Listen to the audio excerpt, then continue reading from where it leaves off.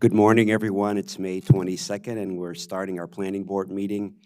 Our first item this morning is adoption of resolutions. We have two. The first is the North Bethesda Market 2 Preliminary Plan Amendment, and the second is the North Bethesda 2 Site Plan Amendment. Do I have a motion for approval? Yeah, move to approve the preliminary and site plans. I second. All in favor? Aye. Aye. The ayes Aye. have 5-0. The next is approval of minutes, the minutes of April 24th, 2025. Do I have a motion for approval? Move to approve the minutes. Second. All in favor? Aye. Aye. Aye. Aye. Ayes have it, 5-0. The next is, we have one record plat to approve this morning. It's subdivision plat number 2, 2025-0010, and 2, 2025-0020, Parkland Trace. Do I have, where staff is recommending approval. Do I have a motion for approval? Move to approve the record plats. Second. All in favor? Aye. Aye. The ayes have it, 5-0.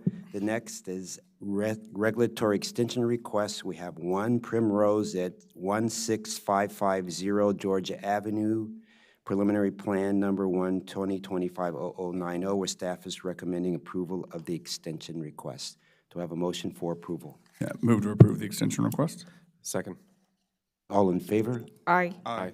Aye. The ayes have it, 5-0. The next is our roundtable discussion with our planning director, Jason Sartori. Welcome. Thank you. Good morning. For the record, Jason Sartori, Planning Director, and happy to be here this morning.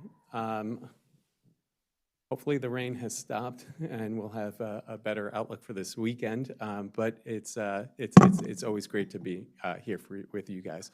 So I'm going to start with a recap of Bike to Work Day from last week, and then we'll talk about a new blog that Dave Ansbacher authored, and he'll give a great presentation on some of the changes that we've seen in Montgomery County in terms of how we approach transportation planning. And then we'll end, as we typically do, with some personnel updates.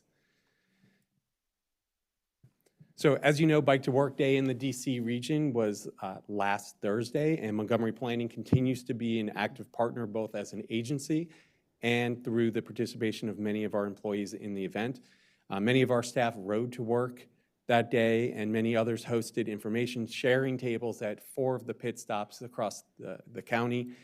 We had Justine Gonzalez-Velez from our Up-County Planning Division and Jun Yang from our Countywide Planning Division down in downtown Silver Spring.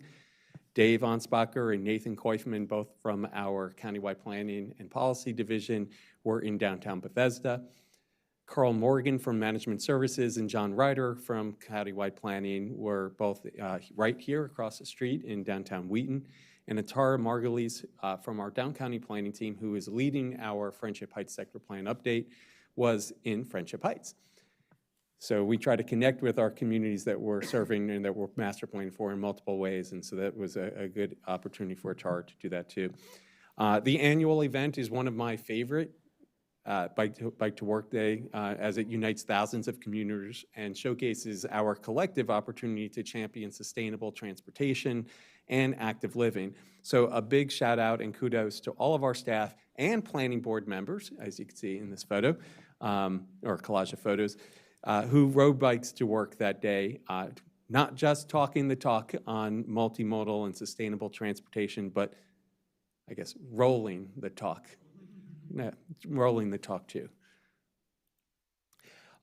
So Bike to Work Day has become quite a popular event, but you may not have known that there's also a National Bike and Roll to School Day that is celebrated on May 7th, was celebrated on May 7th. The day aims to promote physical activity, healthy habits, and the benefits of active transportation while also highlighting the importance of safe routes to school. Many communities nationwide have started bike buses, which where we have adults that navigate large groups of students on bikes along a predetermined path to get to school. And so our very own Emma Perez, who's part of our Intake and Regulatory Coordination Division, leads the Forest Knolls Elementary School bike bus every Friday morning. And we'll go ahead and roll this clip because Emma is, through the national bike bus community, he was connected to ABC News, an ABC News producer who got some video of Emma's bike bus to be part of this news story.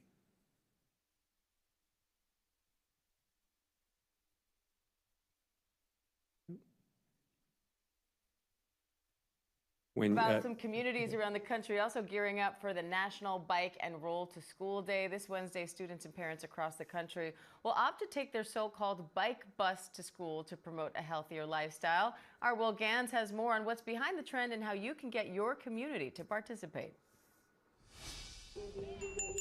All right, guys, That's Emma.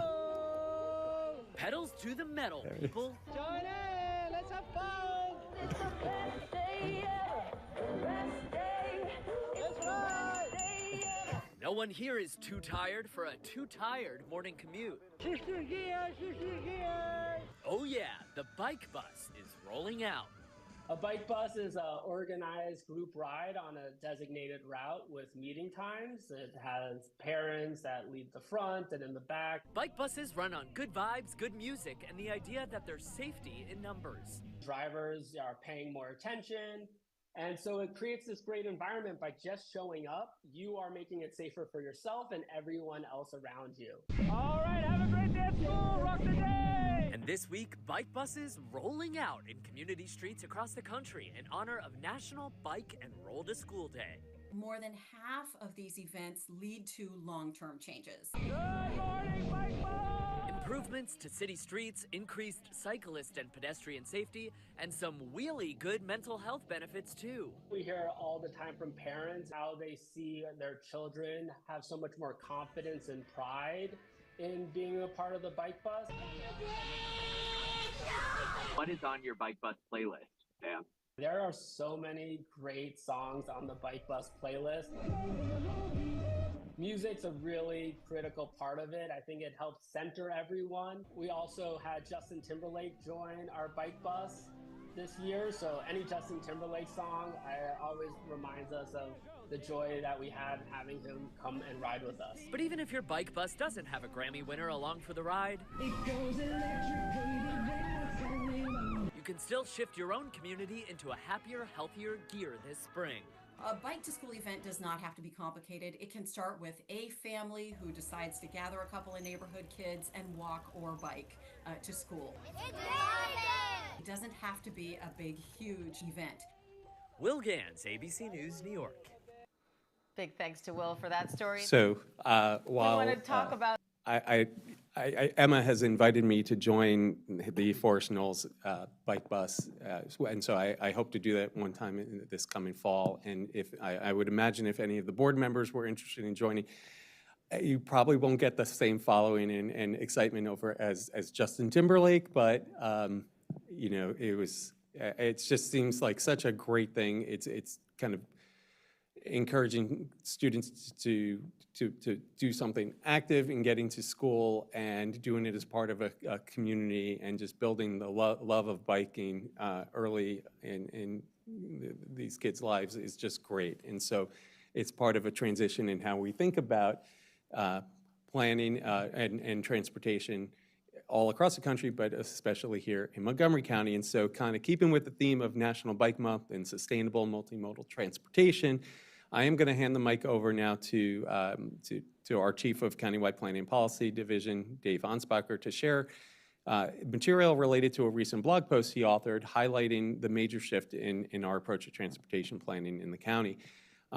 In actuality, this is a condensed version of a presentation that Dave gave to the ULI Leadership Institute recently. And it was that presentation that then inspired the blog that was cross-posted in Greater Washington's website and our own Third Place blog. And the post has received a huge number of hits, and thanks to the breadth of Greater Washington's reach. And so we appreciate that they cross-posted this, and I'll turn it over to Dave now. I'll move over.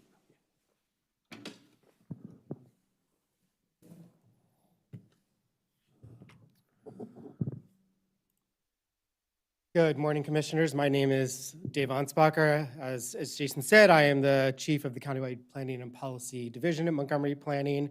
At the ULI Leadership Institute, we actually have two staff members that are as a part of that cohort, Tamika Graham and Bridget Breuer. And Bridget was there, saw the presentation, and wanted to convert this to a blog post. So that's what we did. Over the past 15 years, I have had the privilege to be a big part of Montgomery County's transition from an auto-centric community to one that is transitioning to a multimodal community. And while Montgomery County overall still very much looks auto and feels auto-centric, we've laid a strong foundation in our plans and our policies for retrofitting our community into one where people have safe, comfortable, and efficient choices about how to get around, whether that's by walking, bicycling, taking the bus, metro, or driving. So this presentation is going to be a bit of a whirlwind tour of how we created great plans and policies and are converting them into reality. So I'm going to start by just talking about some of the challenges that Montgomery County, as with many suburban communities in the region and the country, face. And like many of the suburban counties in the country, Montgomery County experienced much of its development and population growth post-World War II. As we all know, I think this coincided with the growing reliance on the automobile and intentional separation of land uses, with single-family residential communities isolated from jobs and services, but connected by high-speed, high-volume, wide roads. As a result of this development pattern, Montgomery County's neighborhoods and subdivisions are largely auto-centric and are characterized by long blocks, low densities, and wide roadways, again, designed to connect activity centers by high-speed automobile travel. So these land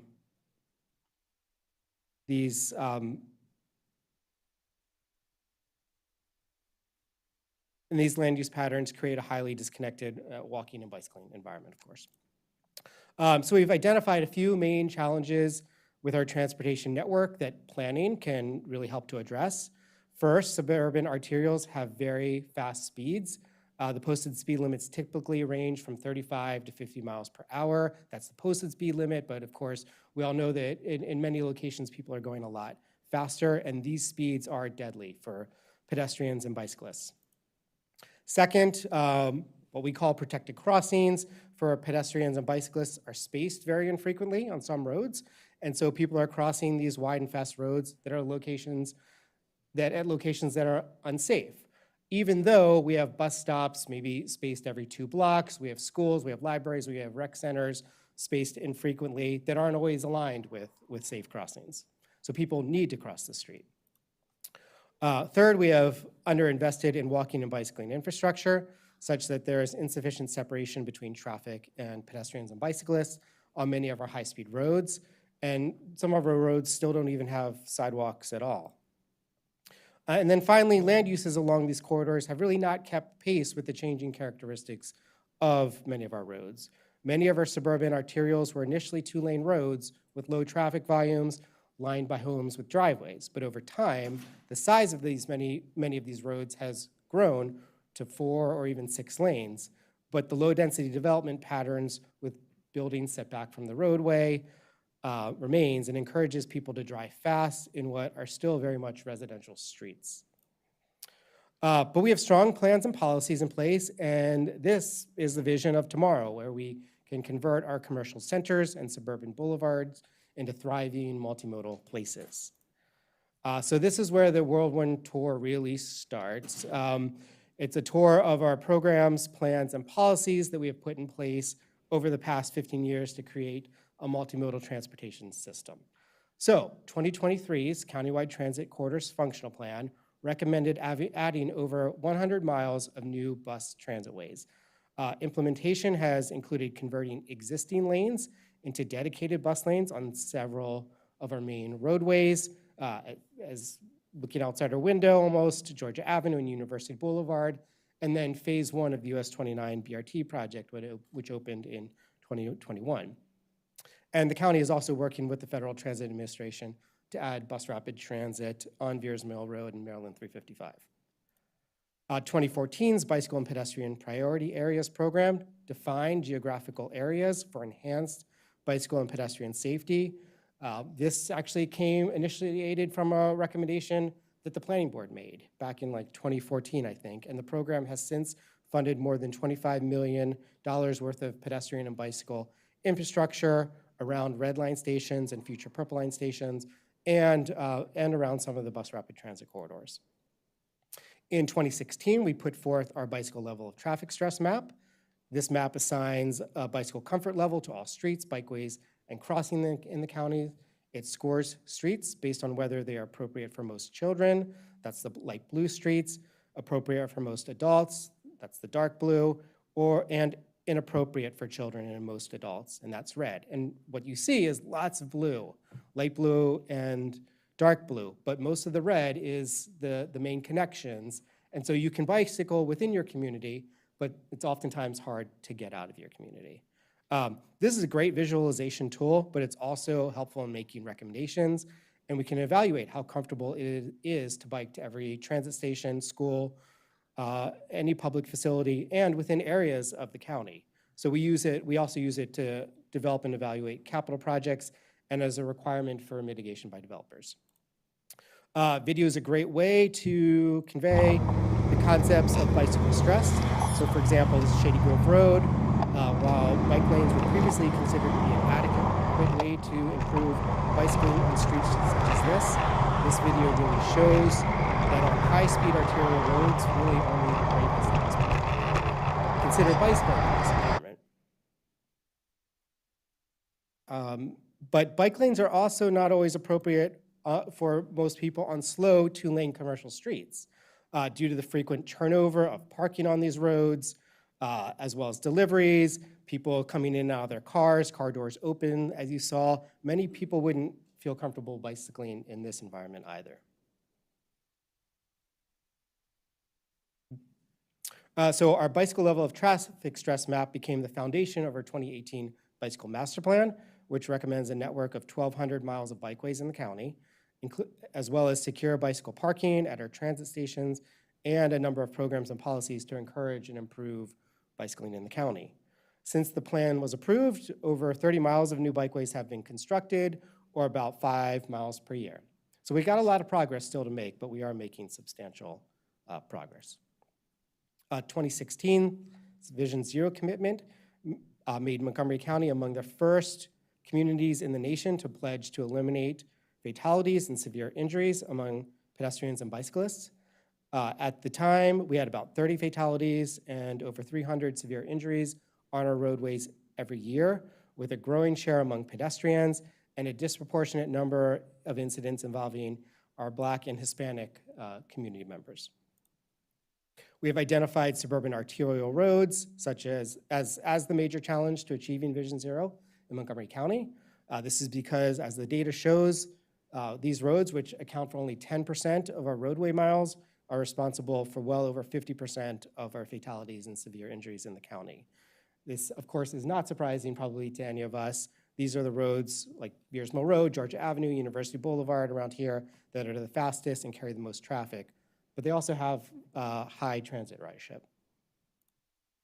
2019's Beers Mill Corridor Master Plan was Montgomery County's first application in a plan of a Vision Zero lens, calling for continuous sidewalks, additional protected crossings, reduced speeds, and the eventual transformation of the 4-mile stretch in Montgomery County into a multimodal complete street.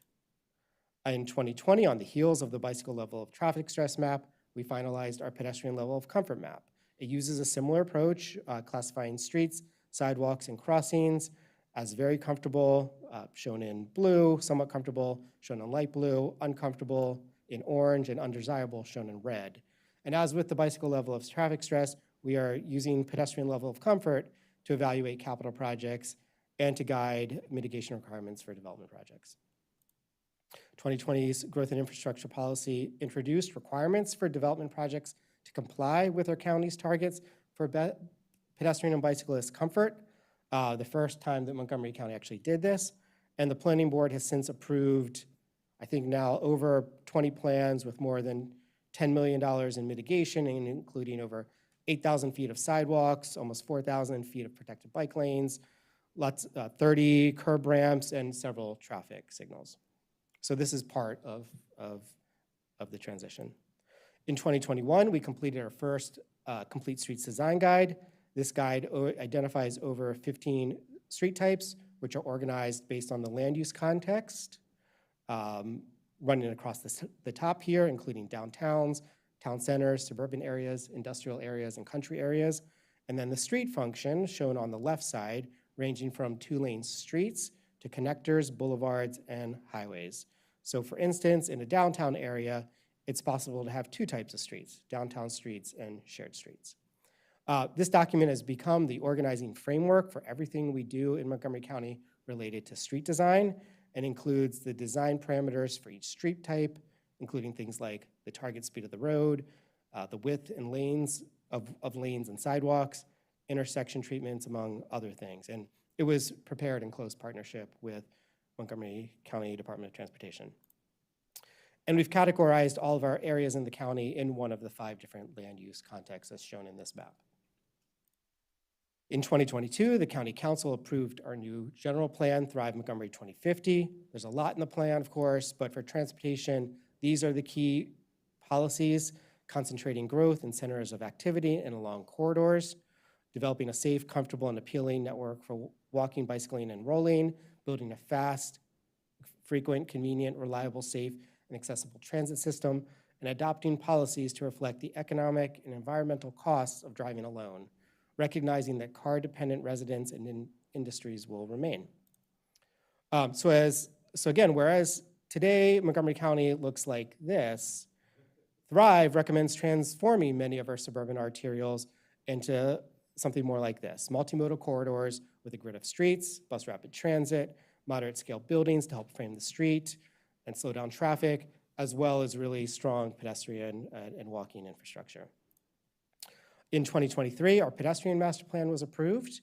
Among other things, the plan includes 50 design, policy, and programming recommendations. For example, one recommendation is to eliminate the need to press a button to cross the street. On the heels of the pedestrian master plan's approval, the County Council approved the Safe Streets Act of 2023, which implements 2 of the plan's recommendations. So this law requires MCDOT to install leading pedestrian intervals and no right turn on red restrictions at all county-owned traffic signals in our downtowns and town centers. That's about 100 locations. So looking ahead, there are a number of key items that Montgomery County will need to address, including slowing down the road, suburban arterials, need posted speed limits that are well below the typical 35 to 50 miles per hour, especially given that actual travel speeds trend higher. We need to continue to work to provide safe crossings, sidewalks, and bicycle lanes, and we'll continue to update our corridor land uses to re-envision land use along our transit corridors to support transit ridership and to improve safety. In summary, it took over 50 years for Montgomery County to build out its auto-centric transportation system.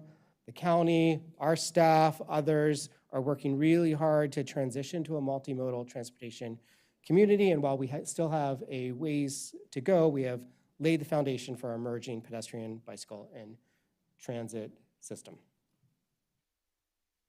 Thank you. So that is always a point that I like to make when I have conversations with folks who are concerned about our efforts to try to implement more bicycle infrastructure and pedestrian infrastructure. That we have spent decades, generations, building out a system that is focused on vehicle travel. And we need to be a little patient as we try to make progress in advancing these other forms of infrastructure.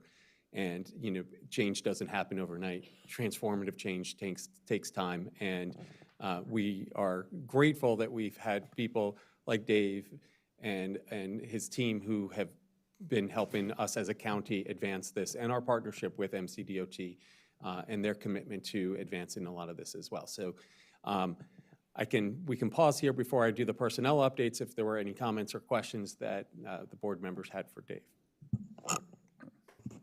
Well, Dave, thank you for that presentation, taking this, they call it down memory lane, and to keep keep telling your story and you know, about the importance of multimodal transportation. Keep telling it to the board, keep telling it out to our broader audience. It's so important that we do that to transition from being car-centric to walking, rolling, and stuff like that. So thank you, and I appreciate you doing it, and I hope many others are listening or listen to your blog and things like that. Thank you.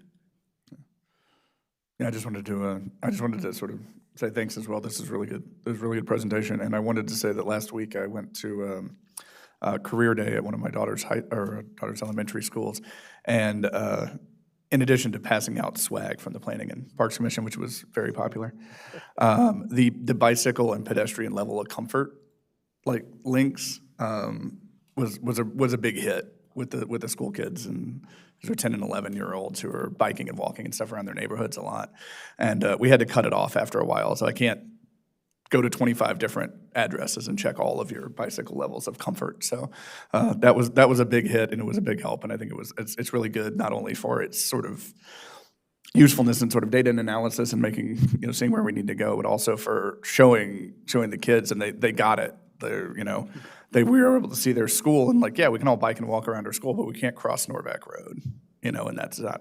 And you know, that you can see the red lines going on, things like that. So it was really helpful. They really enjoyed it. So I just wanted to say it's a really useful piece right there. Yeah, I just wanted to add my thanks as well. Really nice presentation. And I think a great demonstration of, as you mentioned, how we can lay foundations through a lot of the things we do. I also think it sort of illustrates, or it points to sort of additional barriers and obstacles to sort of fully implementing these visions. And one of the ones that's on my mind a lot is, you know, moving from plans and policies to sort of a more on kind of the DOT side, like implementation. And I think we've seen a lot of progress on capital projects. I think we've probably seen less progress on things that are sort of more governed by regulations that come down from, you know, for example, federal DOT, you know, the MUTCD document, which, you know, for those who don't know, basically governs a lot of the implementation of different traffic control devices and other things. I think that's still a challenge because it speaks to the willingness of the county to actually, ability of the county to actually make changes related to, for example, safe crossings. So we have these great demonstrations, as mentioned, of like low comfort sidewalk areas or streets or crossings that are like widely spaced apart. But how do we actually address that through how do we actually change that if some of the regulations that govern county policies still make that a little bit less feasible? So that's on my mind a lot. And I don't know if you have any thoughts on that, or I don't know if, you know, our friends at DOT have thoughts on kind of how to move the ball forward on that side of things, because I know that that's still a big challenge. Yeah, they are big challenges. We are updating what we have direct control over. In fact, you all will review, I think in the next couple of months, executive regulations on transportation coming out from the county. But yes, at the state and national level, that's a huge challenge for us. There are some projects that we've put forth that we actually can't move forward with at this time. I will say that we do have people in the county that are on the membership of different groups that are helping to change the conversation. So we are weighing in on things at a national level, but it's a huge challenge. One final comment unrelated to that, more on the bike bus side, which it was awesome to see the national coverage. I assume that was national ABC. Yeah, that's amazing that, you know, Emma Perez made national news. I'd be curious to know You're how. setting the standard really high for the rest of us. Yes, now. yeah, seriously, yeah. Come on, Emma. But internally, are we aware of like how many bike buses are currently in the county, just an informal sense? No. Have bike buses reached out to us to sort of take advantage of, for example, like the bicycle level of traffic stress map to sort of figure out how they can kind of, you know, arrange these bike buses? I don't. Okay, I was gonna say, I don't know. It's possible Emma might know, actually, just, being tied into the national network, how many are located here. Yeah. I'm not aware of them reaching out to us, but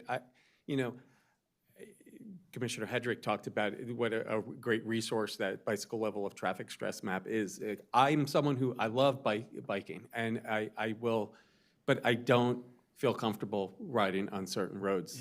And so when I kind of map something out, I will go to that bicycle level of traffic stress map to see how comfortable will I be in doing this. And so, it is a really great tool and could be helpful for those groups. And so I think we can try to, make those connections. And also, when we do this with the pedestrian level of comfort, when we start taking a look at how students who live within a walking area of a school, how, we've done surveys where we've gotten a sense of what % of students at each school are walking, and then we can look at it and say, well, here's a school where a huge share of the school population is within that walking distance, but why are we not seeing the high levels of students walking that we would expect? And then we look at the pedestrian level of comfort and we realize that there are no sidewalks. It's not, the conditions for pedestrians aren't ideal.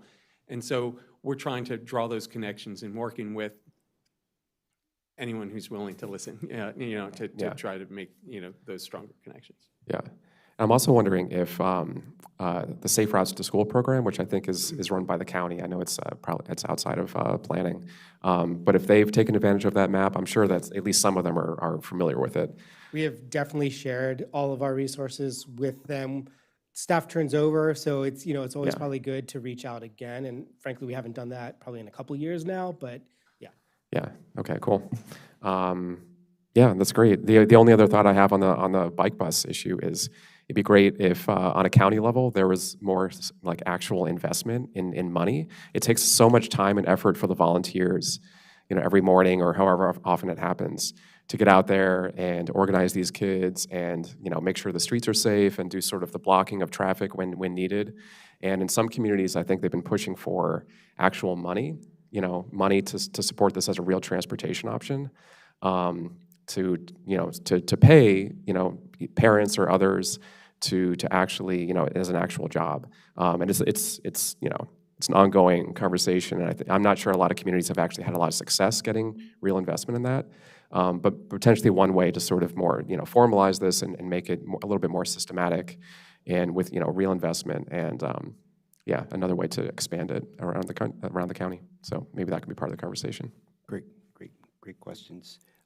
So I know you have another piece, but as you need to tell us when you do it with your safe bus to school, your bike bus to school.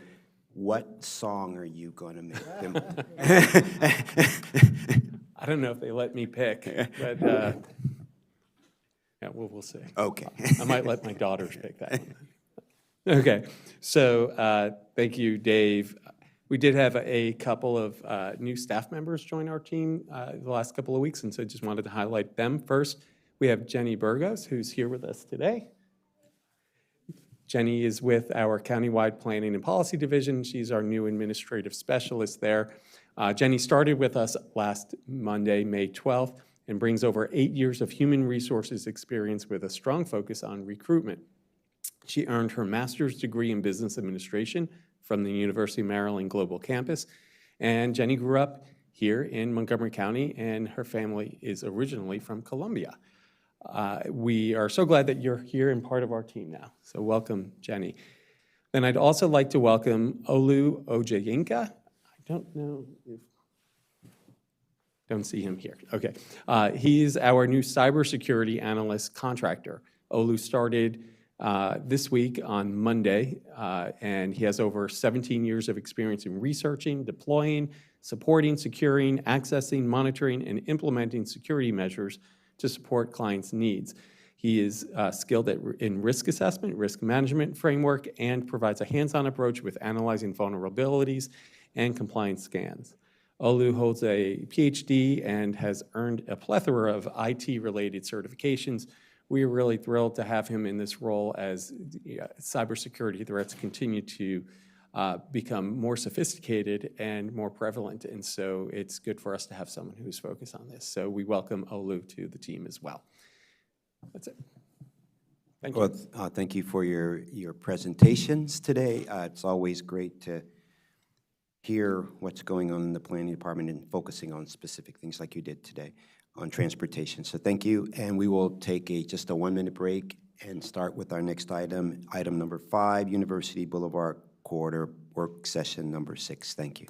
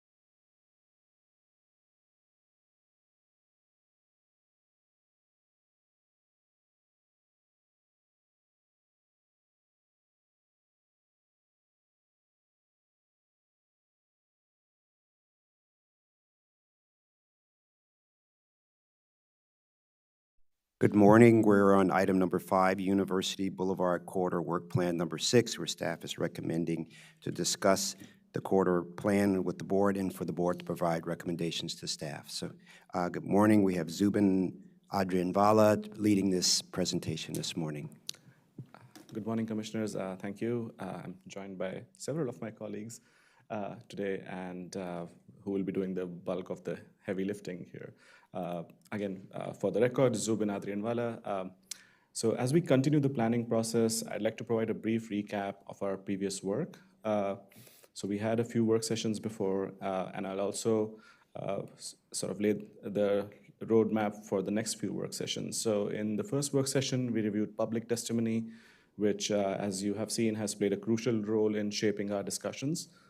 In work sessions 2 and 3, we dedicated our time to land use, zoning, urban design, and transportation recommendations. Then we came back in work session 4, where we revisited some of these topics, especially the CRN zoning for residential properties. And I think we have set up our discussion for our next work session, which is the overlay zone conversation. Finally, in today's work session, we will address historic resources, environmental considerations, parks, and transportation, particularly in the Four Corners area. And then looking ahead for work session 7, on May 29th, we will again revisit zoning, including CRN zoning and Four Corners zoning and the overlay zone. Finally, in work session 8 on June 12th, we will review red line edits to the public hearing draft and move forward with finalizing the planning board draft. So these sessions are, of course, critical to ensuring that our recommendations are thorough, inclusive, and well-informed. Again, thank you for your continued engagement in this process.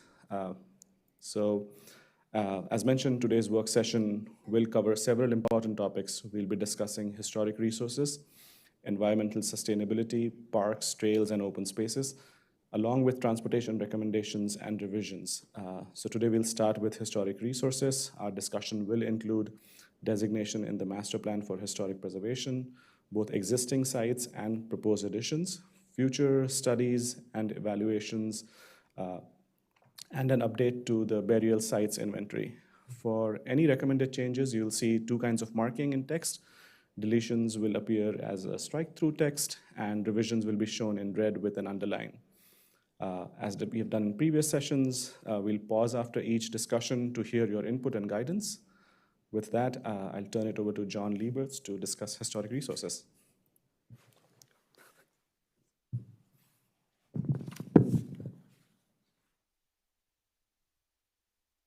Good morning. For the record, John Lieberts, Cultural Resource Planner, and today I'll outline the plan's recommendations for historic resources. So the Master Plan for Historic Preservation is a county-wide functional master plan designed to protect and preserve the county's historic and architectural heritage. It includes the official list of designated sites and districts.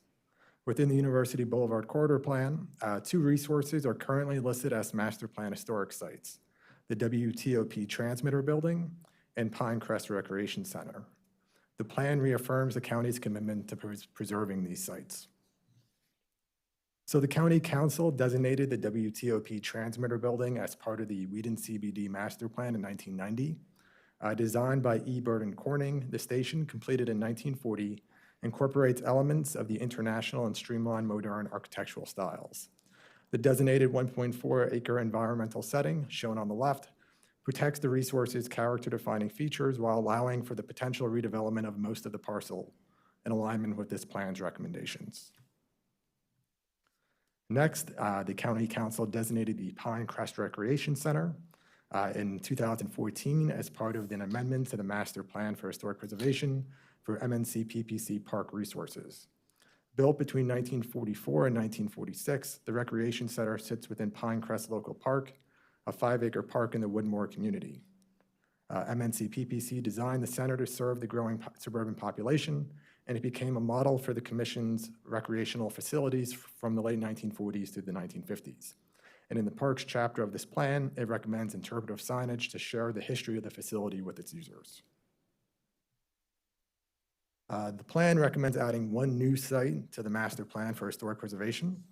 After the portion of this work session concludes, I will return for the next agenda item to present staff's and the Historic Preservation Commission's recommendation to designate the Romeo and Elsie Horrat House as a master plan historic site. In short, the house reflects the accomplishments of a prominent African-American family who improved the lives of residents in Montgomery County, the state, and the broader region. The UBC plan identifies several resources for future evaluation. These recommendations provide a framework for Montgomery Planning to request funding for later studies. However, there are no plans to evaluate these resources as part of the University Boulevard Corridor Plan or in the near term. So first, the plan recommends developing a county-wide historic context to document the architectural and cultural resources associated with the county's Jewish population. Historic context help identify historical patterns, organize information, enrich existing narratives, and highlight the contributions of all communities and cultures to Montgomery County's heritage. Additionally, they improve the reliability of decisions regarding the identification, evaluation, and treatment of potential historic resources. While this plan includes a brief history of the significant role Jewish residents played in the development of University Boulevard, a county-wide historic context would incorporate comprehensive archival research, oral histories, and community engagement to provide a more complete narrative of the Jewish community in Montgomery County.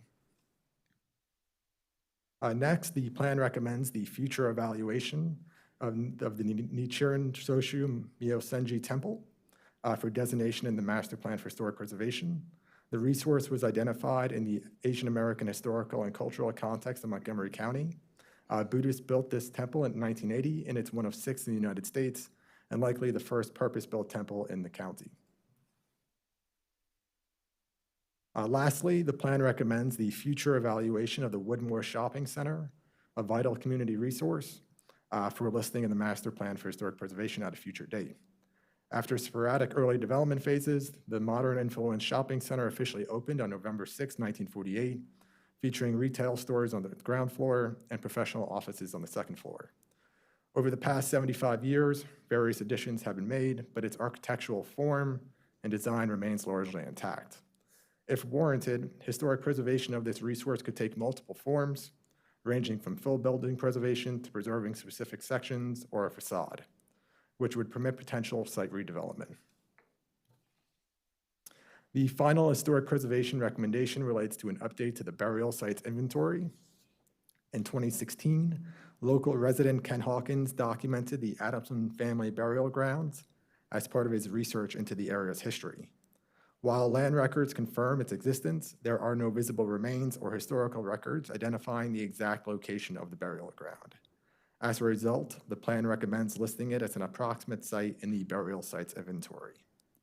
This recommendation aligns with Ordinance 33A-17, which requires the Planning Board to maintain an inventory of human burial sites in the county, and Ordinance 1831, which ensures these sites are preserved and protected during the preliminary plan of subdivision review and approval process.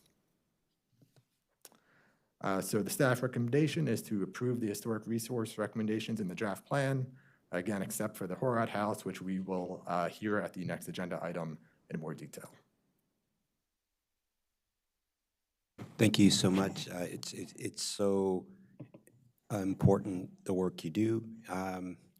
And we appreciate all the reading through the plan, all the detail and all the depth of work you do and identifying sites and explaining why you're recommending. Just out of curiosity, the John and Lucy Adamson site, what will there ever be a time where there would be more investigation of trying to find the exact location, or it'll, will there be more resources or to try to find the exact location, or it will probably always just stay approximate,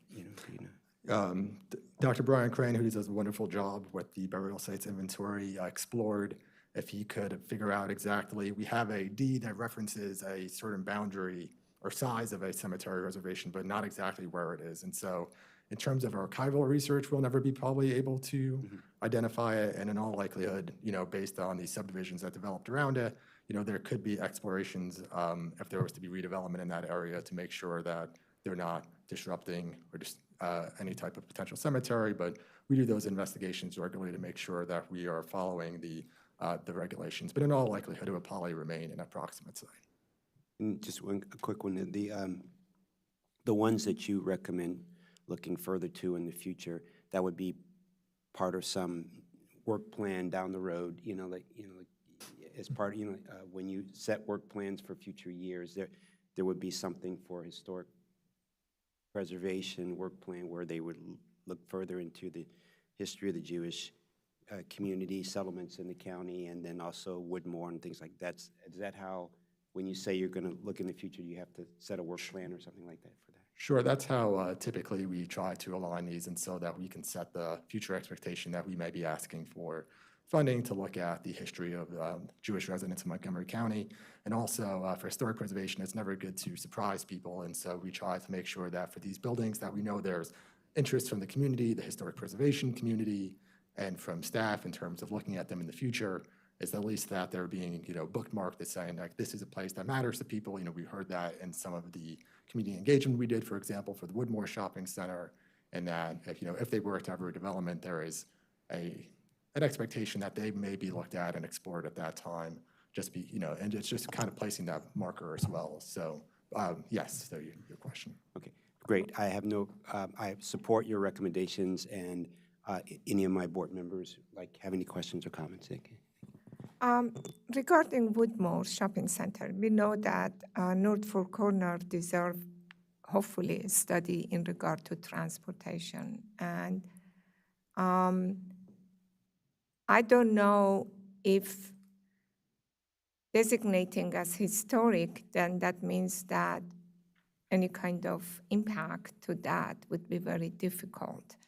And I do not know if we want, it makes sense that that should be tied with studies that the state at one point is going to do, that how to improve the traffic improvement in that area. And I'm just concerned that if we make it a historic, it put a hamper on any kind of changes that would be recommended later on to improve the pattern of the traffic and provide more safety for, a multimodal transportation, vision in that area.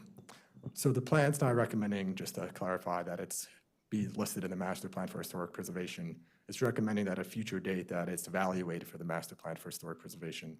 So at that time, through hearings at the Historic Preservation Commission, at the Planning Board, who weighs all the factors between transportation, historic preservation, in terms of, whether a property is listed or not. And ultimately, the county council decides. So, the plan's not recommending that it be designated. It's just saying that in the future, that we should evaluate it for designation based on the historic context that we understand it to have. And secondly, in terms of, potential of impacting it, it's why I highlighted that there's many different types of preservation, right? We have full building preservation where it sits exactly where it is. We have partial building preservation. We have facadectomies where I've seen buildings slightly moved on the site, but you keep the original facade and you build something above it. So there's a lot of options one day, if it is designated, if it warrants it, to explore how this piece of the community, in terms of its architecture, is incorporated into a building. And that's something that would happen further down the line if it warrants designation. Yeah. That's really good to know. Is that, to do that, that's totally understandable. Is that possible, this evaluation to be done at the same time that the state is going to do evaluation for traffic? Because they have to coincide, in my opinion, to make it work, or else if we go ahead beforehand, not knowing that exactly how that could impact the community at that location, may be a little bit too premature. I totally understand your goal. I'm just saying that this study, this evaluation, in my opinion, should coincide with the, traffic and intersection, the whole area pattern of traffic. They should be considered together around the same time, that we know exactly how they're going to work together. That's my point. Yeah, I have similar concerns with putting even an evaluation of the Woodmore Shopping Center into the draft master plan. I have a concern that it will sort of cool any interest in redeveloping that site, that it's going to be set up for even an evaluation in the future. And we were talking just this morning about, the original car-centric development. This is just a car-centric piece of development. It's not something that we would build now. We wouldn't build it this way. Maybe that makes it historic or not, but I mean, we haven't done the full evaluation. I understand that. I just don't see anything that convinces me that it's not just like every other development that we have. Like, we got hundreds around the county that look just like this. And I don't know that it's even, I'm concerned about cooling interest in developing one of the only large parcels that's in, that would be redevelopable in this master plan, and even putting it on the potential for evaluation, cooling interest in redeveloping it. And redeveloping it into something that's not a big triangle parking lot in front of a strip mall. As far as I can tell, I mean, we haven't done the evaluation. It's got a nice sign. The exterior is very architecturally interesting, but it's just a car-centric piece of development on a corner that's going to have to be redeveloped sometime. Like Commissioner Pedoin was saying, like, we had to fix four corners. That's a terrible, transportation-wise, it's god-awful. And to do that, we're going to have to do something with that piece of it that butts right up against one corner of it. And to do that, we're going to probably have to have some sort of private redevelopment in there. I'm concerned about even listing this for potential evaluation and that cooling interest in that parcel. But that's my concern. One of my concerns. Yeah, I think I agree. Just focusing on Woodmore, outside of the other ones that were brought up for evaluation, I think that, to me, I think this starts to stretch the limit of when we talk about historic preservation, sort of its intent or what it's for similar reasons to what Commissioner Hedrick said, and the challenges that Commissioner Pedoin pointed out. This is a strip mall, and I'm curious if there's other instances in Montgomery County of designating strip malls that look somewhat similar to this from a similar time as historically relevant sites. I think that, even an evaluation stage, I think introduces the possibility that there could be, it sort of sets in motion this process that there could start to be sort of more interest around, and inertia could take hold, and all of a sudden, I think there's some motivated reasoning that could start to happen with some members of the community to want to preserve the importance of this site. And I recognize that it's an important site for what it provides the community, like all the services and local shops. There's also a lot of chains currently there. I think I counted maybe 9 or 10 that are just national chains: Chipotle, Starbucks, CVS, Bank of America. The uses on that site I wouldn't consider to be particularly local. There are some local shops too.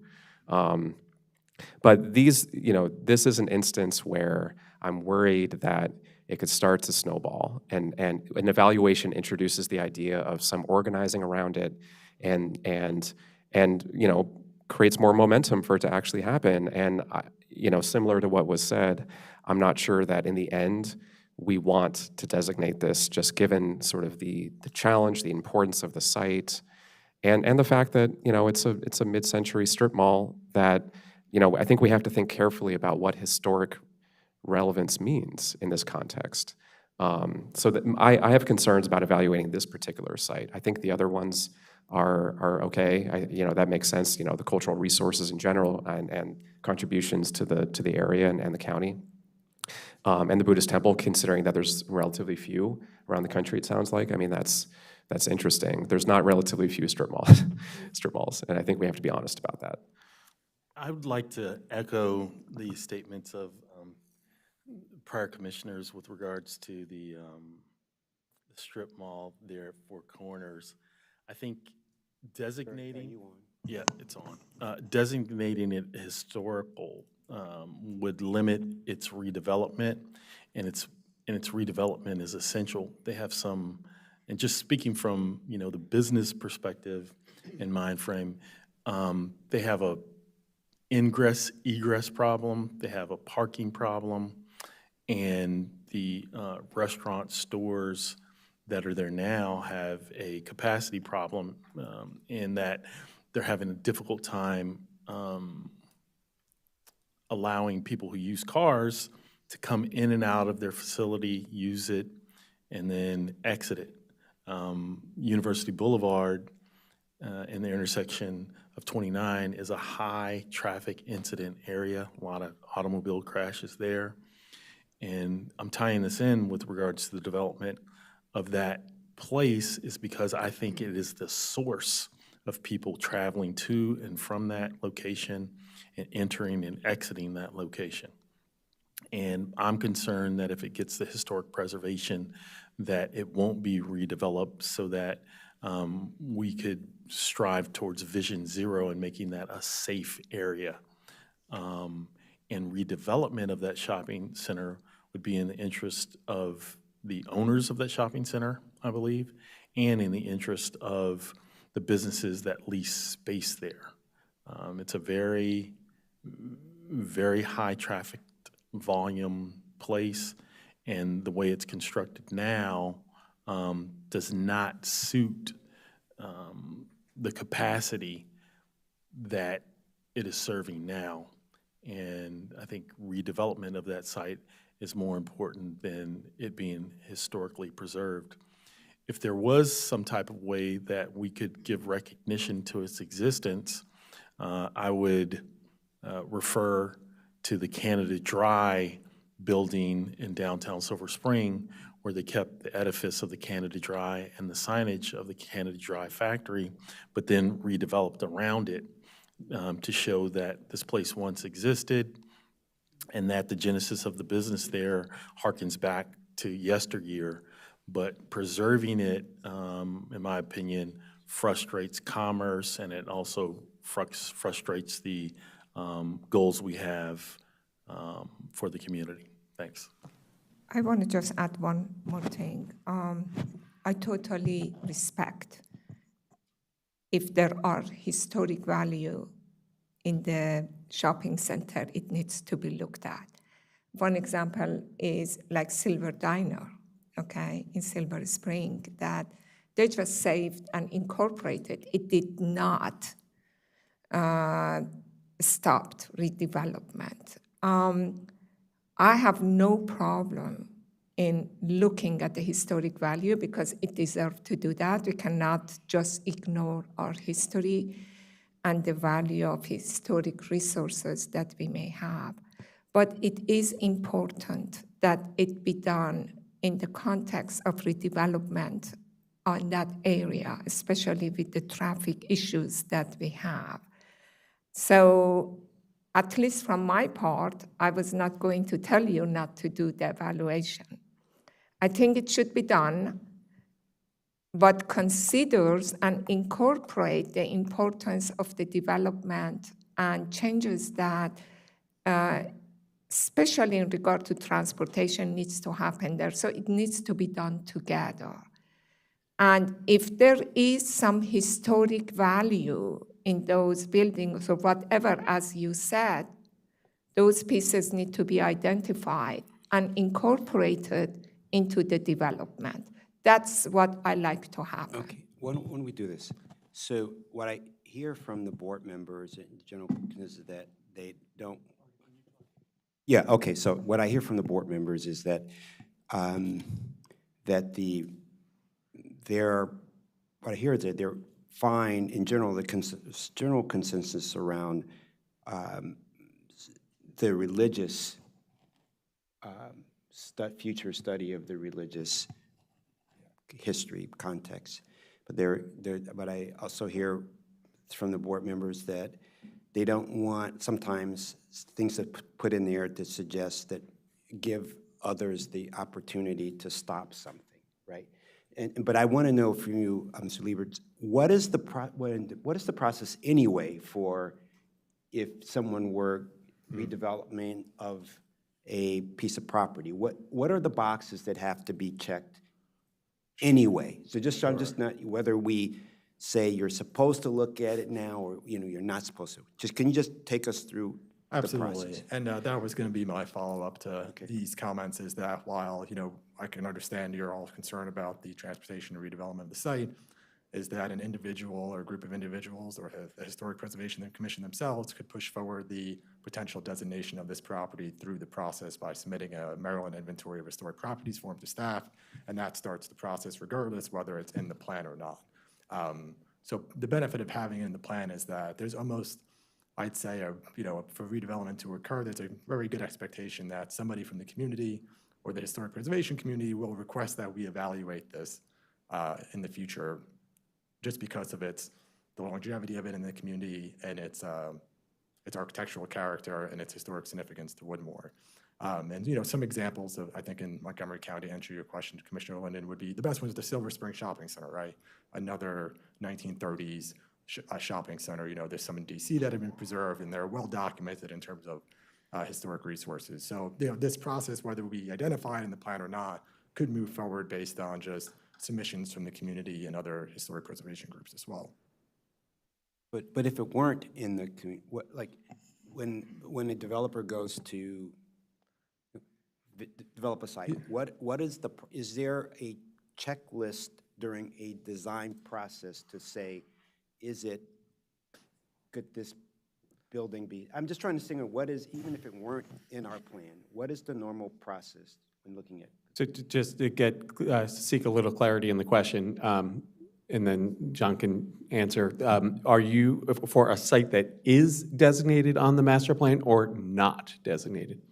So a site that's not designated on the master plan, but potentially a master plan calls for its potential study for historic designation, then what is the process that would unfold if? Yeah, there's two things. That, or what if it weren't mentioned in this master plan and someone wanted to develop that site? What is is there a piece where somewhere on some checklist that it would be all sites over X years of age are evaluated for, like you do? Is there a floodplain? Is there this? Is there a burial site? Is there this? Is there something in a checklist that this would have popped up anyway if it weren't mentioned? There is a hold on demolition permits for all commercial buildings for X number of days. That relates to the demolition of a historic resource, but that doesn't mean that, we evaluate resources over X age. But I think, for certain properties, again, that there's, we are aware of community interest in them, and so we try to make sure we identify them in our plan documents. Again, so at least the developers are aware that, there is the potential that this will be evaluated and that we've already seen community interest in it, and we know there's historical value in it in terms of just its baseline, our baseline understanding of the property for a future evaluation. But in terms of, if it's not designated at the time, and it's not, when someone submits a permit to demo it, the Historic Preservation Office isn't flagged because it's not a designated resource. Mm-hmm. Okay, thank you. And then, can you go back? Can you go back to the language in the plan? I'm trying to figure out what when it discusses this property, what is it in? Sure. For the record, Jessica McVeary, Planning Supervisor. This is specifically discussed on page 132 of the public hearing draft, page 132 and 133. It gives a brief description of the history of the Woodmore Shopping Center development, when it was constructed, and the uses that were sort of originally occupying. And then it has two recommendations associated with the evaluation, or future evaluation. The first is to conduct outreach with the property owners and discuss preservation tax incentives for resources listed at the local, state, and federal levels. And then the second is evaluate the Woodmore Shopping Center for listing in the Master Plan for Historic Preservation due to its potential architectural significance as a modern influenced shopping center and historical significance related to the mid-20th century development patterns at Four Corners. Okay. And so what if that stayed in and someone wanted to redevelop that site, I guess, would it trigger, like, then we would have to do those reviews before they can move forward, or who's going to invest? Like, that triggers you or you to do those investigations, whether you had that on your work plan or not? Typically, that would at least provide the indication that we would review such a property if it was proposed for demolition, and that sets the expectation that the evaluation would occur. That's at the discretion of obviously of the planning director and the historic preservation supervisor at that time. But I think just based on the awareness of this property within the community, that someone's going to ask to evaluate it if it was proposed to be demolished. Yeah, I think this is, I know we spent a lot of time on this, so, we don't need to belabor the point too much, but I think to me, this is like one of those big issues of a distinction between important to the community, something that's interesting or important to community, and historically relevant. And I know we've had these conversations before, but sometimes I feel like we're sort of blending the lines between the two. And there are real consequences associated with preserving property. We've talked about some of them in this case. We also kind of live in a planning environment where we have to kind of deal with relative priorities. And there are situations where I fully recognize that historic preservation is absolutely a priority. I'm not convinced that this is one of those areas where it rises to that level for something that, again, is a 1950s strip mall. I recognize that DC and downtown Silver Spring do have instances of historically preserved, sort of earlier era strip malls. I personally disagree with those decisions. I don't think that, if they were sort of came back up today, maybe we would have different conversations around them. The one in downtown Silver Spring is extremely transit proximate. I think that it's sort of underutilized land. I understand that there's some architectural value there, but imagine what it could be, right? Imagine who we could welcome into the community if people were allowed to live there.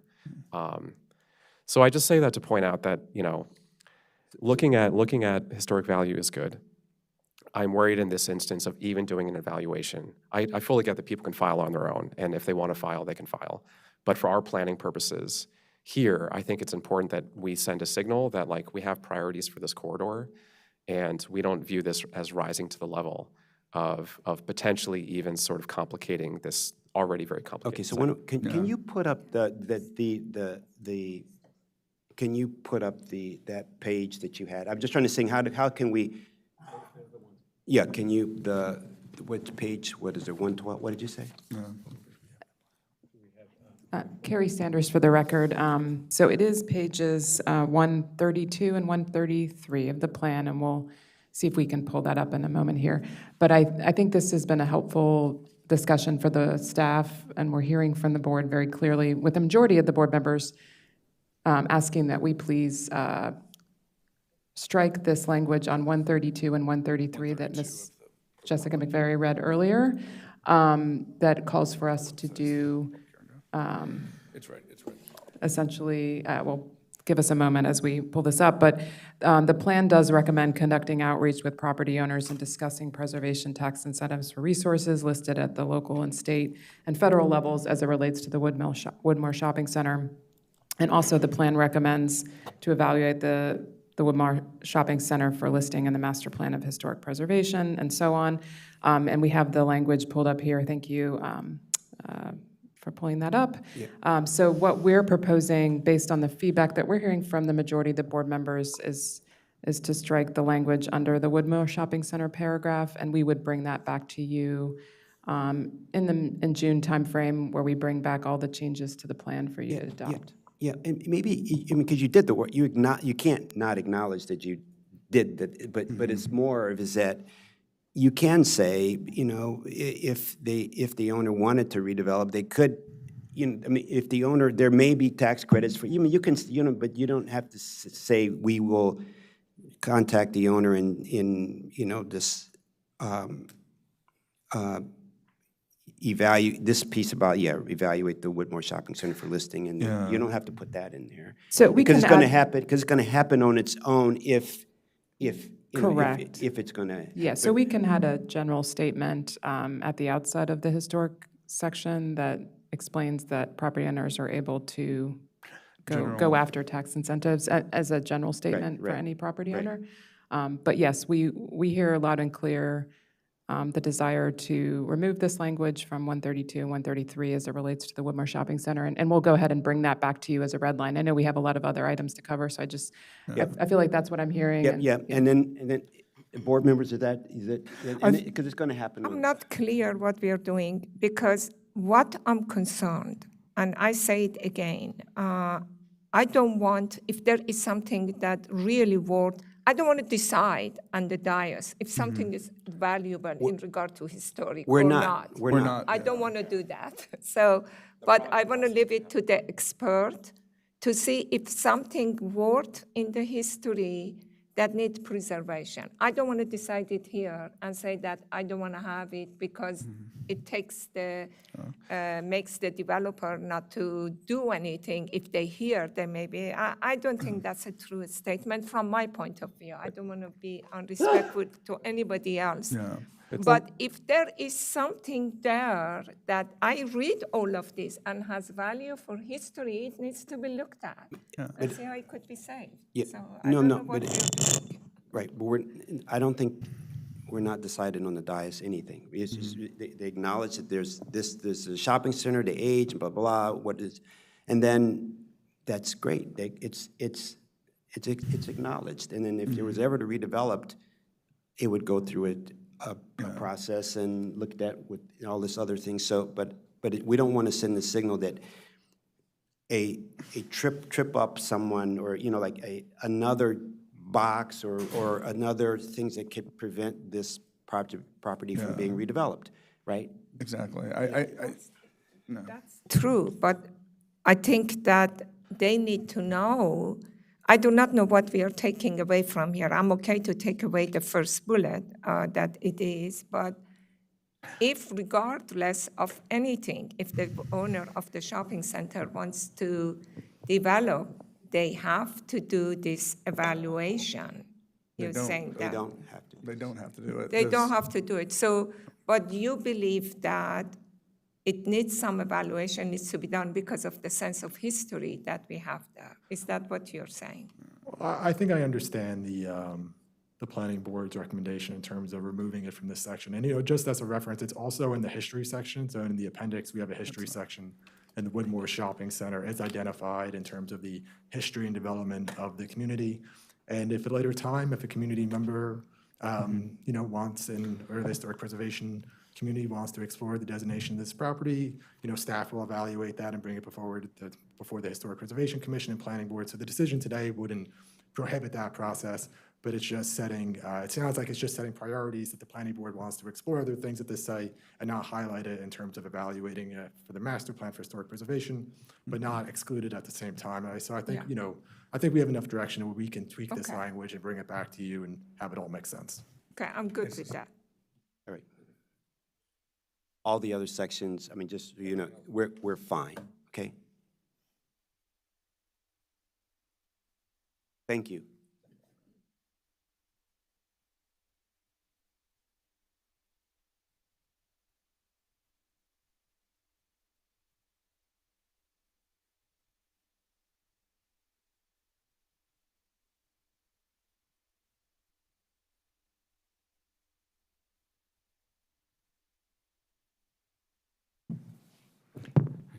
Okay, good morning, Commissioners. For the record, my name is Steve Findlay. I'm an environmental planner with the Mid-County Planning Division, and I'm happy today to go over the recommendations on environmental sustainability.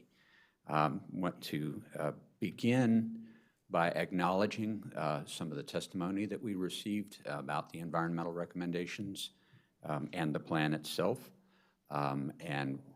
We have gotten both comments in support of the plan and its recommendations and some concerns that are expressed about impacts of development. And we appreciate the support for the goals that we believe will help us create an opportunity to grow in this area and to grow sustainably. And we do believe that the plan recommendations will help us to minimize additional greenhouse gas emissions. They won't eliminate them, but help to mitigate them. The concerns that are expressed are valid. Almost any new development is going to be accompanied by environmental impacts, and those need to be addressed.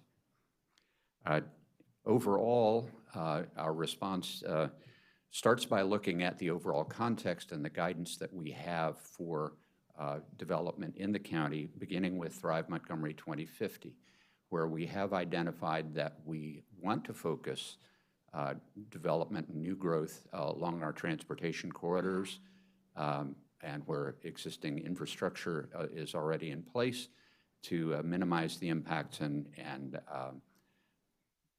promote transit options. So we have decided this is where we want to develop. On the flip side, we've also decided we don't want to develop in like the agricultural reserve and create problems of sprawl that we know are a big issue. So having decided where we want to grow, then the next task is to plan how to grow. And so we believe that the sustainability recommendations that we've advanced in the UBC plan will help accommodate the growth in ways that address climate change and protect the health and well-being of residents and the environment. In terms of the way we approach creating our recommendations for the plan for sustainability, we begin by looking at guidance from Thrive 2050, and that document has identified priorities that we need to look at in all of our master plans, beginning with, of course, addressing climate change. Comprehensively addressing climate change requires us to find ways to minimize greenhouse gas emissions and to remove excess carbon from the atmosphere. It also requires us to find ways to adapt to changes, such as increased frequency of extreme storm events and heat events, and to make planning recommendations that will help make our communities more resilient. In other words, to be able to bounce back from climate disruptions and other disturbances. There are other sustainability goals identified in Thrive Montgomery 2050 that we have addressed. They include protecting and improving air quality and water quality, addressing issues of environmental justice, protecting and improving human health, and preserving the county's biological diversity. We do take additional guidance as we were preparing our plan recommendations from the Climate Action Plan, which the Commission is committed to implementing the portions of the plan that are part of our scope of authority and responsibility. And then we also have the requirements from Bill 3-22. And that is the one that requires us to do climate assessments for each of our master plans and master plan amendments. So the specifics in the plan, or in Bill 3-22, requires that we conduct a climate assessment to determine the potential positive and negative effects of our land use recommendations on greenhouse gas emissions and on carbon sequestration and drawdown. And sequestration and drawdown are kind of overlapping concepts. Sequestration refers to the amount of carbon that we can pull out, pull out of the air kind of on a yearly basis. The drawdown looks kind of more broadly at removing excess carbon from the atmosphere and finding ways to store that away. So the components of a climate assessment include a quantitative assessment whenever sufficient data is available to be able to conduct one, and a qualitative assessment that summarizes the effects of the plan's recommendations on greenhouse gas emissions, adaptive capacity, and community resilience. And the results of the climate assessment, the quantitative assessment that we did for the University Boulevard Corridor Plan, estimate that the plan's development recommendations could potentially increase greenhouse gas emissions by up to 35% above projected emissions from the development under the existing master plan for the area. That increase would be the result of more people living and working within the UBC planning area, each of those using energy to heat, cool, and light their residences and offices, to heat water and to cook, and to use various forms of transportation to get where they need to go, and through the generation of waste materials. Previous master plan climate assessments and master plan carbon footprint analyses that we did before we did the climate assessments, all show that we see increased greenhouse gas emissions in our master plans. And that's because these are the areas where most of the growth is planned to occur. And we will continue to see increases associated with any of our growth as long as we continue to generate our energy needs by burning fossil fuels. And so the approach is to acknowledge that and then to look at ways that we can make recommendations to reduce those emissions in our as we grow. This climate assessment for the UBC plan indicates that the substantial majority of greenhouse gas emissions in the plan area will come from building energy use, followed by waste generation and transportation emissions. An interesting result of this quantitative assessment is that a smaller proportion of the emissions is attributed to transportation sources than in some of the other plans that we've looked at. This may seem to be counterintuitive, given that the plan is centered around a heavily traveled transportation corridor. However, the goal of the climate... Can you please explain what is building waste, GHG? Yeah, that's there are emissions associated with the products that people buy and the disposal of those things. There's energy associated with consumption and with disposable items, and that has been incorporated into the climate tool, the quantitative tool, just as a recognition that just as people living there are going to use more energy for lighting and heating and cooling, and they'll use more for transportation emissions just by the fact that there are more people living there and they have to take care of their needs. There's an acknowledgement along with that they're also generating waste. That's one reason why the county executive is looking at a zero waste policy as part of their solid waste management efforts in order to try to reduce some of those emissions. So this graph here, I'm trying to understand this graph to get a hold of it. Mm-hmm. It says that, according to this graph, that the buildings have much, much more greenhouse gas emission than cars.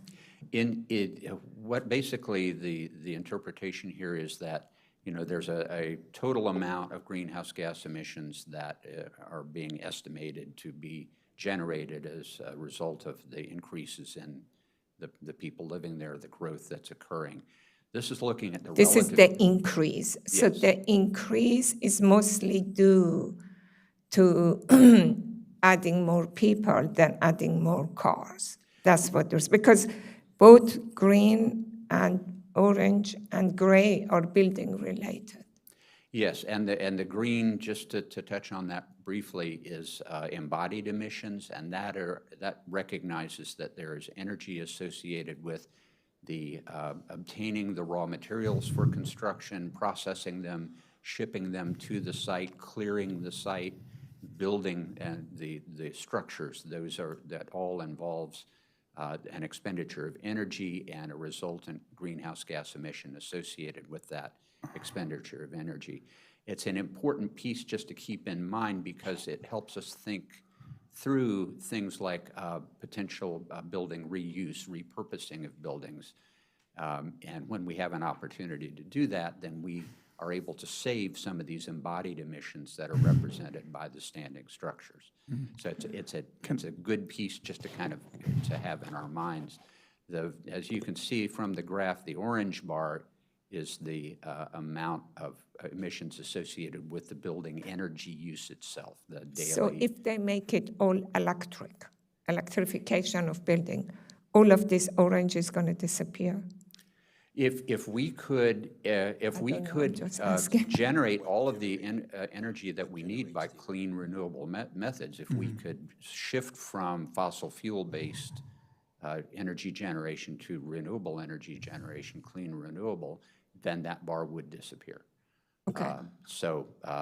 And what this is looking at is kind of the relative proportions based on the characteristics of the plan area, of what portion of the emissions are coming from what kind of different sections.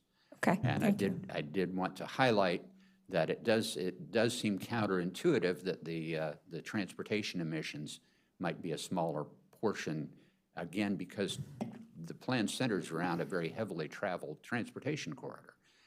So I wanted to kind of explain that just a little bit more to give you an understanding of why that might be the case.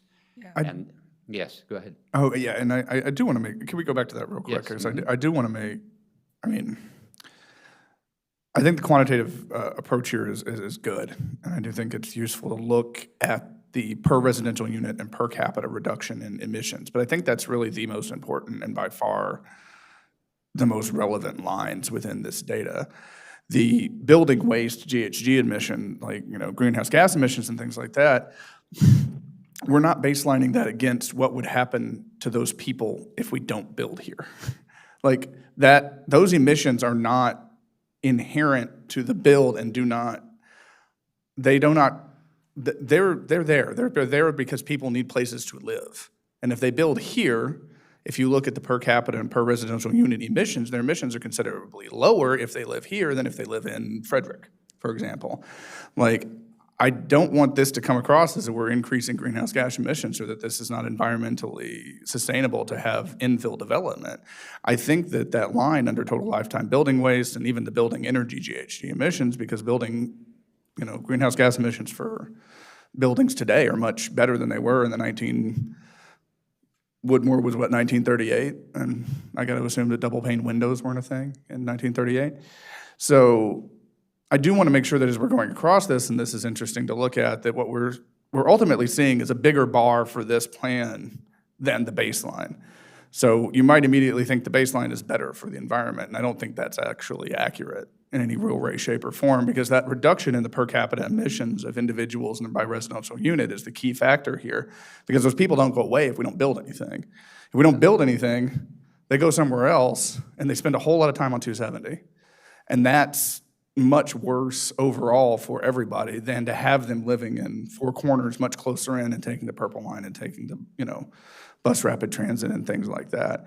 So, well, I think this is a really good evaluation. I don't think it tells, I think the simple story being told by comparative emissions is not necessarily the story that what we get out of having this master plan and having people living in this area and not living further out. Like that total lifetime building waste, even that building energy is sort of just factored into what currently, exists. The per capita emissions, I think, are the key factor here, and they go down considerably.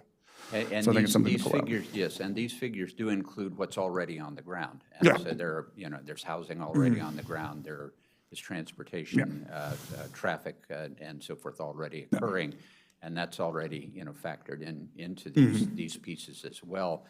Your point is well taken, and again, I'll go through then the next slide and talk a little bit more about this, and maybe that will help frame this a bit better. Yeah, great. I think one of the interesting and maybe important pieces about this particular analysis is the fact that the transportation emissions are lower than we've seen in some other areas. Yeah. And I want to explain why and why there may be some benefits to developing the way we are here. Yeah, Mr. Finley, just one last, the baseline, going back to Yes, the sorry about baseline is just define it, that is what's on the ground today or what was in the previous master plan, the current Yes. master plan, if built out. Is this current master plan per built out versus this proposed master plan per built out, fully built out? Right, yeah, and that's an excellent question. And so the baseline is what's on the ground plus what additional growth could occur under the existing plan recommendations.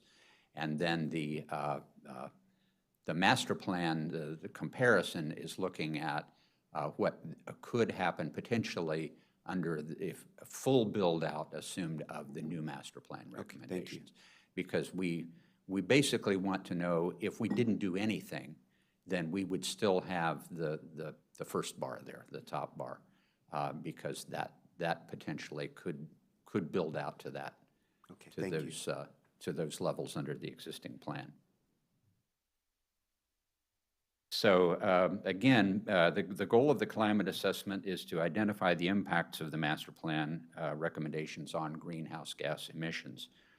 The transportation analysis focuses on vehicle miles traveled in association with trips that originate or end within the master plan area. And so I wanted to highlight that because we're trying to look at what the contribution of the master plan development and transportation is to overall greenhouse gas emissions. We want to separate those out from the pass-through traffic. This is a major east-west connection in Montgomery County. So even though it is heavily traveled, a good portion of that traffic is originating outside the master plan area, ending up outside the master plan area. They're just passing through. So it's not the master plan recommendations that are contributing those greenhouse gas emissions. We're trying to isolate that because the charge we are given is to evaluate the effects of the master plan recommendations on our emissions. So this tool is designed to try to isolate those so that we're just looking at what's happening with the master plan recommendations. I'd like to commend you on that observation. Earlier, we were talking about we had a presentation from Mr. Ansbacher about the transition from a car-centered culture to a multimodal culture. And one of the things that I think we miss sometimes is that Montgomery County is a destination for goods, services, parks, amenities, and when we look at the Kemp Mill community, it's also a religious destination. And I think the members of the Kemp Mill community were very interested in the fact that they have cultural and religious institutions that are visited by people from throughout the region. And sometimes in our planning, we're focused solely on the residents that live here, which is, a correct focus, but we also need to take in consideration that Montgomery County is a destination place for people who live outside of the county, and we're seated right next to the most powerful place on the planet, and looking at greenhouse emissions and the accessibility of the community and the effect that that has on the overall commerce is something that we have to take in consideration too. And more oftentimes than not, I don't know if we are taking into consideration that Montgomery County is a destination rather than just a place to live for the residents that are here. And that if we're not mindful of the fact that a lot of our commerce comes from being a destination and not just a place to live and work, we could sequester or frustrate opportunities to be a destination. And so the analysis with regards to greenhouse emissions and the use of University Boulevard is really important in future planning. Thank you.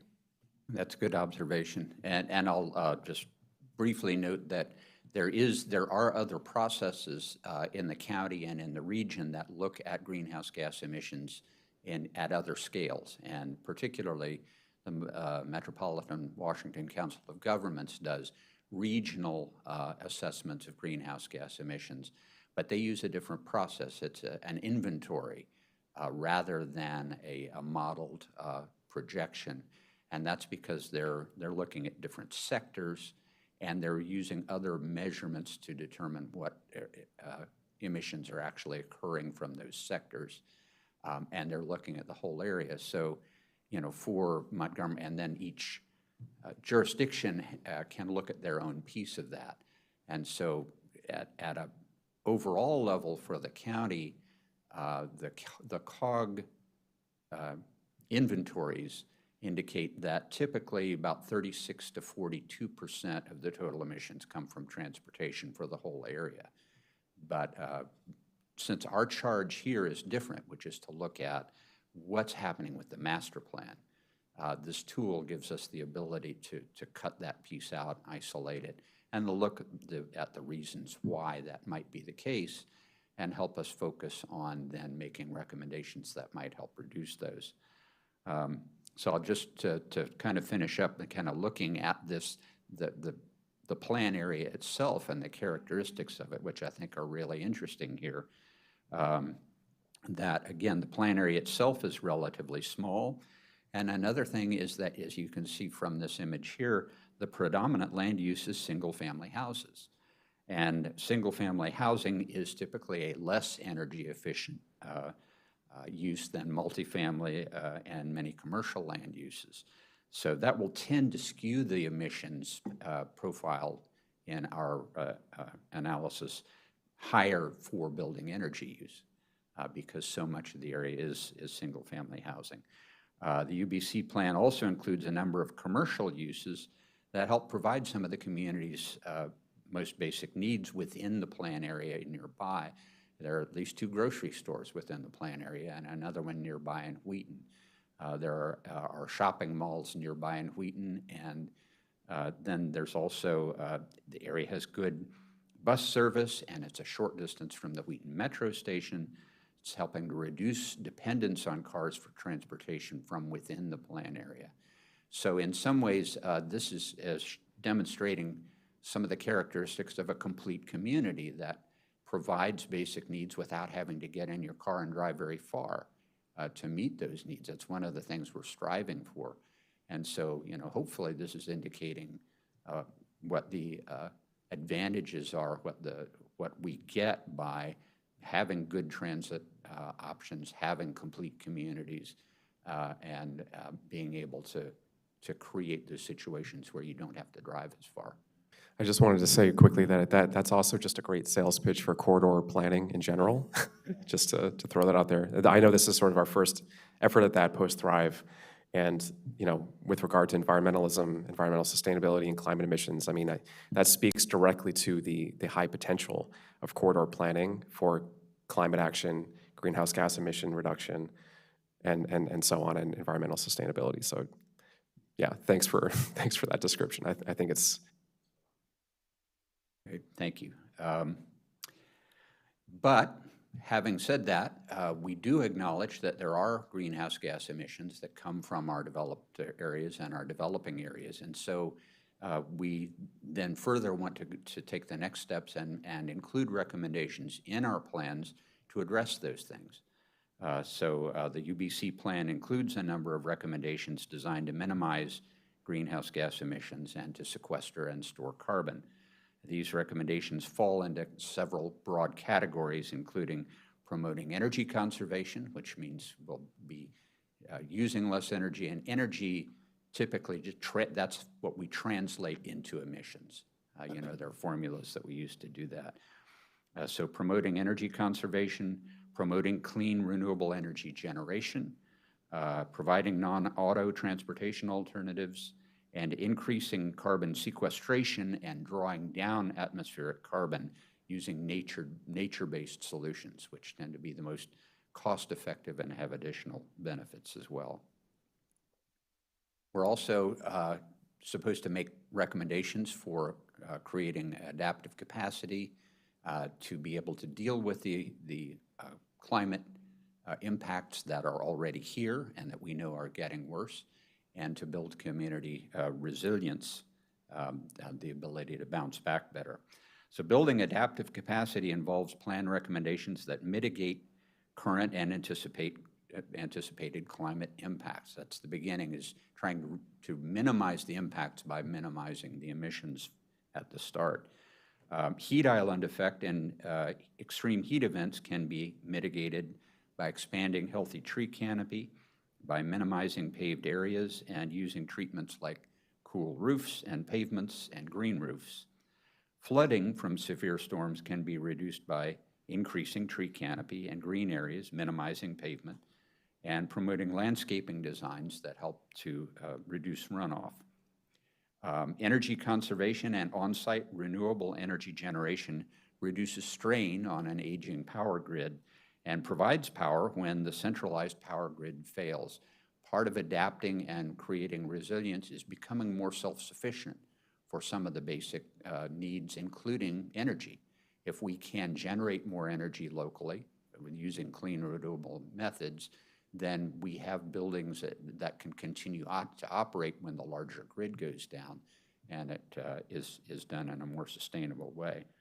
And also then improving connectivity provides options for emergency responders to be able to reach places where help is needed when roads may become blocked by downed trees or by flooding.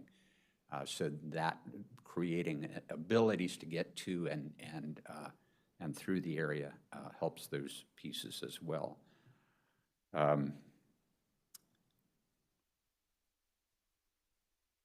So building this adaptive capacity also does help make communities more resilient. But in addition, healthy people are better able to deal with the stresses and physical demands of storm damage and other disruptions that occur. So recommendations that promote human health by reducing pollution, by protecting people from extreme heat, and by facilitating access to good nutrition so they're healthier, that also improves community resilience. Likewise, creating and maintaining healthy green infrastructure will help maintain the important environmental services that they provide and allow them to continue to provide those services and also survive these disruptions. And finally, and very importantly, one of the interesting things that we've learned to focus on as part of looking at resilience for climate change and any other disruptions is that creating communities where people can connect with each other and come together in good times creates bonds of community that remain strong in times of trial, with neighbors supporting neighbors and caring for each other. So this is another key factor in creating resilient communities. Many of the sustainability recommendations in the UBC plan address multiple goals. Forests, tree canopies, and other vegetation help improve air and water quality. They filter pollution. They protect human health and help preserve biological diversity. These green infrastructure elements are frequently sparse or lacking in disadvantaged communities. So intentional investment, targeted investment in planting and maintaining trees and other vegetation can also help address some of the inequitable distribution of these important resources. Transportation recommendations that reduce fossil fuel use and provide opportunities for walking, biking, rolling, and other exercise also promote good health. Minimizing imperviousness can help protect aquatic biological diversity in our stream systems.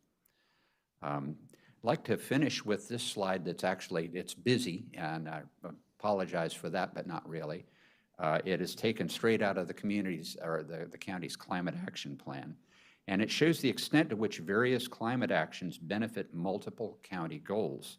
So several of the actions that are promoted and implemented by the Montgomery County Planning Department and the Department of Parks, such as restoring and enhancing meadows and wetlands, retaining and increasing tree cover, expanding active transportation and micro-mobility networks, expanding public transit, and retaining and increasing forests are at the top of the list, benefiting public health. And so each of those colored sections of the lines indicate which of these areas are benefited by these co-benefits. So they benefit public health, environmental stewardship, economic prosperity, and racial equity and social justice. So as we focus on those pieces as we do our planning, we are getting these multiple benefits from those and addressing some of our key pieces of the climate action. Can you explain this? I'm sorry, I didn't get it. Like, the orange is what, and then the green is what, and then the Right. Look, taking the first one over. Can you Right. explain? So basically the climate action plan used an evaluation method to determine to what extent these multiple areas are addressed by a single action. I see. And so the orange bar represents the ability of this action to improve public health. The green bar indicates the extent to which this action will help improve environmental stewardship. Then the kind of double-lined bar indicates the contributions toward economic prosperity, and the purple bar indicates that this is something that may help address racial equity and social justice issues. Great. Yep, So you can see as they add up that the ones at the very top, the top 5 really are items that we look at as part of our planning and are part of our responsibility. And you can see that by implementing actions in those areas, we are accomplishing a whole lot of good in a lot of areas. And with that, we'd like to ask the board to approve the environmental sustainability recommendations in the draft plan. And I'd invite any other questions, comments you might have. Yeah, thank you for your detailed analysis. I'm in support of the environmental sustainability recommendations. I don't know, what about the other board members? Okay. Yeah, I really appreciate it, really support it. I wanted to just quickly note the importance of one of the things you mentioned in particular, and that's tree cover vegetation. You sort of mentioned community resilience and the health of people contributing to overall resilience to climate change. And I think there's limited things that we as planners can do, obviously, for public health. I mean, part of what we do relates to public health. There's clear intersections here and there. But considering that so much of our proposed land use changes focus on placing more and more people adjacent to the corridor, directly alongside the corridor, I know we've talked about this before, I think it's especially important that we double down on that resilience piece to make sure that they're not sort of disproportionately exposed to, although we're going to have, we want more transit to be on University Boulevard. There's good transit there now, we want more in the future. There are a lot of cars there today. Electrification, full electrification is years away. Even when it is, there's a lot of particulate matter that's kind of churned up by fast-moving cars. 40 to 50,000 daily vehicles travel on University. It's a high exposure area. We need people there, but focusing on the resilience pieces of this and tree cover and as much as we can do to sort of reduce the pollution that's impacting future development along the corridor, I think that's got to be a huge focus, because we don't want to simply say, this is the only place we can put you, and sorry for the levels of exposure. I think we owe it to them to really focus on that. I appreciate that, and yes, I know you've all looked at the more specific recommendations in the plan, and we very deliberately focused on that as part of our cool corridor recommendations, recognizing that people are exposed to heavier amounts of pollution right along these major roads, and the benefits that trees and other vegetation can have in filtering that out. One of these days, I hope to be able to come back in front of you and present some really interesting information about some studies that have been done on that, including very recently, that provide data and clinical evidence of the benefit of planting these things along these corridors to improve people's health. Thank you. It sounds great. And having that tree buffer, green buffer between the street and the sidewalk would be, so amazing in terms of, making it more safe or to feel comfortable, and also creating that green tree canopy will be so great. So thank you for this. We are highly supportive of the staff's recommendations. So thank you. Thank you very much.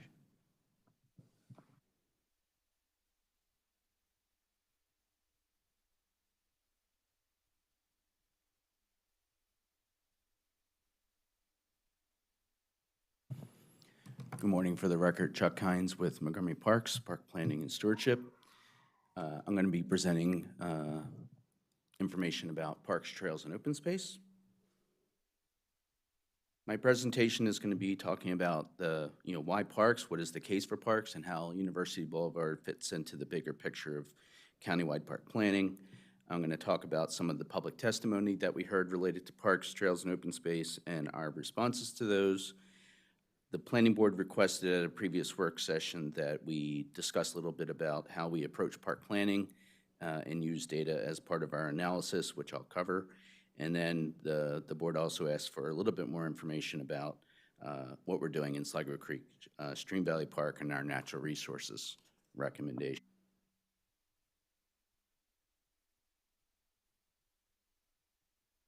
Parks are essential elements of complete communities, which is one of the pillars of Thrive Montgomery 2050, and significantly contribute to our quality of life. They provide opportunities for physical activity and fitness, social connectivity and social gathering, and special events, and access to nature. And those are the big pillars of PROS, our Parks, Recreation, and Open Space Plan 2022. As you all know, but for our people listening from home, Montgomery Parks manages 421 parks encompassing more than 37,000 acres. 7 of those parks are in the University Boulevard corridor.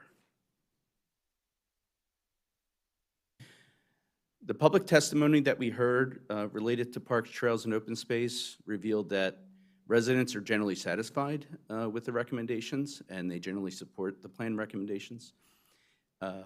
The Housing Opportunities Commission expressed some minor concerns with the recommendations for 2 parks that we were able to resolve, and the residents of Kent Mill expressed concerns about safe, efficient, and effective access to the Sligo Creek Trail through the Kent Mill Shopping Center, which we were also able to resolve. So I'm going to talk quickly about what we heard from the community. As I said, they view the Kent Mill Shopping Center as a really important community asset, but they also are concerned as the shopping center redevelops, how do we envision people getting through the shopping center during redevelopment or as part of any improvements in the area. So at the bottom, in black, is the text from the plan, and we've added in red some language to the plan that makes it clear that if there's any redevelopment or any activity taking place in the shopping center to improve access to the trail, that the community will have access to the shopping center during all times.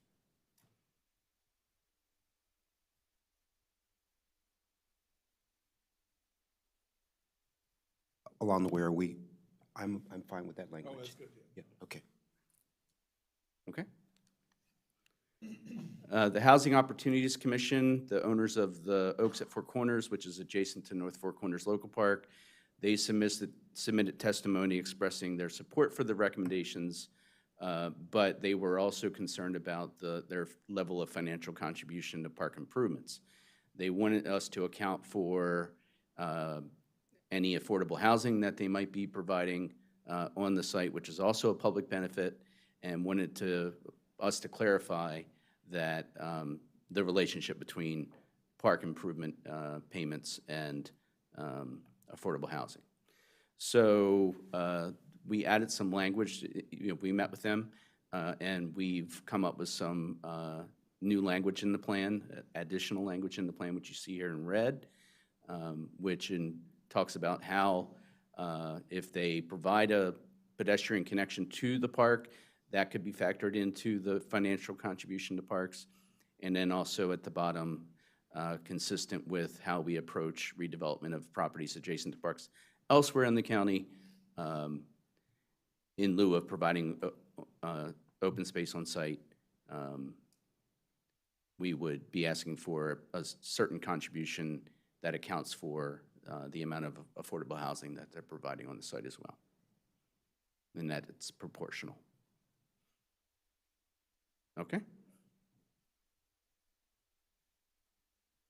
I'm now going to talk a little bit about how park planners approach park planning. As you can see on the slide, we have about 5 different buckets of park planning when we think about the system and the county as a whole. So there's park system planning, which is what the PROS plan focuses on, and that's countywide level of service and needs, and how we recommend achieving those needs. And then at the next level, I'm going to skip over real quick, is community planning, which is what we're going to talk about today. To narrowing it down a little bit more, we do park master planning for certain parks. The most recent one was Wheaton Regional Park Master Plan in 2022, where we came up with recommendations for that park and how people get to the park. The next level of park planning is concept site planning, and that's where we really start getting into the details of park infrastructure, the actual facilities that we're providing in the park, and how people get to the park and get through the park.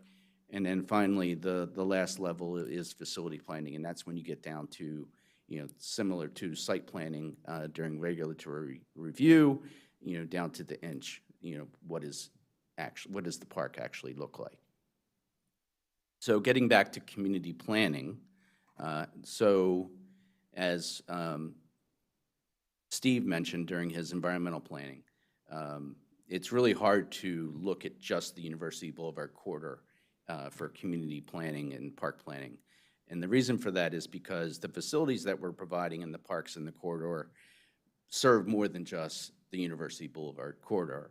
And on top of that, there are parks outside the corridor that are providing a high level of service for recreational needs in the area. So for example, what this map is showing is supply and demand of a certain type of facility in Montgomery County. So pink is showing areas that are high level of service, and the blue is showing low level of service. And then what we do is we look at that and say, okay, how are we doing with that facility countywide? And then we take it down to the University Boulevard corridor, and we sort of look along the corridor and just beyond the corridor boundaries and say which facilities are in surplus and which facilities are in a deficit in the corridor and just outside the corridor for the Chuck, residents could you of that area. explain what is level of service for a park? Level of service for a park? Park, trail, and open space. Does it mean that they have enough park per capita? They don't have enough park per capita? I don't know exactly what you mean We by don't look at park planning type quite like that. We don't look at per capita.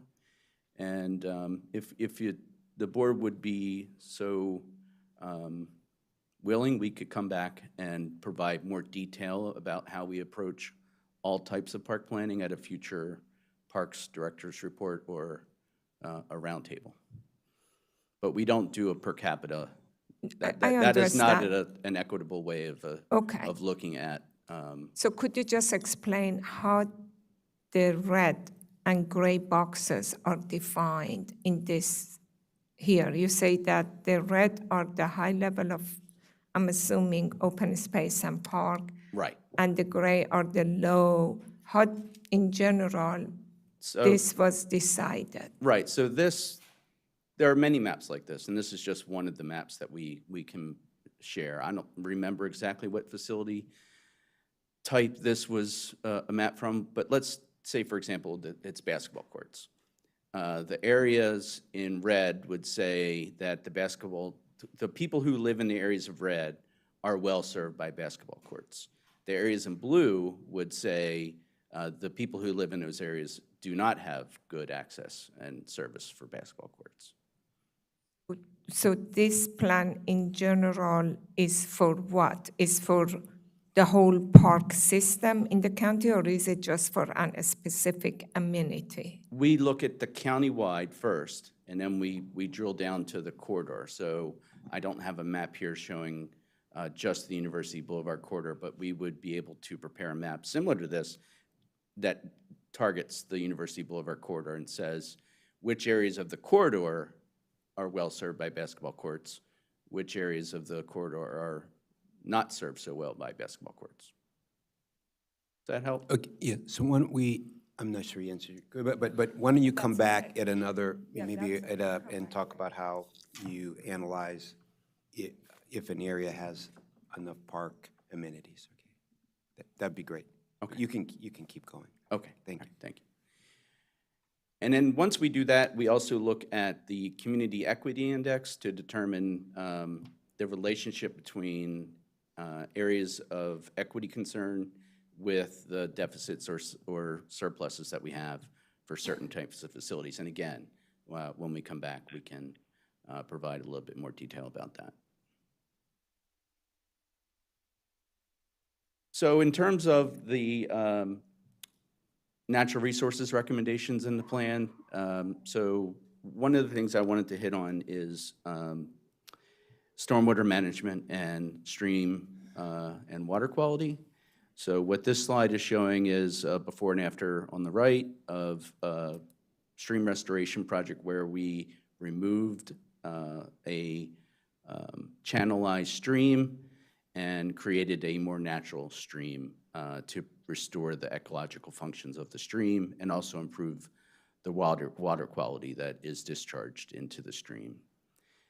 And then on the left, the photo on the left is a bioretention area, and that, again, that filters the stormwater before it reaches Sligo Creek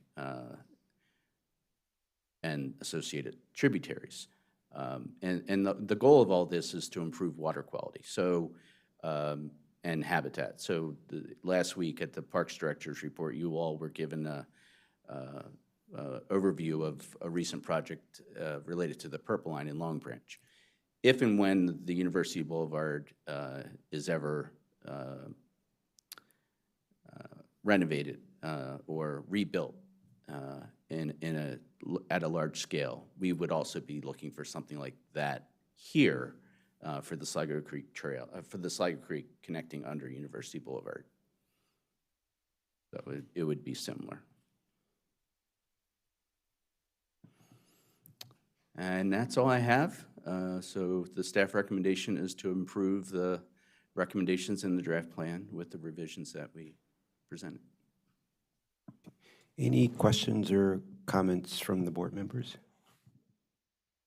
Good. And then, yeah, I'm supportive of we're supportive of the recommendations. Just maybe you can talk about it later. There are times,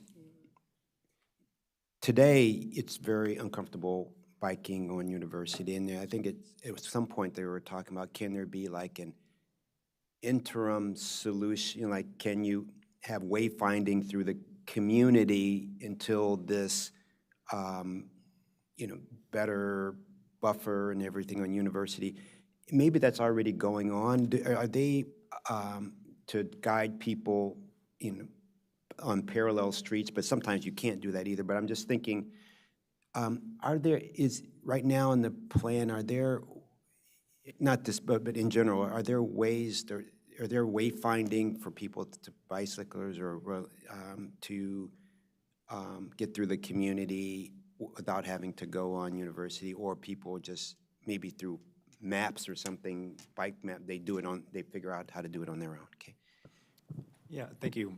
Excuse me, thank you for that question. Alex Rixey, Master Plan Team, Mid-County Transportation Planner, for the record.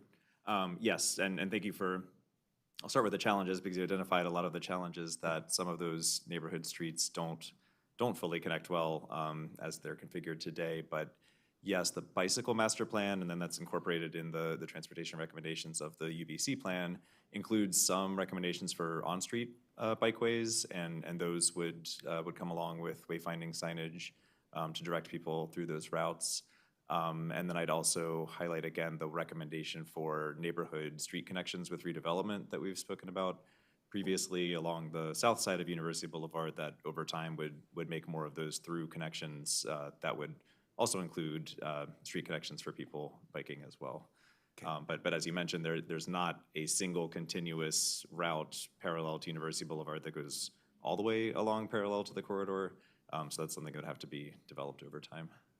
Thank you so much. I'm just wondering that if DOT even do any kind of way signing, if it's not a safe bike route on the neighborhood. I think, I don't know, I think that if people just want to use the road is on their own, unless that if the DOT wants to do way signing, it has to be a specific bike route that they would do, or else they wouldn't do it because it's not safe to send people to where it's not designated as a bikeway. That's, you're there and you can say yes or no, I don't know, but Hello, Andrew Bossi, Montgomery County DOT. Yeah, looking at the parallel route along the southwest, east, whatever side of University, a lot of it's not built today. I don't think we'd post or sign anything. As it does get built, as we get those connections, I think it's a neighborhood greenway is probably what it would become. I think it'd be a great alternative route. We have signing that planning DOT have worked together for our different bikeways and breezeways. That's sort of in limbo because I think we mentioned the METCD earlier and the difficulties in navigating that. That's where that's at right now. So we're trying to develop some signing for these types of corridors, and we hope to get there eventually. Great. Thank you. Thank you. So yes, we approve your recommendation. Thank you.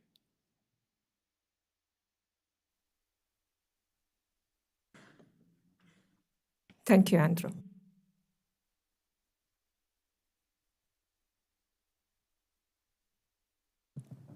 Hello again. Again, for the record, Alex Rixey, Mid-County Master Plan Team Transportation Planner. We're coming back to you today with some additional transportation information. There were a few discussion items at the work session 3 that we held specifically focused on transportation. And we wanted to come back with some specific language and get your decisions on a few of those revisions. So at a high level, those revisions are related to the discussion that we had about no right turn on red restrictions and leading pedestrian intervals. And related to that, the channelized right turn lane recommendations. A lot of that discussion involved what we heard as direction from the board for stronger language to implement those recommendations while also providing some exceptions and additional evaluation. So I'll discuss those. We also had a healthy discussion about implementing the dedicated bus lanes on University Boulevard through Four Corners. And we've gone back and coordinated with MCDOT on an approach to that, and I'll share that with you as well as a few other considerations there.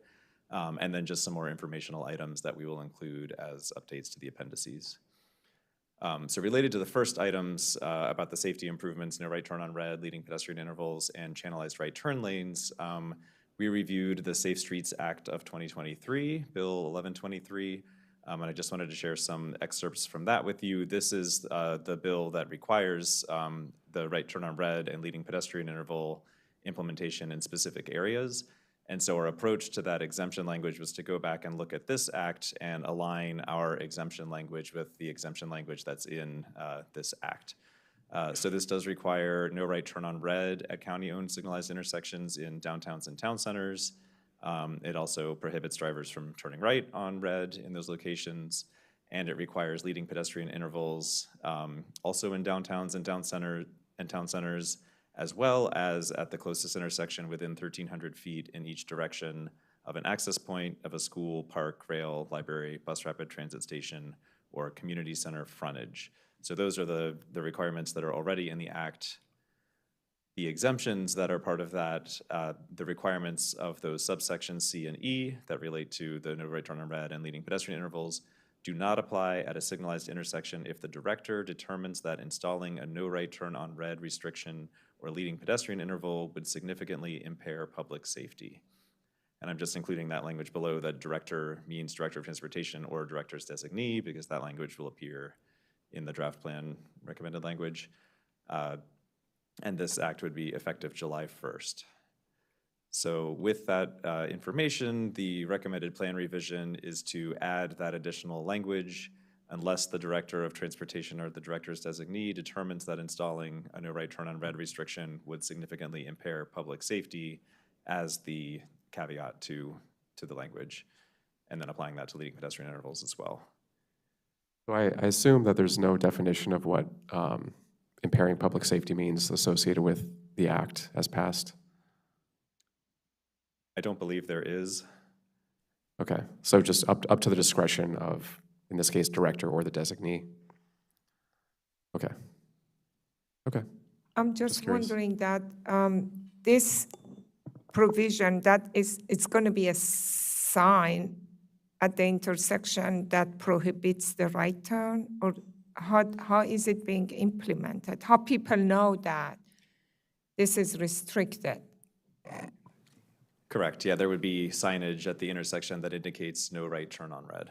So if there is no sign, they can do that, but if there is a sign specifically put there, it says that no turn on red. Okay, so it's very identified clearly. Okay, thank you. I think I'm in agreement. Yep, one of the things, will that also include, like, on that Arcola University, someone would do this study, not study, but, you know, to make sure that, you know, they would do the signalization and stuff to make sure that enough cars can turn right when the light is green, so that it doesn't back up too far, right? I mean, I'm sure that's all part of the signalization, all those other things. And also, you were going to have an extra lane. I forgot you had recommended something like that. Maybe that's coming up next, but I'm fine with this, the recommendation. Okay. Great, thank you. Yes, and thanks for the question, and that is the next topic, and I could have gone ahead to that. Okay. The Arcola Avenue intersections as well, and the channelized right turn lanes. So we're including similar language for the exception for unless the Director of Transportation or the Director's designee determines that removing a channelized right turn lane would significantly impair public safety. And then including also language that we've discussed previously about Arcola Avenue and University Boulevard specifically, since that was a particular area of concern from the community. So again, that language, the intersection could be reconfigured to remove the channelized right turn lane while maintaining 3 approach lanes on Arcola Avenue. The exact lane assignment or evaluation of any potential right turn on red restriction will be determined by implementing agencies with the completion of intersection improvements. So that is the evaluation that they would do at that time. Okay. So what does this language in reality means for DOT?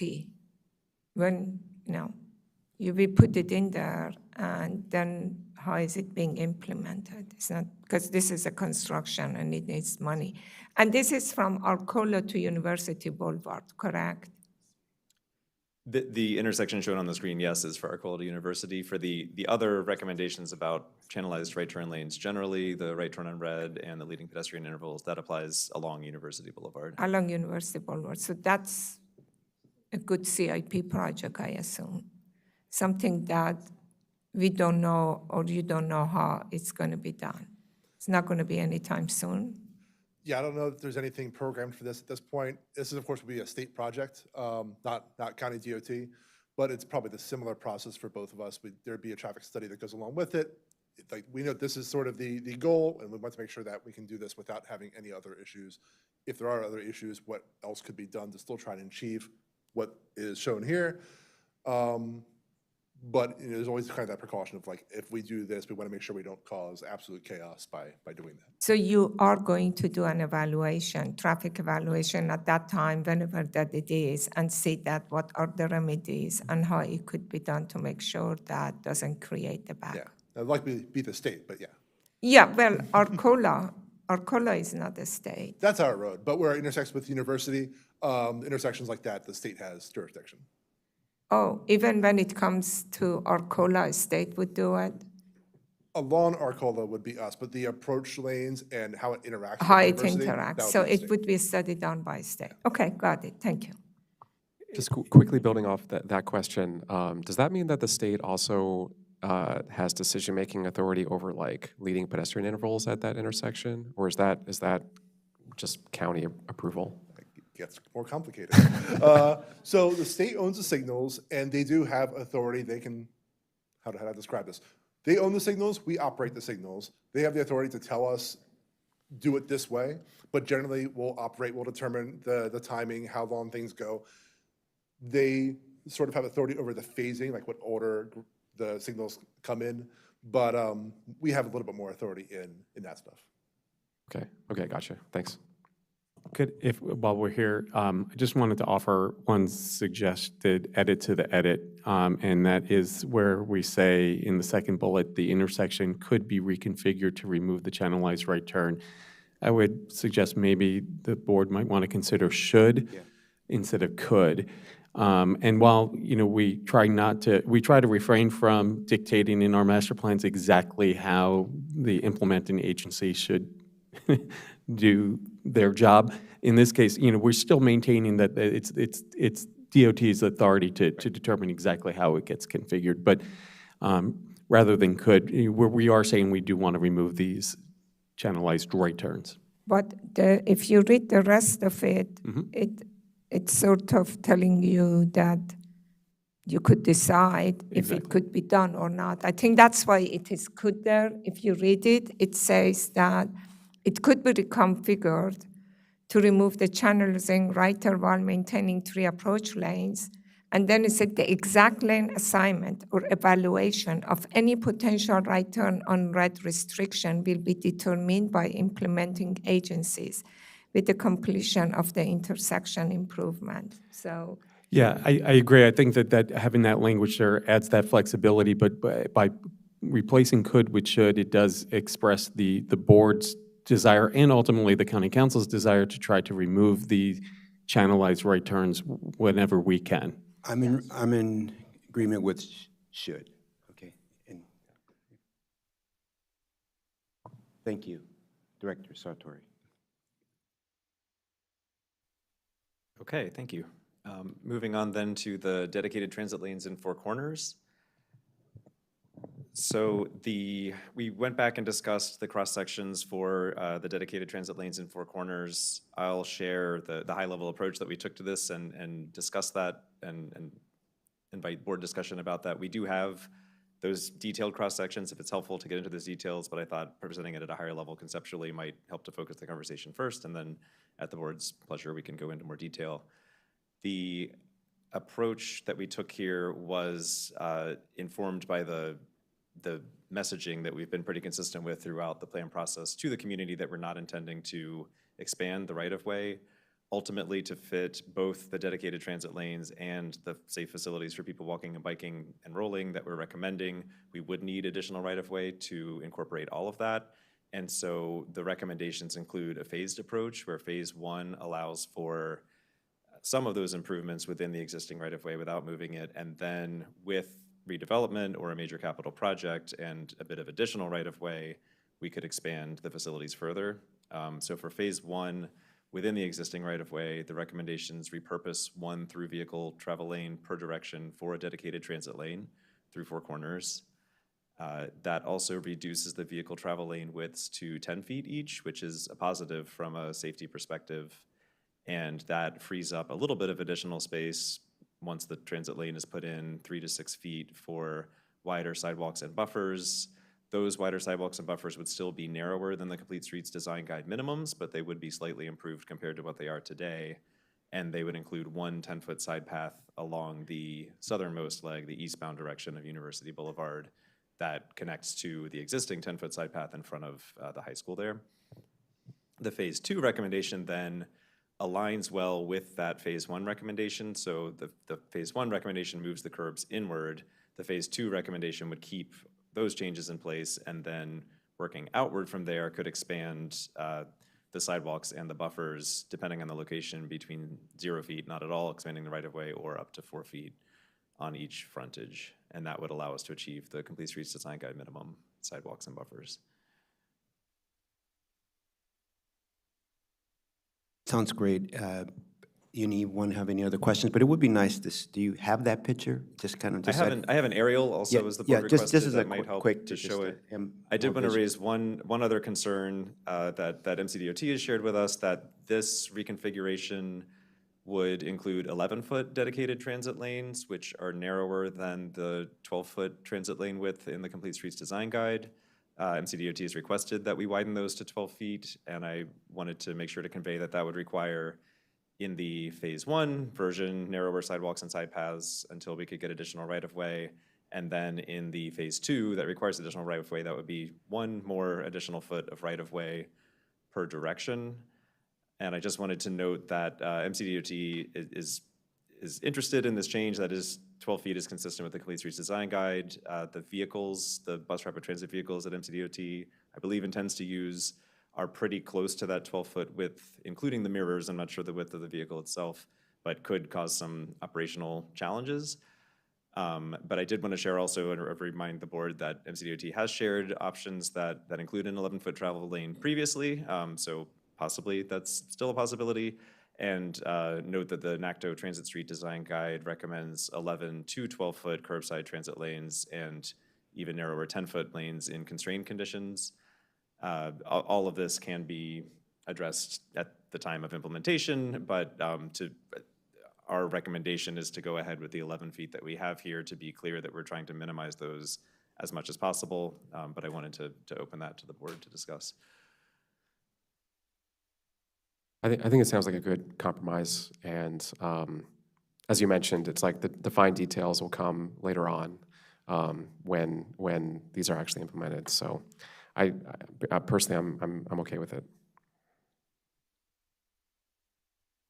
Okay, so to share and I apologize, this is a bit small, but this is the aerial view of, and I should emphasize, this is highly conceptual, this is not engineered, this is not even properly striped in most places, but just to give an idea of where the lane repurposing would happen, this converts the one through lane per direction to those red dedicated bus lanes, and it also illustrates the street buffers in green between the travel lanes and the sidewalks or side paths. And then the white is showing the slightly wider sidewalks in most places and the 10-foot side path along the very southern edge.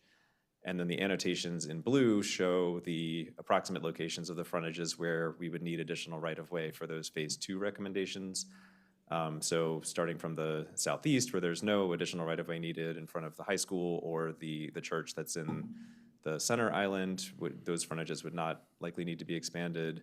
To the north of that, on westbound University Boulevard, we would need 4 additional feet roughly from the island portion. The Woodmore Shopping Center would not need expanded right-of-way. On the northwest corner, on the north side of University Boulevard, we would need an additional foot and then an additional 4 feet from the island. And then approaching Colesville Road from the west on eastbound University Boulevard, we would need 4 feet on each of those frontages for the Phase 2 recommendations. I have a question about the dedicated bus lanes in this structured area. It's very complicated. And my concern is practical utility of dedicated bus lanes all the way up to the edge of the intersection. When you're in an automobile and you're trying to negotiate this intersection and make a right turn, I'm concerned about the ability of automobiles to make right turns with dedicated bus lanes, especially on the southern section of University at the McDonald's split. I would say it's, at the bottom left right there, and you're turning on a 29. I'd be concerned about how cars would navigate that area. And then traveling westbound on University, turning right. Turning right on the Route 29. I'd be concerned about cars being able to turn right there. It's a very tricky intersection already. There are no left turns there because it's so tricky, and you have to do the circuitous route and make, a U-turn at another part of that complex. I'm going to call it an intersection complex because that's what it appears to be. And I'm concerned about the safety of pedestrians and people in cars making right turns there when you have a dedicated bus lane that's going to be exclusive for the buses. How would people be able to navigate right turns there?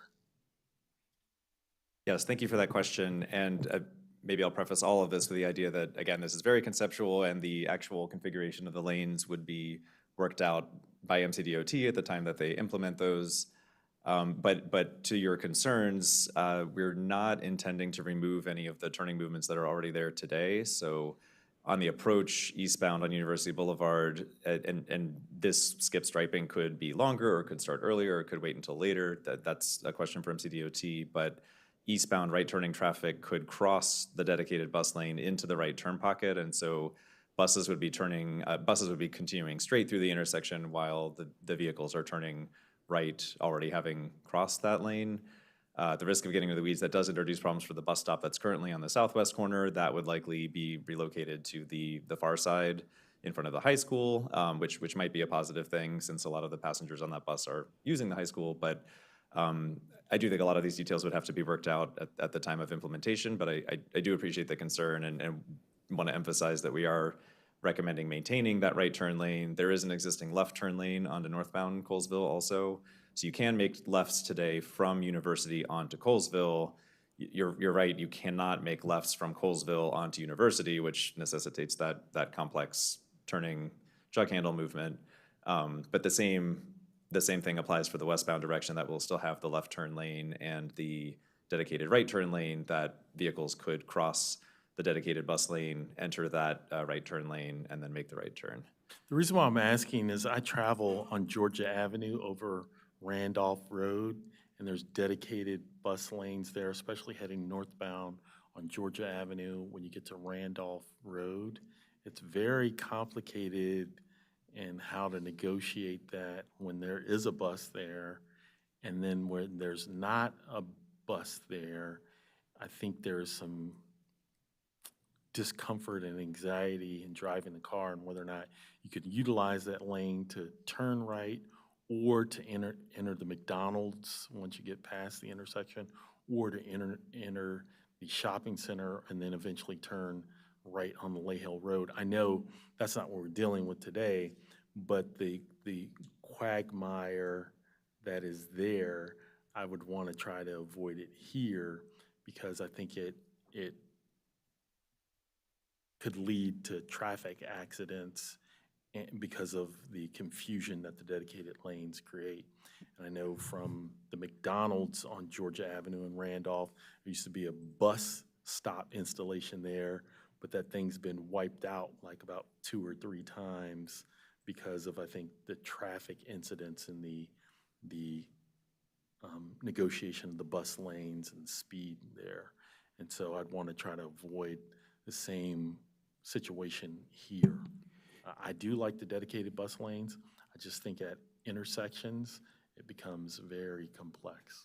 So my question, following up, is it an education piece? Because what is the protocol for making right turns when you have dedicated bus lanes? You know, I mean, so some, even with these here, when can you go into the bus lane? When can't you go into the bus? It's hard.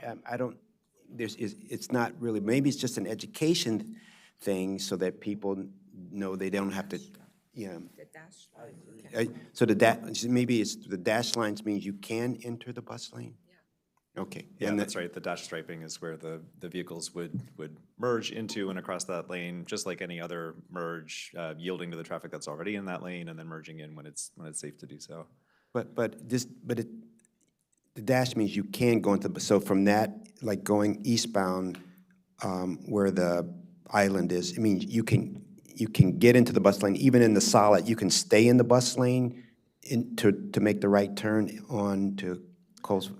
No, and I apologize, the graphic is so small. The vehicles should cross the dashed portion, and again, maybe that could extend farther or shorter depending on the operations analysis done at the time, but the vehicles would cross the dash portion. There actually is a full right turn lane. I apologize that it's so small, but between the red and the green, there's a full right turn lane that extends that I whole missed length. that. Okay, great. Yeah, Okay. yeah, sorry, it's very tiny.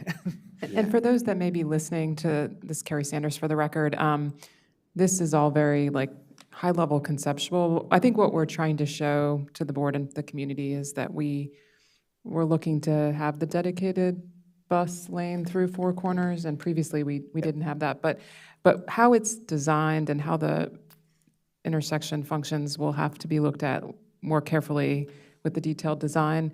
But more or less what we're trying to show here is that there is a lane, and it's not shared with any turn lane. Just to be very clear, it is not shared with any kind of turn lane. Perfect. Thank you for pointing it out. I didn't see that initially, the little smaller. So thank you for your compromise, putting all of this together. I mean, I think it works for the buses to get them, because people that are riding the bus, they get backed up. They're supposed to be like an express. So thank you for doing this. I'm in support of what you have here. Okay. Yeah, same. Yeah, I appreciate kind of working through very complicated, intersection situation.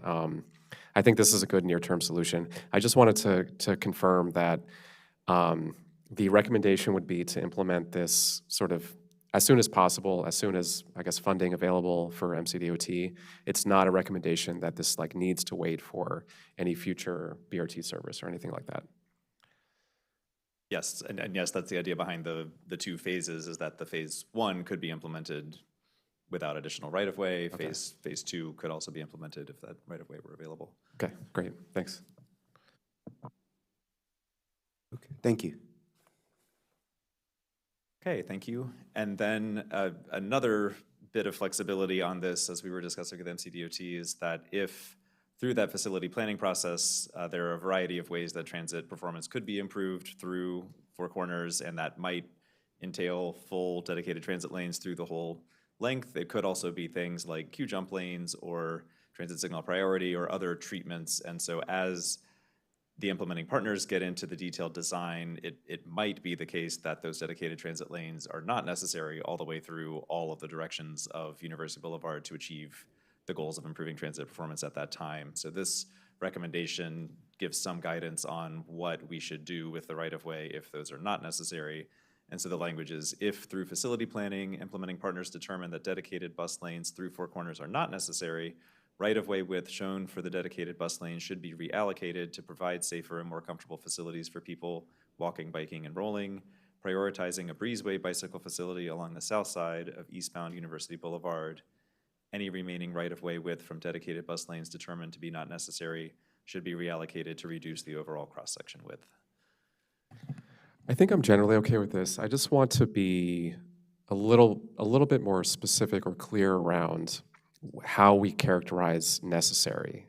So, like what we heard from MCDOT earlier is that they preferred a bus lane, and correct me if I'm mischaracterizing or misremembering, but the dedicated lane going through Four Corners was important for fast and reliable transit service. So is that the metric that we're using to sort of characterize necessary? Mostly it's that we haven't, Andrew Bossi again, Montgomery County DOT, we haven't done this analysis yet. We haven't looked at this in detail. Maybe it's full dedicated bus lanes. Maybe we just need queue jumps, maybe something in between, and we just don't know at this point. So we're trying to make sure we have a plan for what happens if we find we don't need that full facility. What do we do with that space that we've now allotted to it? Yeah, totally. That makes sense to me. I guess my point is, I hope that I would like us to be just a little bit more clear around what necessary means if in this language. So if your explanation makes sense, but does that speak to like the necessary definition of some version of what I described, which is like fast, efficient, reliable movement through the intersection, or some version of that?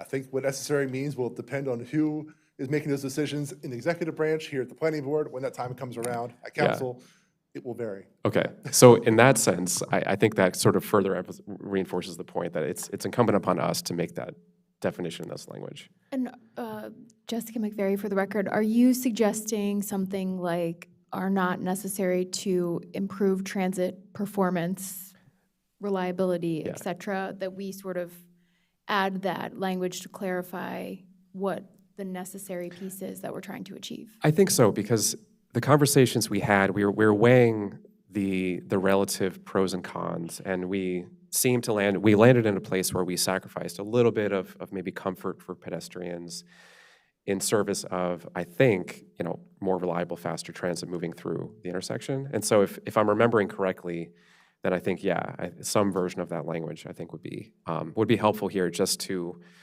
Mr. Bossi's point.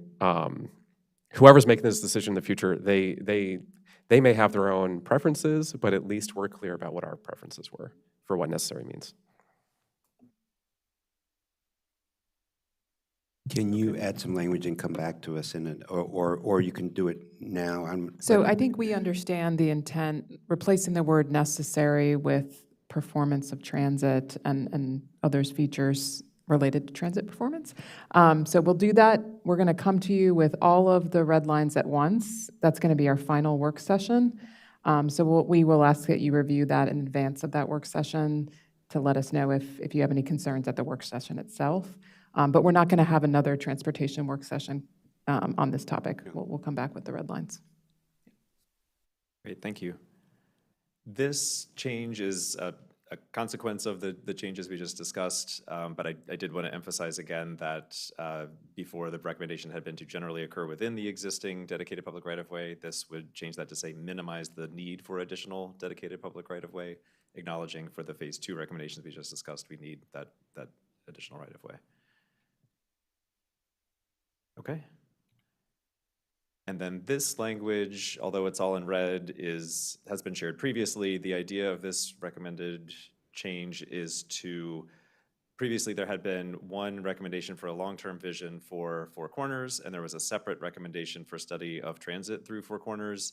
And this recommended change takes the language from that transit recommendation and moves it into the long-term vision so that those considerations are included there as well. And then there's not the separate transit study, just to consolidate this.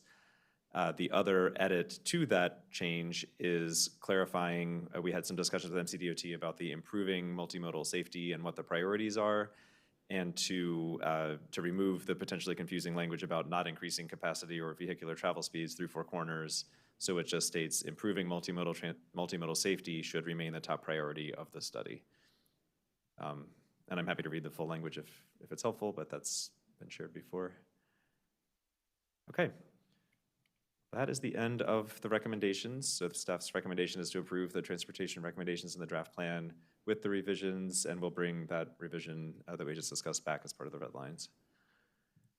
Yeah, thank you for these changes, and thank you for working together with MCDOT through the Four Corners intersection. I think the only, we were in agreement with everything you had, but with asking for that minor language change there. So thank you for your hard work. I know this was a tough section to get through, but thank you for listening, and thank you for working together. The board members, you're in agreement? Okay, great, thank you. Thank you. And just to respond to some of the questions, I think we have time to bring some additional information that we'll include in the transportation appendix. There were a few questions about the performance of the C2 and C4 WMATA bus routes along University Boulevard.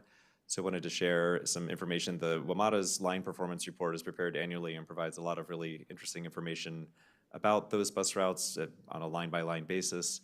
So wanted to emphasize again that the weekday daily ridership is growing on the C2 and C4, up 28% from fiscal year 2019 to fiscal 2024.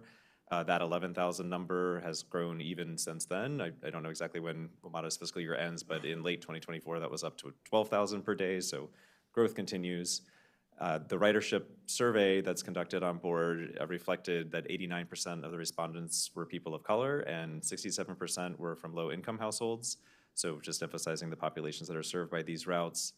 And then this was really striking to me that WMATA prioritizes all of their bus lines, 130 of them, by the line benefit score, which is a combined measure of the ridership on the route, the population that's served by it, the usefulness of that route in terms of connecting origins and destinations. And the C2 and C4 lines rank as number 4 in the entire WMATA bus system throughout the entire region. And so just visualizing that, these are all of the scores of those 130 routes, and the C2, C4 is the 4th highest. The only 3 that exceed it are the 5254 that serves 14th Street, the 90 and 92 that serves U Street, the 70 that serves Georgia Avenue. So these are the densest, highest transit ridership portions of Washington, D.C. So again, just really wanted to emphasize the importance of this, this particular route to the overall system. And then there were some questions about how the service frequencies have changed recently and their grades for each of these. And the C2 and C4 mostly receive A grades for things like the availability of service, the productivity of the service, that there are lots of passengers per hour and mile of service, and that it's a very cost-effective route for the WMATA system overall. The places where the routes didn't score as well are on reliability. The service frequency, I'm sorry, I should go back to that. The service frequency did improve between 2019 and 2024, going from 14-minute peak headways to 10-minute peak headways, and from 20-minute off-peak headways to 13-minute off-peak headways. And that goes along with the ridership. So we have more buses and more people riding those buses, and even with that increase in service, the crowding has worsened. from 2% of the time being in crowded conditions to 6% of the time being in crowded conditions. So really just a testament to the importance of this route, how well utilized it is, and to some of those questions from work session 3, this is maybe consideration for WMATA to increase service on this route further. So just emphasizing the importance of it again. Yeah, glad you mentioned that at the very end. This seems like a clear example of a corridor that could use more service. And I don't recall if Ride-On has routes that serve the entire corridor as well, or if they go down maybe just parts of it. I also know that, you know, Ride-On Reimagined is changing some of the route structure and route trees in different areas, which also reminds me that, you know, WMATA is about to rebrand or relabel all of their routes as well. So the C2, C4 is about to become something else as part of their Better Bus initiative. And as part of that as well, I think they speak to like ideal frequencies on during peak, off peak as well. I don't know if it's not the most important for this conversation, but I'm not sure if you have any information around like because I think WMATA's new service is about to start at the end of June for most of these, if I believe, if I'm right. So you know, do we expect the peak service to remain roughly the same, or are they proposing any changes there? That's a good question. I don't know off the top of my head, but I do know that yes, that Better Bus is in process, and we can find that information. Yeah, I wouldn't be surprised if they increase frequency just given the ridership levels on the route. But yeah, for sure. Not the most important. I was just curious. Thanks. Yeah, appreciate it. So I have one question. This is like who's riding the bus, and many of these people are going through the area, correct? Can they track if for people in this in this plan area who's riding the bus? I mean, like, is there more? I mean, over time, it'd be nice to know if there are more people in this plan area riding the bus. You know, are there things that, because there are more buses, or you know, easier to get to the bus stop or whatever? You know, is there a way that WMATA or the county can track who, from which area people are getting on and off the bus? And just out of curiosity. And It's the questions about whether we can track whether people in the plan area specifically are riding the bus in higher numbers. We do also have access to stop level boarding information. So unfortunately, we don't know where people get off of the buses.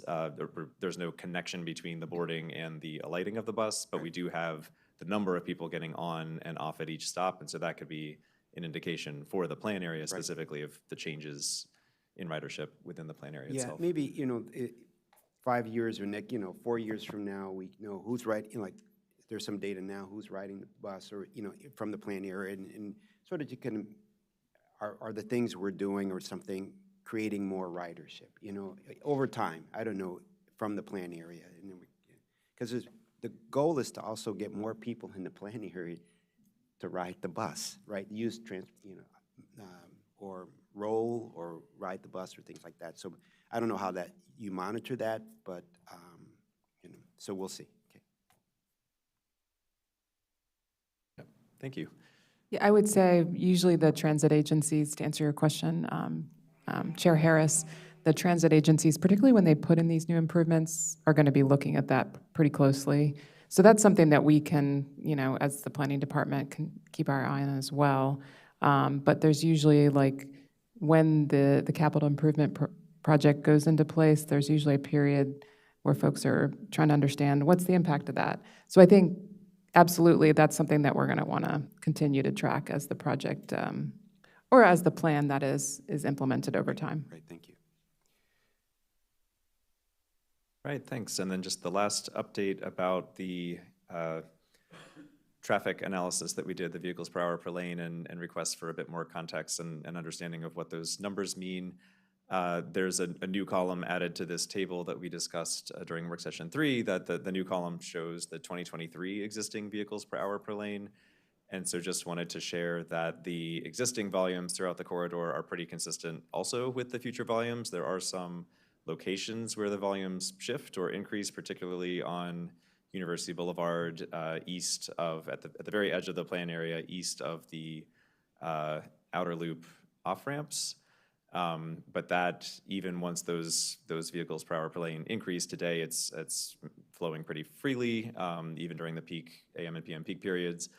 When those increase to roughly 800, 850 vehicles per hour per lane, those levels of traffic are also being experienced in other parts of the corridor along Colesville Road or on Arcola Avenue. So just to give a sense of the range of the existing experiences on Arcola Avenue, Colesville Road, University Boulevard, and what those would look like in the future. So I hope that's helpful in understanding the context for those numbers and what they mean to a traveler on a day-to-day basis. And again, just that the changes between the adopted plan and between the proposed plan are relatively small, on the order of 10 trips, 15 at the most, in any given direction. So the adopted is existing plan, so we'd like, and then the proposed is this plan, correct? Correct, yes. Thank you. Okay. Thanks again for talking through all of these recommendations, and we'll, for next steps, be returning to the Planning Board next week on May 29th to revisit the draft plan zoning recommendations and the draft University Boulevard overlay zone. And then we'll also be returning to the Planning Board on June 12th to review the red line revisions to the public hearing draft plan, and then aiming to transmit the Planning Board draft to the County Council this summer. Perfect, thank you. Thank you, great work session, and we look forward to next week's session. Okay, thank you. Any other comments or questions from the board? Well, we're going to take just a 2-minute break. We can start the next session quickly, right? We don't have to wait. We're about half hour ahead, right? Yep, are you doing the next one? Okay. Okay. Well, we're going to try to start in 2 minutes. Thank you. Bye.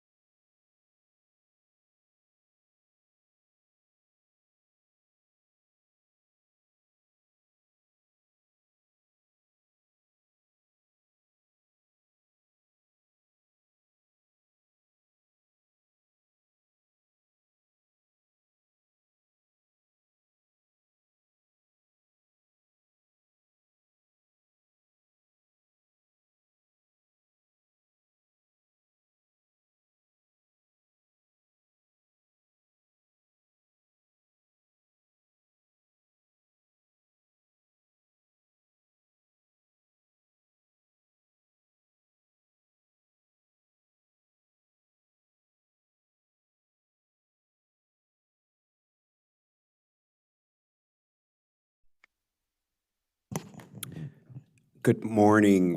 Is it afternoon already? Yeah, just turned afternoon. Well, good afternoon.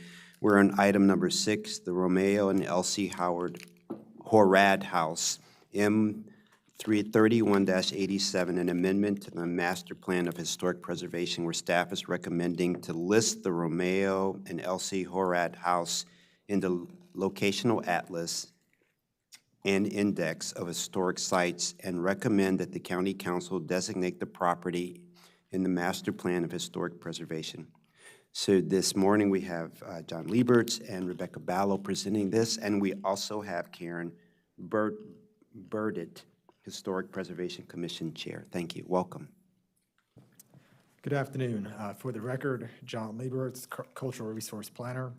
So as part of the University Boulevard Corridor Plan, the purpose of this work session is to evaluate whether the Romeo and Elsie Horad House, a 20th century site significant to African American heritage in Wheaton and Montgomery County, meets the criteria for listing in the Locational Atlas and Index of Historic Sites and designation in the Master Plan for Historic Preservation. Staff and the Historic Preservation Commission recommends that the Planning Board takes the following actions. Find that the property meets the designation criteria, list the property in the locational atlas, and lastly, recommend that the county council designates the property with the proposed environmental setting in the master plan for historic preservation. So for a resource to be listed in the master plan for historic preservation, it must satisfy historical and cultural significance or architectural and design significance.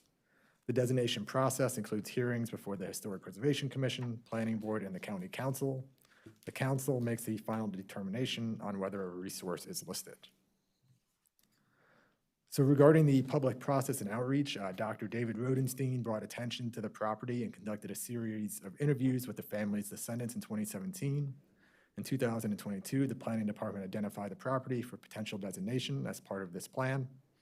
And the following year, Montgomery Planning highlighted the property and the Webster, Sewell, and Horad families in its remarkable Montgomery Untold Stories series, and the commission installed a historic marker at Wheaton Veterans Park to commemorate their legacy. In April of 2024, the department met with the property's current owners, the Canaan Church, to discuss the designation process, and the church leadership supported the department's effort to designate the property. The Historic Preservation Commission held its public hearing and work session on May 8th, recommending that the property be listed in the Locational Atlas and Index of Historic Sites and the Master Plan for Historic Preservation.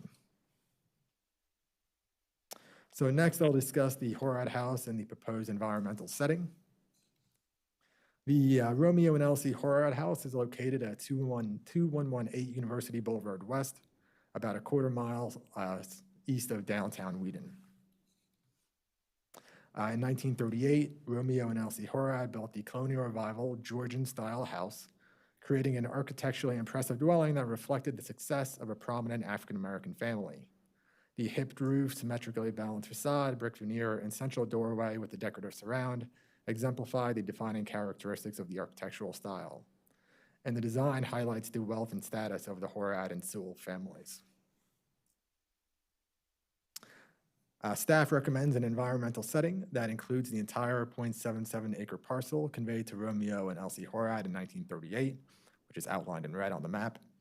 The property contains a single non-contributing structure, a late 20th century gazebo as well. So now I'll give a brief overview of the history of the property. So Charles and Jane Webster, the grandparents of Elsie Horad, married on July 17, 1868 in Montgomery County and initially lived in Barnesville.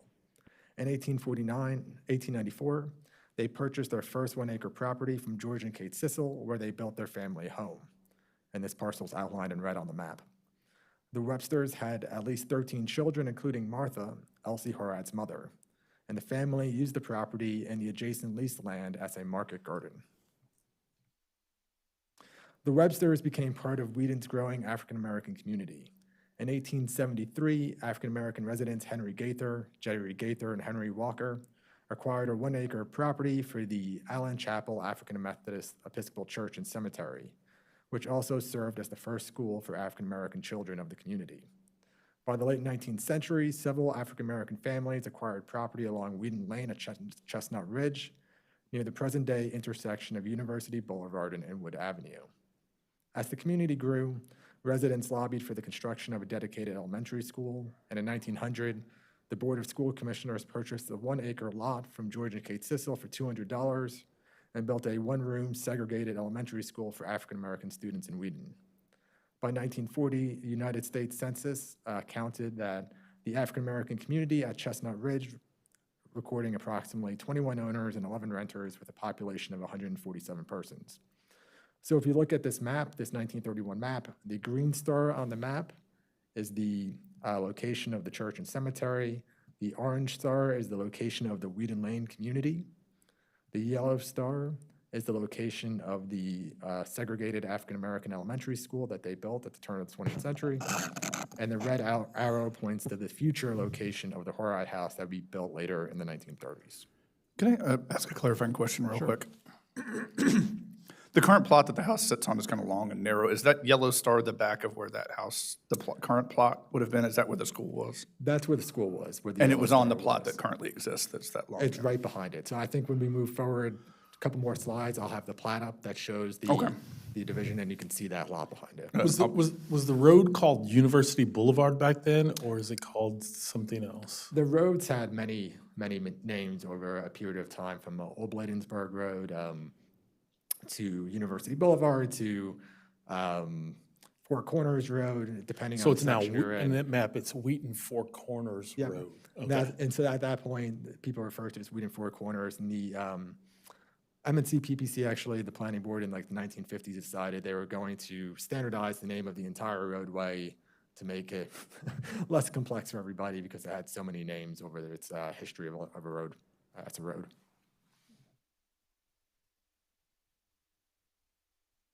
So the Websters were influential leaders within the African-American community of Wheaton and Montgomery County. Charles Webster played an active role in local Republican political conventions, where he advocated for and endorsed candidates. He also served as a trustee for the Wheaton School, contributing to the educational opportunities for the community.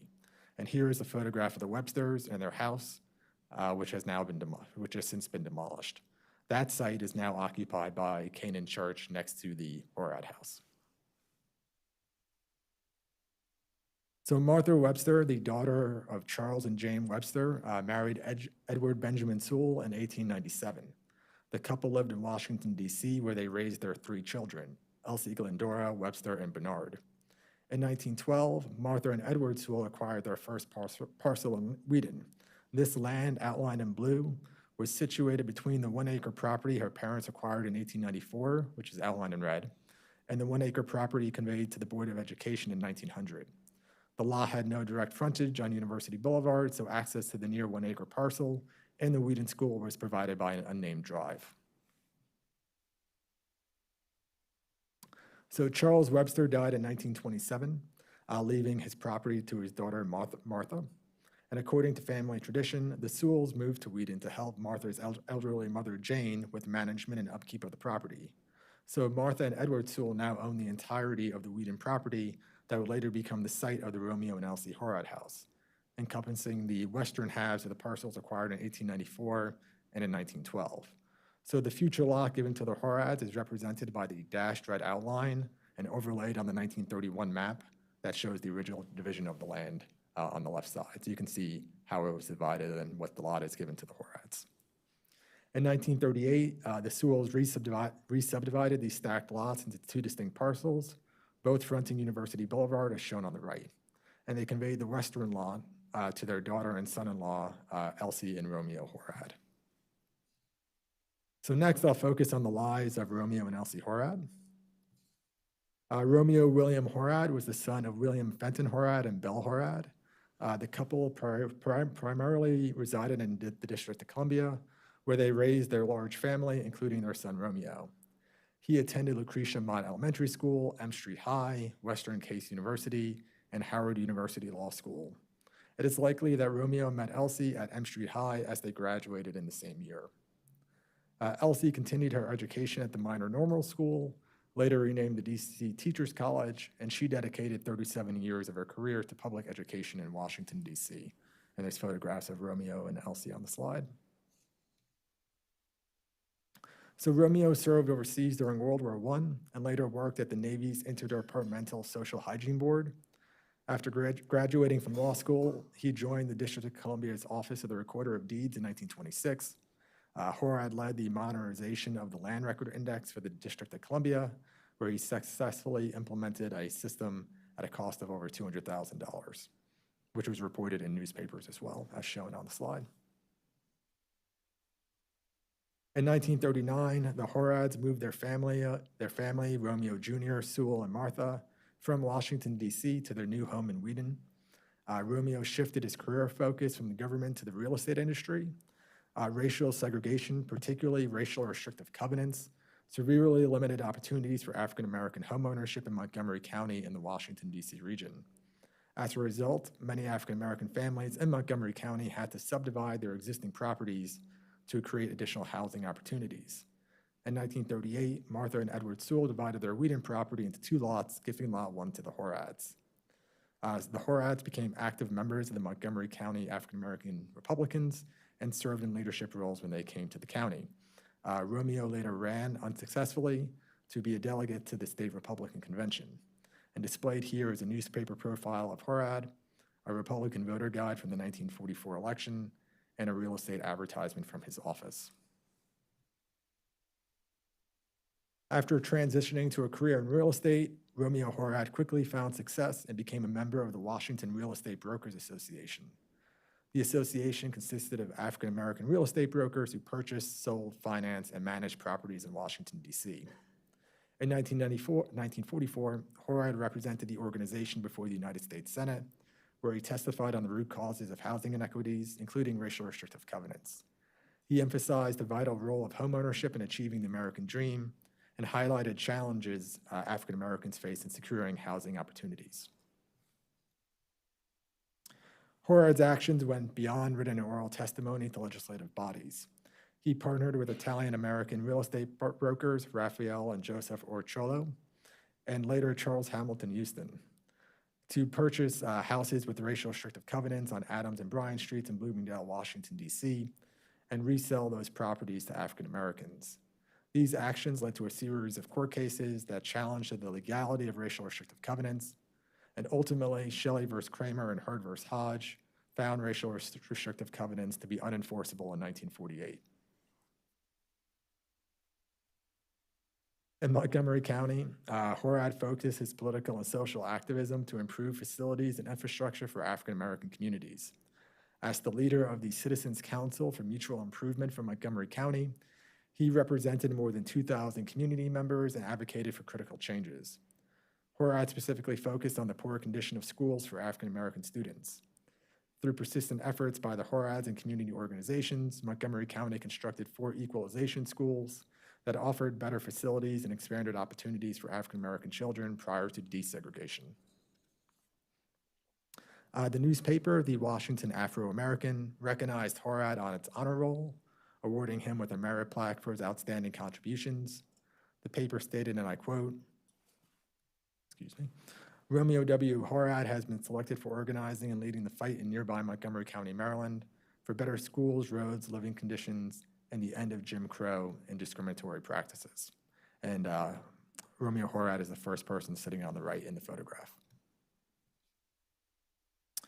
Horad's civil rights activism led to an unprecedented run for political office. No African American had ever been elected in Montgomery County. In 1948, he ran for the 5th District Representative of the Montgomery County Council. His groundbreaking candidacy, platform of equity, and strong support from African-American organizations and residents drew significant media attention. Although he ultimately lost the race, his campaign helped pave the way for future African-American candidates in local politics here in Montgomery County. And lastly, I will summarize the findings and recommendations of both staff and the Historic Preservation Commission. Staff in the HPC finds that the property satisfies 3 designation criteria for historical and cultural significance as outlined in the county code.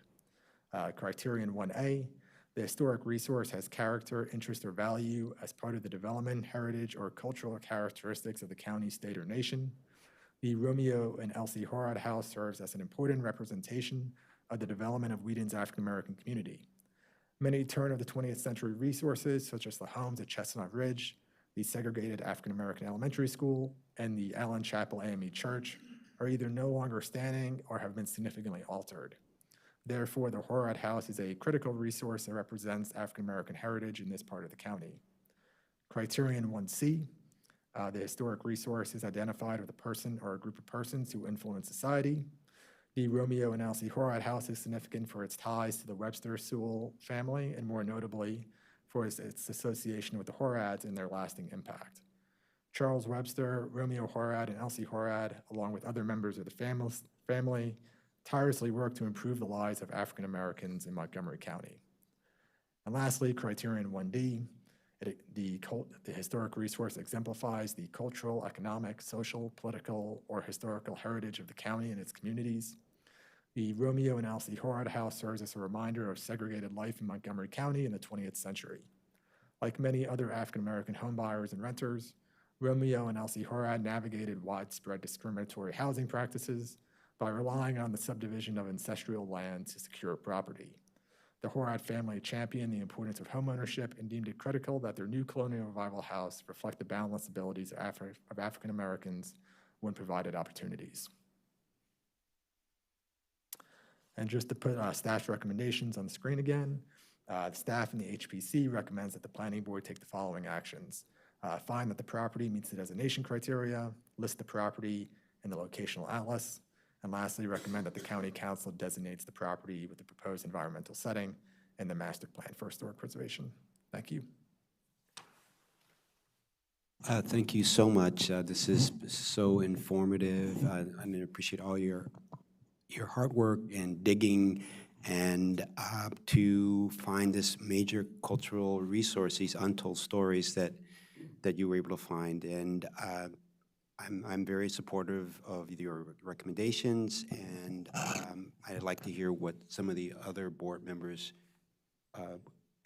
comments. Yeah. Thank you for your outstanding presentation. It's great to learn about the history of Montgomery County residents, especially for me, the African Americans. I'm from California originally, and I know that my ability to raise a family and have success here in Montgomery County is because of other people that came before me.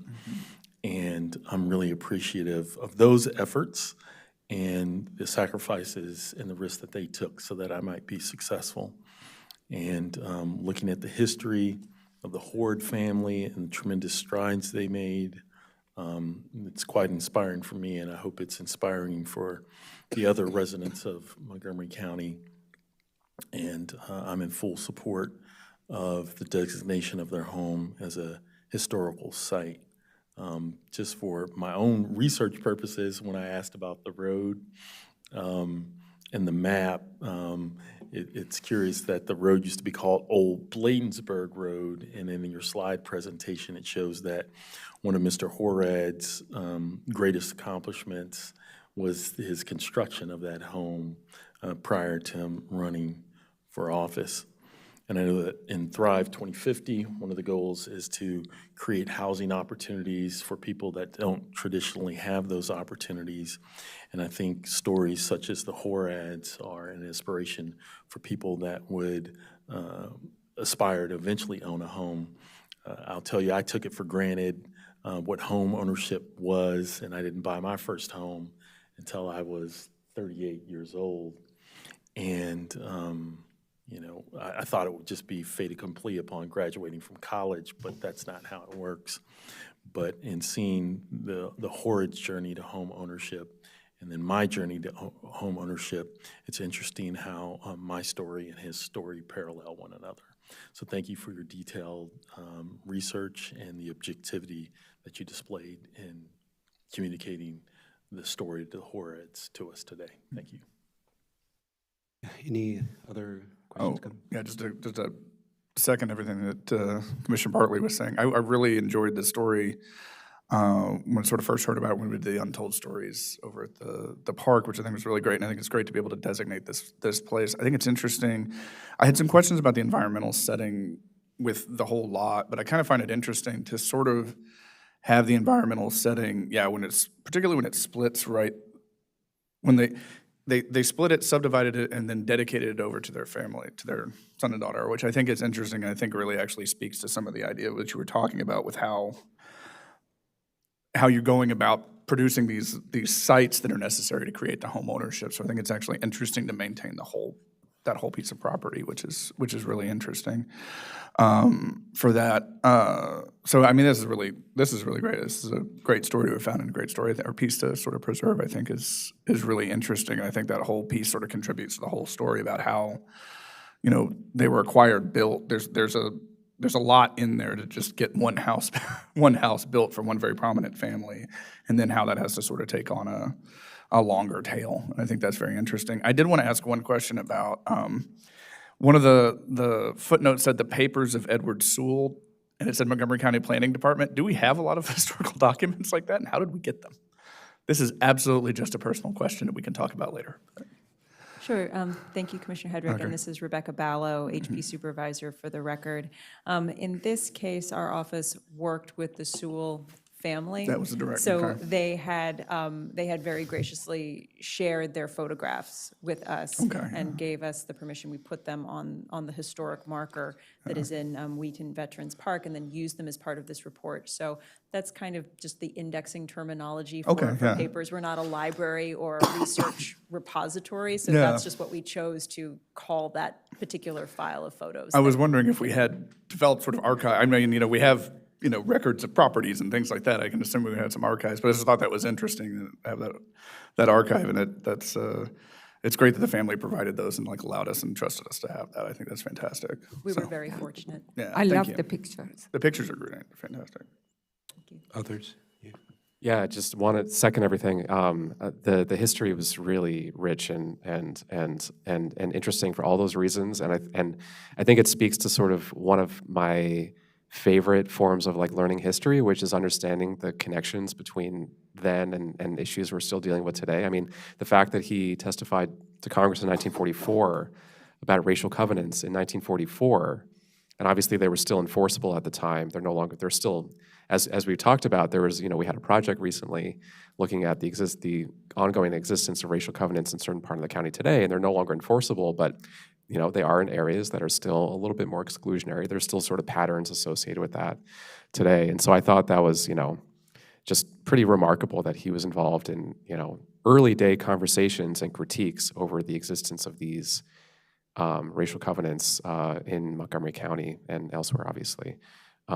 So yeah, thanks so much for your research, and yeah, you know, really support this site. And yeah, look forward to getting on the atlas. Yep.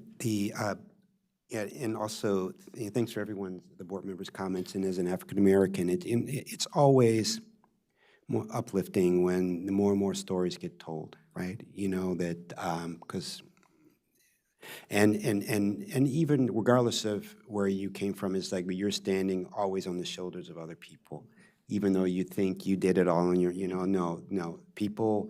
They may not be in the newspapers all the time, but they are the ones that helped you get where you are, right?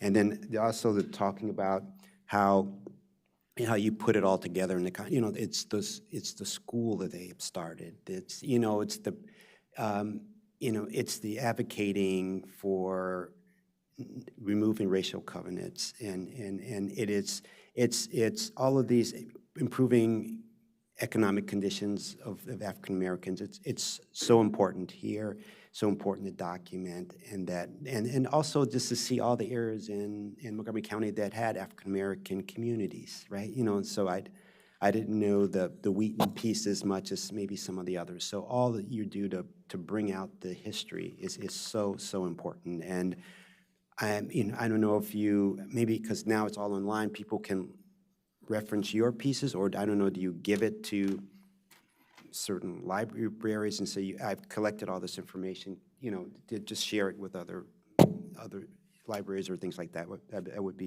I would love to, if that could happen. So thank you so much. You know, I'm really proud of all the work that you do. It means so much, so thank you. And so if you can go back to your recommendations page so we can make sure that we do the Thank you, Chair Harris. We Yeah. also have the chair of the HPC Oh, yeah, I'm here sorry, as well, I'm in sorry. case Yes, there's please. any questions. For the record, I'm Karen Burdett. I'm the current chair of the Historic Preservation Commission. We were very happy to unanimously vote on recommending this property for designation.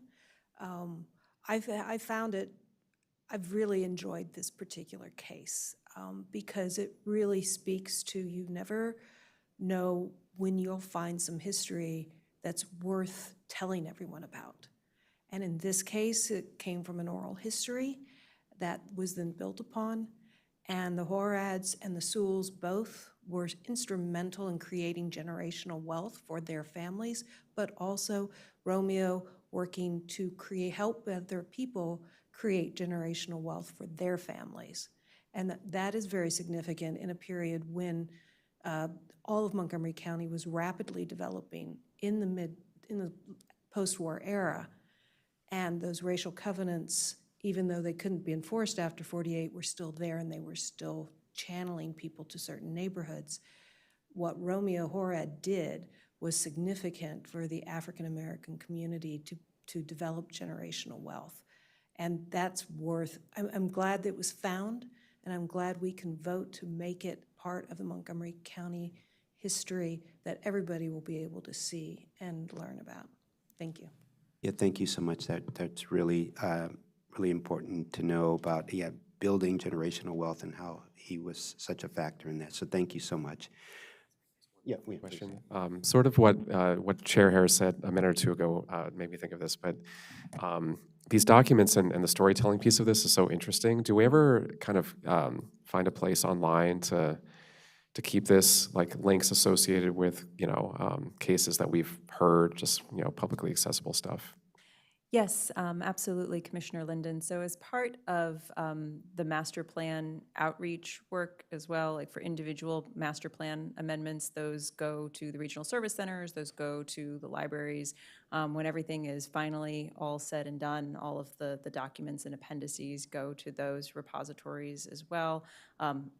And then we keep individual websites for all of our historic designations, so the public is able to see as we go through this kind of iterative research process, how the document evolves, all of the public hearings involved with it. We also have a GIS layer for all of our historic properties on the locational atlas and on the master plan, where we post the final approved and adopted documents, so people can go to the website, they can go directly through the GIS, and as part of new designations that are coming through, our communications office does a really wonderful job of supporting this storytelling.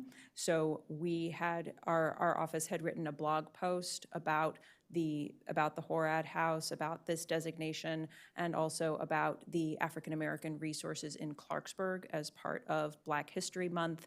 And the communications office does a really good job as well of reaching out to the local and regional press.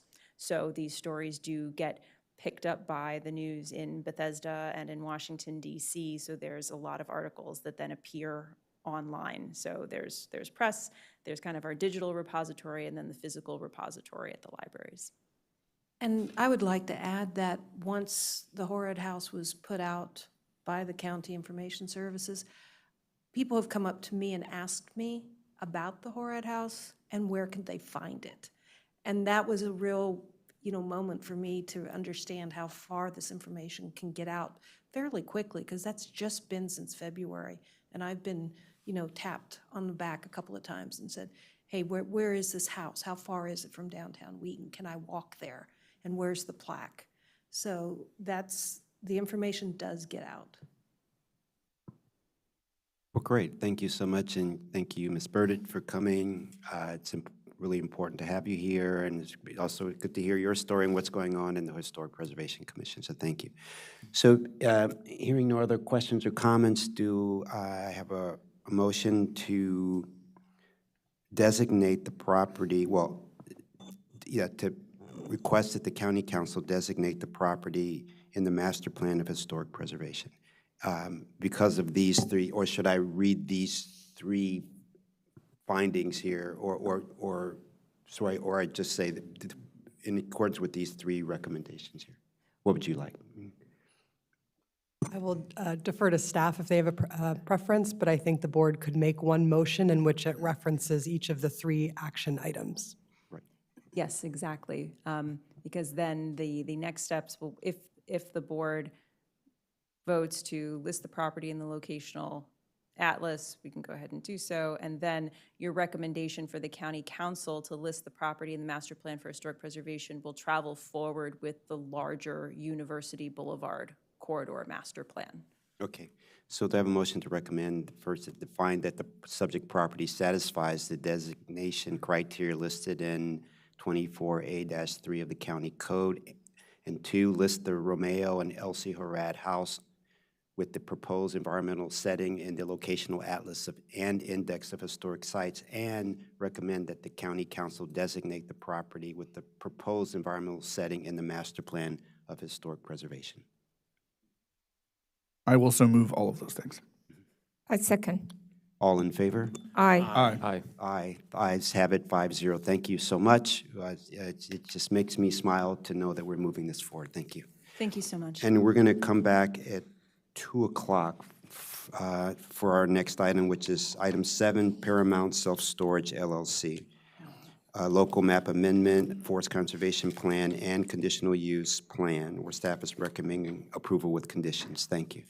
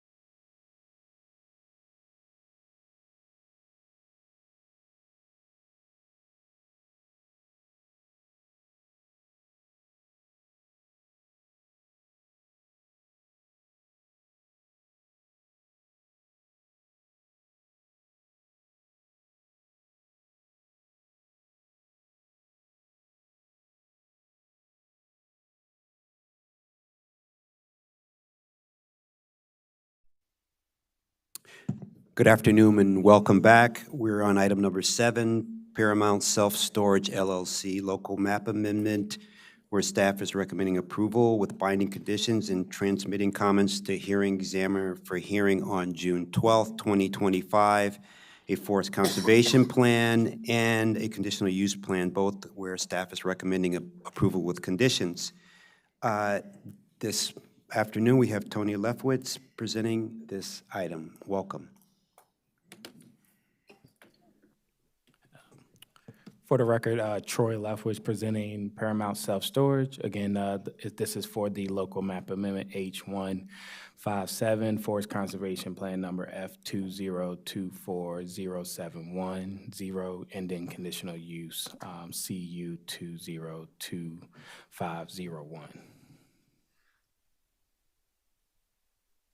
As mentioned before, the staff is recommending approval with conditions for the following applications listed for the local map amendment, the forest conservation plan, and the conditional use. This development will, as proposed as a self-storage facility, will require a future sketch plan and site plan if approved today. For reference for the board, the floating zone process is the applicant must submit a local map amendment to the planning department. Also must have a planning board hearing, which is what we're doing today. And then following this hearing, they have to do a hearing by the Office Zoning and Administration hearing on that scheduled for June the 12th. Following that hearing, the hearing examiner prepares a report and recommendations, and then ultimately the county council makes the final decision.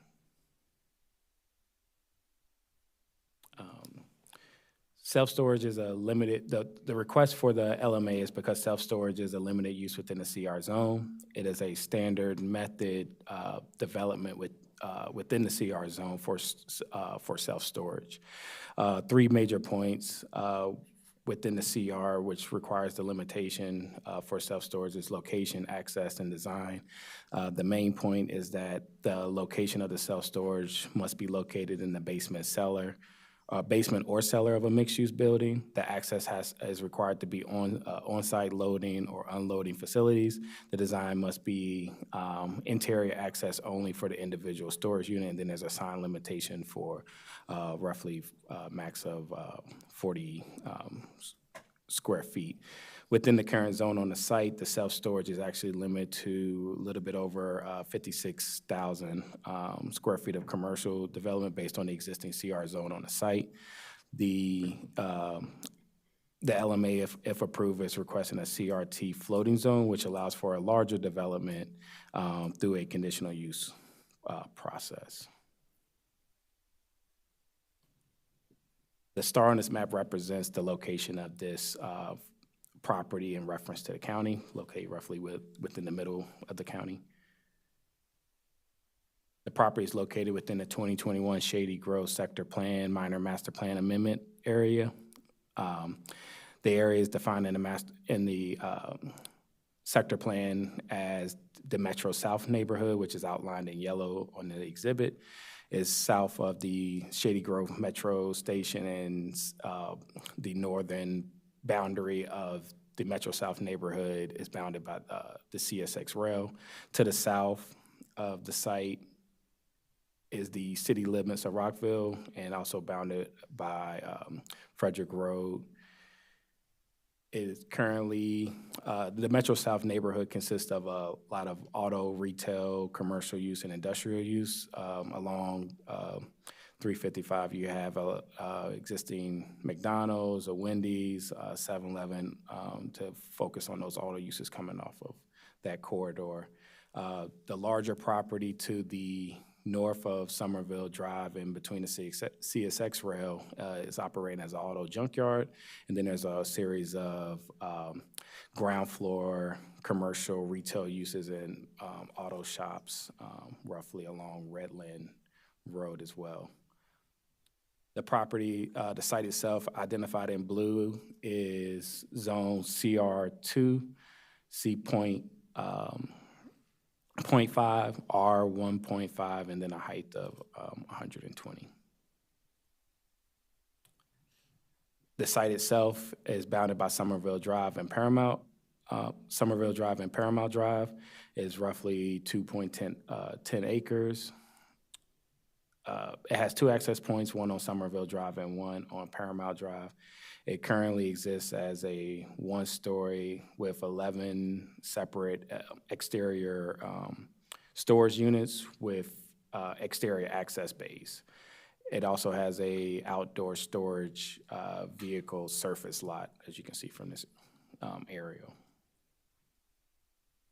One thing to note that this property has been operating in this capacity since the 1970s with little improvements outside of the maintaining the existing structure since the 70s. Image 1 shows the access point off of Paramount Drive. You can note that the existing frontage is an open section on Paramount Drive with no improvement, no sidewalk improvement and streetscape improvements, and currently has existing utility poles. Image 2 is at the corner of Somerville and Paramount Drive. Somerville does have an existing sidewalk. You can see from the image the condition of that sidewalk.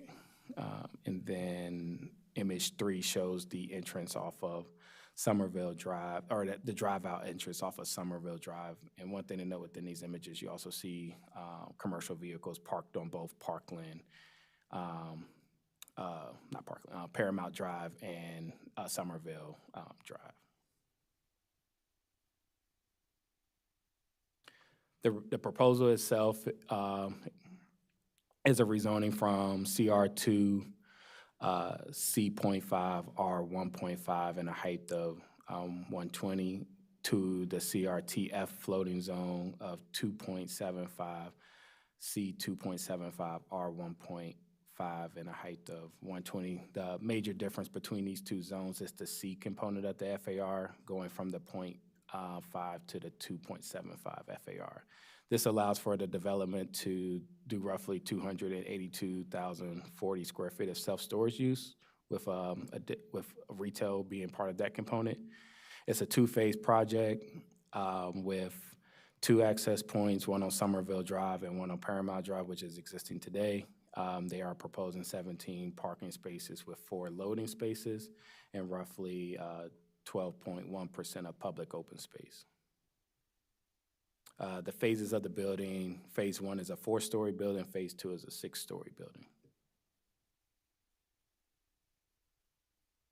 The preliminary forest conservation plan established that there's no streams, no stream buffers, no wetlands, no forests or other environmental features. The project is required to do 3.7 acres of afforestation, which will be fulfilled through forest banking or fee in lieu.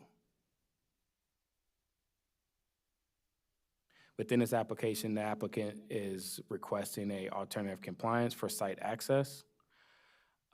This is to maintain the 2 existing access points on that corner lot, which staff is recommending approval for.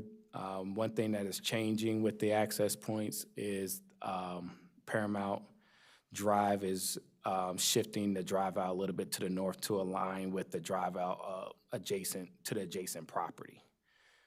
They are requesting a parking waiver for 17 spaces versus the 32 spaces. This doesn't include the 4 loading spaces that are being provided, so functionally the site will operate with 21 spaces. But the parking waiver is for 17 versus the 32. The project is also providing 1 long-term. Can I just ask you a question here? So this 17 would be enough for the retail and other usage of the storage. Is there any basis that why reducing the parking? Is it not needed anymore? So the retail space is roughly planned for second phase, and it's like 2,800 square feet. So we felt that with the use of the self-storage, everybody wouldn't be necessarily coming in at one particular time, and that we felt that 17 spaces was adequate enough to service the future retail and the self-storage facility, especially when you got the 4 spaces that are being provided that's not actually being accounted for within that 21 versus the 32. Yeah, and that is enough for the future retail as well? Okay, Correct. okay. Oh, sorry, this chair's been sinking on me the whole time. It's trying to like fight. Okay.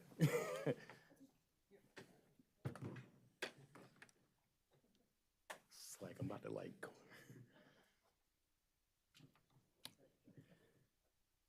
To follow up, so that's why actually the bicycle parking is. I thought you were getting a smaller and a smaller. Oh, boy.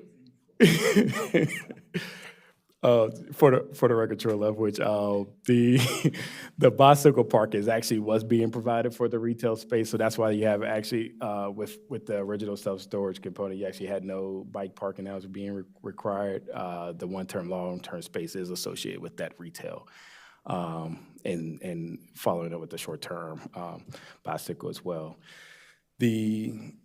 As mentioned before, the project Paramount Drive is providing a new sidewalk, an 8-foot sidewalk, and then Somerville is getting an approved sidewalk of 8 feet with a 6-foot buffer. And that will allow for future connections of the adjacent properties and streetscapes as the future areas develop.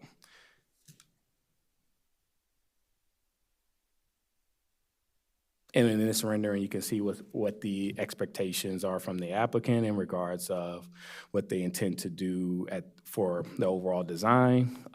This is a rendering view from Somerville and Paramount Drive. It's replacing that single-story self-storage facility with a modern facility that will frame the street, reduce the surface parking and drive-outs that currently exist on the site, and it's expected that the site will have a net zero facility by providing solar panels. And as mentioned before, the 12% open space is being provided as well. So these panels are not on the roof, they're just on the side? The solar panels, from what I understand, will be on the roof. Oh, it's on the roof, okay.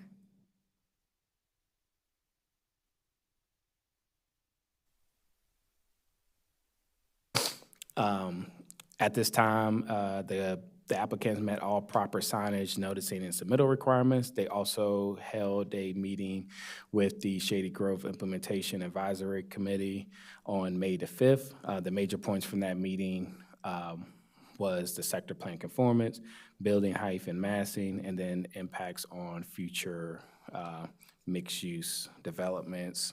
The staff report summarized it in a lot more detail, but I'll put a summary to what was said in that staff report.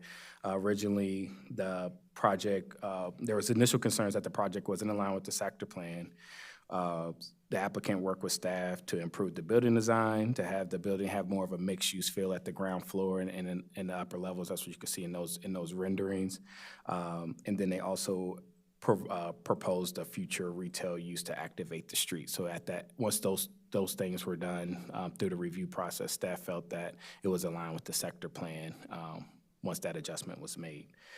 The second concern was that the Phase 2 building didn't necessarily match the taller structures, or it was taller than the other structures in the existing Metro South neighborhood with those ground floor retails, and they were concerned that that the height of the massing was too large for the development, and the response was that the sector plan envisions a redevelopment for the site, and so that this project aligns with the sector plan visions. Also, the existing zoning on this site and the adjacent is roughly 120. This project is only providing 80 feet in height. And then the phased approach would also allow for a gradual transition between the existing uses and the future phase, between that 4-story of first phase and second story being, the second phase being 6 stories. Then the following comment was that the future impacts on mixed-use developments. The concern was that this project would be discouraging for other future mixed-use developments nearby. Staff felt that with the location of the site, the existing conditions, and then the improvement of the streetscape and open space, that this would allow for future projects to tie into this project, and also with the building and design, that the massing would match the future intent for the build that it will occur. And then also to the adjacent properties, zoning remains unchanged and also preserves the opportunity for redevelopment if and when that occurs.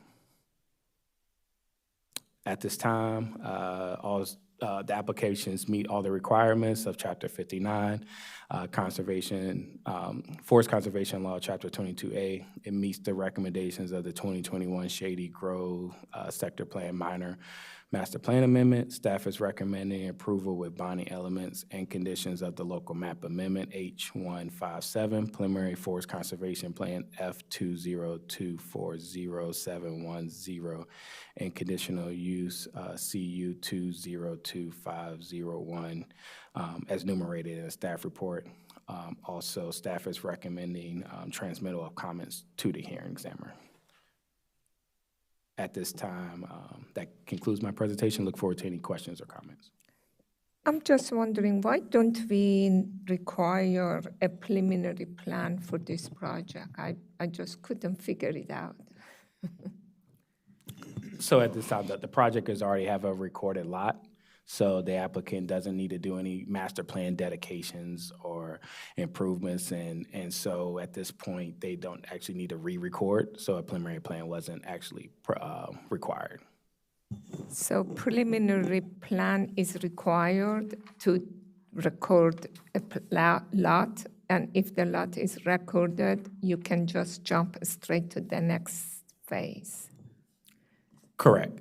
For the record, Troy Leftwich, they still have to do a sketch plan and preliminary plan for the density that's would essentially have to be approved to allow them to do the self-storage at that capacity. And then also the site plan would have the further refinements of the landscaping, the details of the architecture, and all those things that be further. But since they actually have an existing lot and don't have to make shifts to those lot lines, they can essentially only have to do those two components, the sketch plan and site plan. So even though that they brought this today, still they have to do on a sketch plan? Yes, So this doesn't replace the sketch plan? No, the conditional use requirement requires them to have to come back in for the sketch plan and site plan. Okay, thank you. Okay, thank you so much. Just a couple questions before we have the applicant make their presentation. Could you explain, one, why a floating zone is required on this property, given it's already industrial sort of, and it's going to feel like a new industrial. Why is a floating zone required? For the record, Troy Leftwich, the existing CR zone limits the actual use for this applicant to actually do the development at the level that you see in these renderings. They would be, with the existing zone, they have that 0.5 FAR, which caps them at that 56,000 square feet on the site. So essentially, they would probably be locked, and then it's also standard method. So you wouldn't have the optional method flexibility of moving the site from what you see today of something being closer, or having that flexibility of what you see on the ground today. And like I said, the element of what the size of this new applicant or the new owner of this site wants to do, they would be limited to that 56,000 square feet. So that's really for what I understand, the major justification on why they would need the floating zone request. Go ahead. So you just couldn't do it with a CRT, you need a CRT F, whatever it is. Yeah, because in a CRT, you're not allowed something, you're not allowed self-storage, or I'm just trying to, so for future reference. That's what I get. Thank you for the question. Matt Folden, Regulatory Supervisor for the record. So I think I understand your question is why the F, the floating zone? That's really just the process. Going through the local map amendment, it creates the floating zone on the property, and so it wouldn't apply the CRT, it applies to CRT F. And so we needed to expand the density on the site in order to accommodate the size of the building. Okay, thank you. And on the parking piece, so if they do right now we're assuming that the waivers, we think that it's okay to have 17 spaces plus the 4 loading. After you build phase 1, just for grins and giggles, you see that it just doesn't work with 17 spaces. What would happen? Do they automatically have the right to continue to build phase 2 without any additional spaces? The way the approval is structured, they would be able to do it that way. They would not be required then to add additional spaces because the waiver would be granted at the original approval, and so they could implement both phase 1 and phase 2 with the parking and the parking waiver. Okay. And then the open space is really, it looks like a connection, a future proposed connection. And is that what that is? Hopefully, it'll connect to from the property to the south all the way to Somerville Drive. Is that what the goal of that connection? Yeah. Yep. Thanks for the question. Troy Leffers for the record. So actually, the open space is kind of broken up into 2 parts. The open space, that the 12.1% that I've explained within the presentation is the green area. This orange area is part of a master plan opportunity for like a greenway connection to the adjacent property. The applicant is required to have to put this in a PAE and a PIE, but it's not actually being counted as the public open. So essentially, this project will have a little bit more public open space, but we didn't necessarily want to tie this to that public open space, knowing that they only need to do the 10% requirement, and they were already over that threshold. And then to satisfy the future master plan opportunity, we put it in a PIE requirement. So it is allowed for that adjacent property to enhance this open space as one piece, because the majority of that open space will come from the adjacent property and not this property owner. Okay. And the last question before the applicant presents, if in a few words, if you could say, what was the sector plan vision for this? Is it like, if a piece you put in there looks like there were lots of multifamily properties, is that the longer term goal for this, a mixture of industrial and multifamily, or what the overall vision when you guys did the sector plan? Yeah. I can jump in. Not doing the actual sector plans, I don't want to speak, but ultimately the sector plan envisioned this area, especially proximity to Metro, a lot of mixed use, a lot of higher density. So that's why you see a lot of CR, mixed use, ground floor retail, activation of the street. So it's really not necessarily trying to retain, especially as you get closer to the CXX rail and Redland Road, not so much from Frederick. That's really still maintaining that auto-dependent use. But you also, in the majority core of, I guess, Metro South area, you are looking for a higher dense mixed-use street activation, and that's why you're establishing that greenway and pedestrian opportunity zones within that grid. All right, thank you. Okay. Just in that regard, the county has more need for storage facilities. We're seeing quite a number of storage facilities coming in front of us. Maybe something that you guys can respond, but is it because of online businesses and we have need more for storage facilities? But we see more and more. Maybe something that when you do it, you could just tell us that that's a big increase in the amount of the storage going to multi-level, just storage. So I'm assuming that there is a need, a market need. Thank you. Yeah, so we'll have the applicant discuss their project. Thank you. Sure, thank you. For the record, Elizabeth Rogers, law firm of Lerch, Turley & Brewer. Pleasure to be here today representing Paramount Self-Storage LLC, the applicant for these 3 applications before you. With me here today is Steve Creighton and Nana Bain with Arkland on behalf of the applicant, Dylan Mecro with MHG, our civil engineer, landscape architects, and Rebecca Brown with BWD Architects. Before we begin, and I'll give a brief presentation, but I did want to thank staff for all of their efforts on this application, particularly Troy Leffwich's lead reviewer has done an excellent job, and Matt Bolden and Carrie Sanders for their leadership on this one in particular. We really appreciate it. The project before you today reflects a substantial amount of collaboration with staff through the course of the development review process, and we think it results in a much improved project, and we're grateful for that collaboration.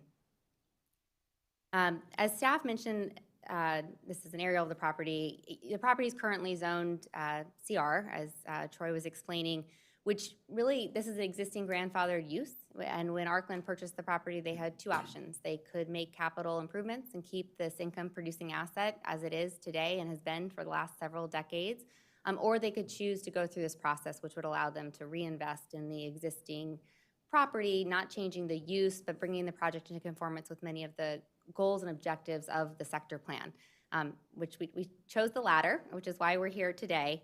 The area, ultimately long-term vision, hopefully this project will spur other reinvestment in the area. The sector plan recognizes that reinvestment has to be incremental, and this project kind of takes that necessary first step to reinvest, especially from an urban form perspective, and bring a lot of those priorities that the county wanted to see to this area, hopefully then spurring other reinvestment around us. But today, as Troy was explaining, we have a junkyard, we have auto service centers, vacant properties surrounding the site. Troy covered these. You've seen these images of what the site looks like today. I'll note that obviously there's no streetscape improvements today. The property is also largely impervious, about 93% impervious cover today, which we'll be able to decrease with this redevelopment along with other environmental enhancements. And there's no stormwater management on the property today. The project will result in significant improvements to the built environment. The project has been designed to activate and enhance the streetscapes both through the building placement and design, but also those streetscape improvements. It will be constructed in 2 phases. As Troy mentioned, the first phase has been designed to be pulled up to Paramount Drive. It contains the leasing office on the ground floor, which allows for that transparency and activation with direct pedestrian connection to the streetscape. Additionally, you can see here on the right side of the image that main loading and drive aisle has been fully concealed within phase 1 to largely screen those activities from the surrounding street network.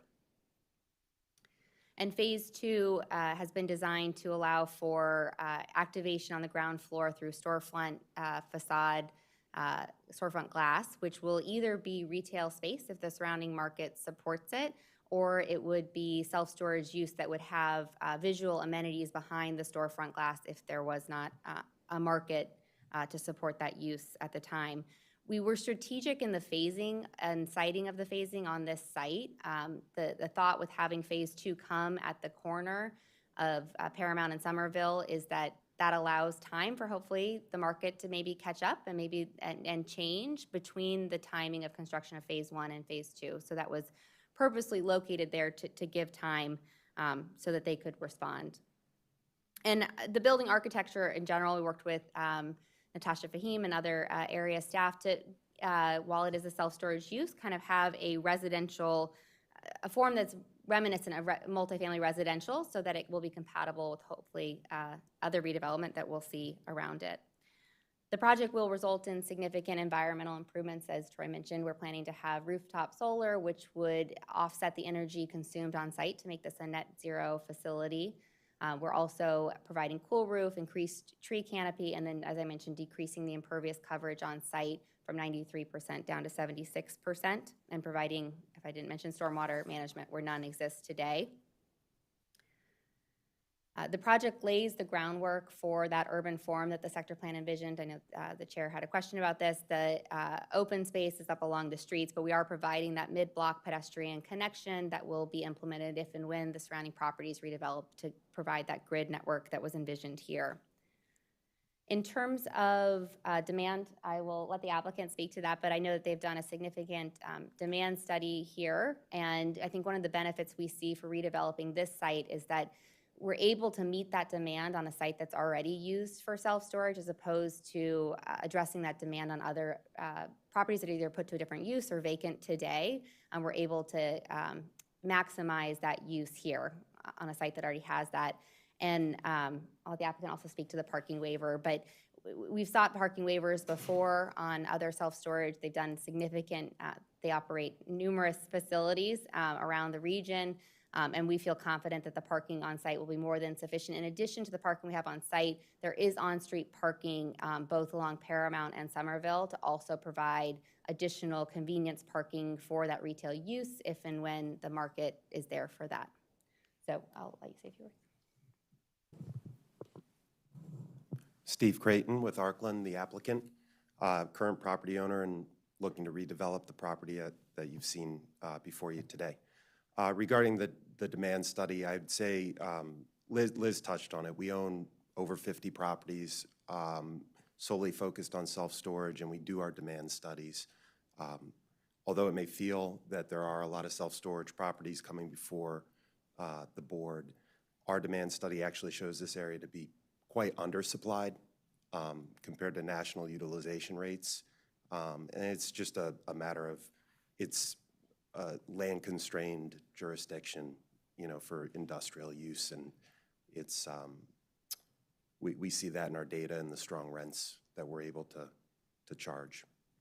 Who are mostly your clients? Very hard. It's site-specific. I would anticipate a rough 80-20 mix between just personal users and commercial users in an application or a facility like this in this location. You're welcome. Thank you. So that really is the end of our presentation. You know, we concur with staff's findings in the record, and that the hearing examiner is able to make the necessary findings to approve the conditional use. The board's able to make the necessary findings to approve the forest conservation plan, and the district council's able to make the necessary findings to approve the LMA.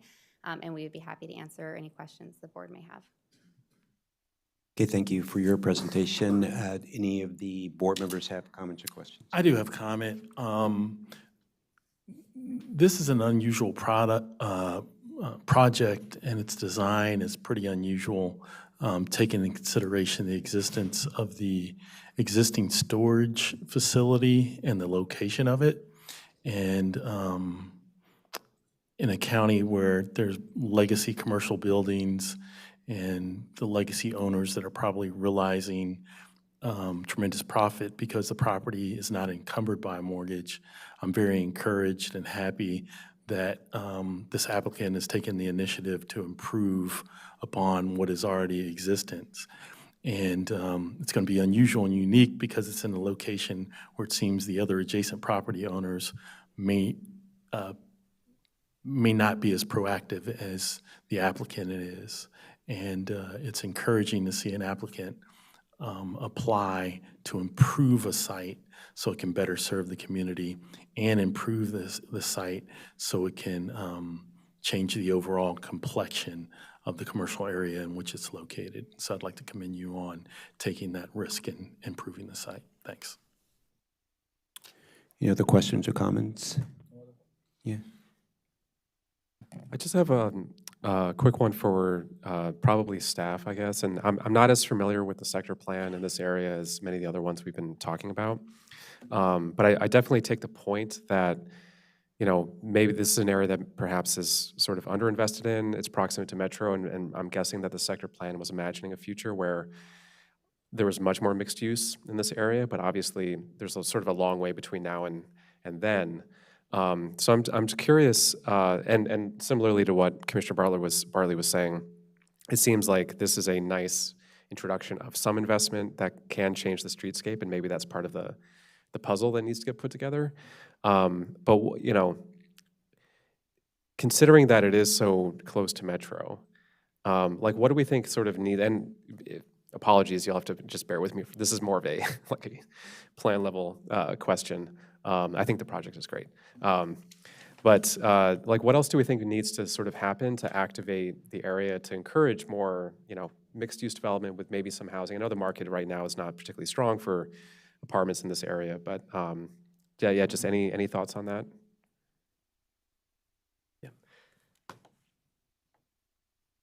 Thanks for the question.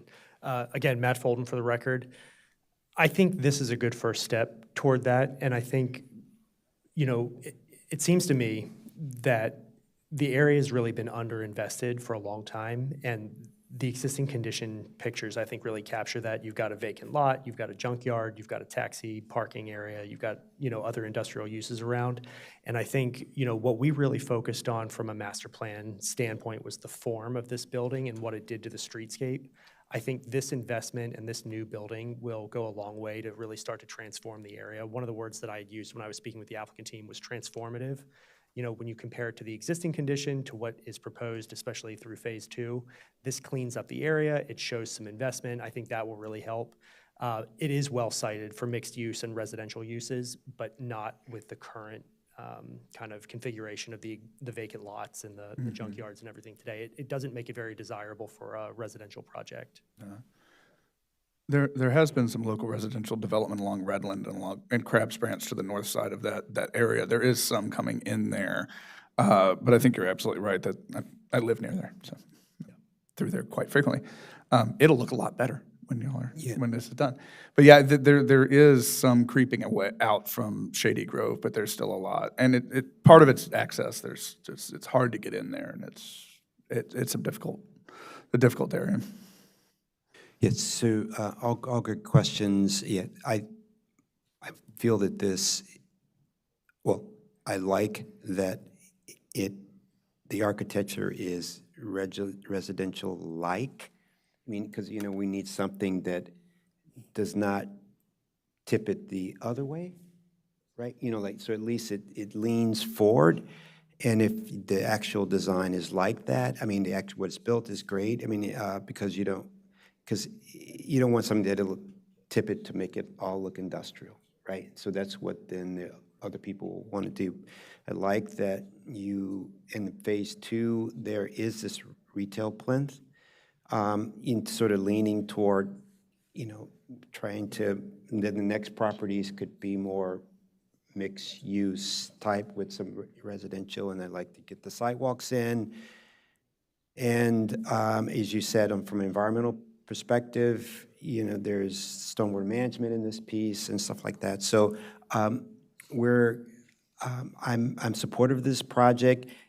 Please make it look residential-like, so that and we will go from there. So you can send the signal to others that this is transitioning to more of a mixed use versus staying like it is, but just doing more of the same there. So those were my questions. And so thank you for coming forward. Remember, we had the one, was it off Randolph Road near the CSX2?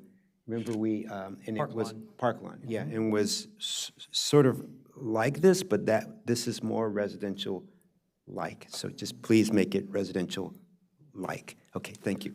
That's all my questions. So if you can go back to the recommendations. I mean, what you could, if you.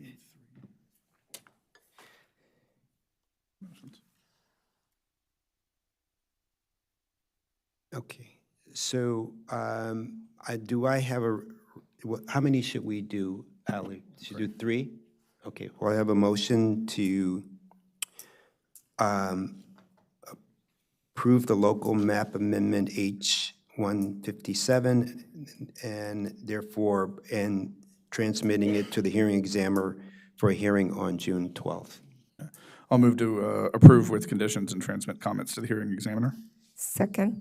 All in favor? Aye. Aye. Ayes have it. The second one, do I have a motion for approval of the Forest Conservation Plan F 2024-0710? Yeah, where staff is recommending approval with conditions. Yeah, move to approve the Forest Conservation Plan. Second. All in favor? Aye. Aye. The ayes have it, 5-0. And the last, I have a motion to approve the conditional use plan CU 2025-01, where staff is recommending approval with conditions. Yeah, move to approve the conditional use plan. Second. All in favor? Aye. Aye. The ayes have it, 5-0. Thank you, and look forward to you moving the project forward. If all goes well, when are you thinking about putting shovel in the ground? This is likely a 27 delivery. Mm-hmm. So We still need to come back after the district council to you for sketch plan and site plan, and then go to building permit after that. Okay, thank you so much. We're going to just take a 2-minute break and then go on to our next item, which is number 8, Timber Lawn Historic Site, an amendment to the master plan for historic preservation. Thank you.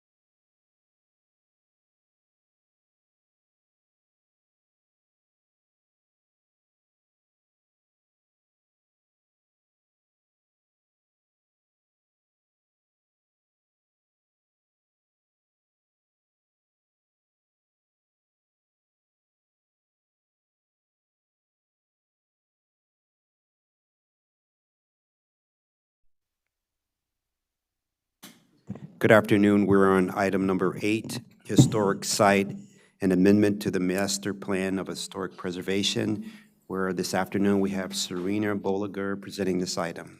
It's called the Timberlawn Historic Site. Thank you.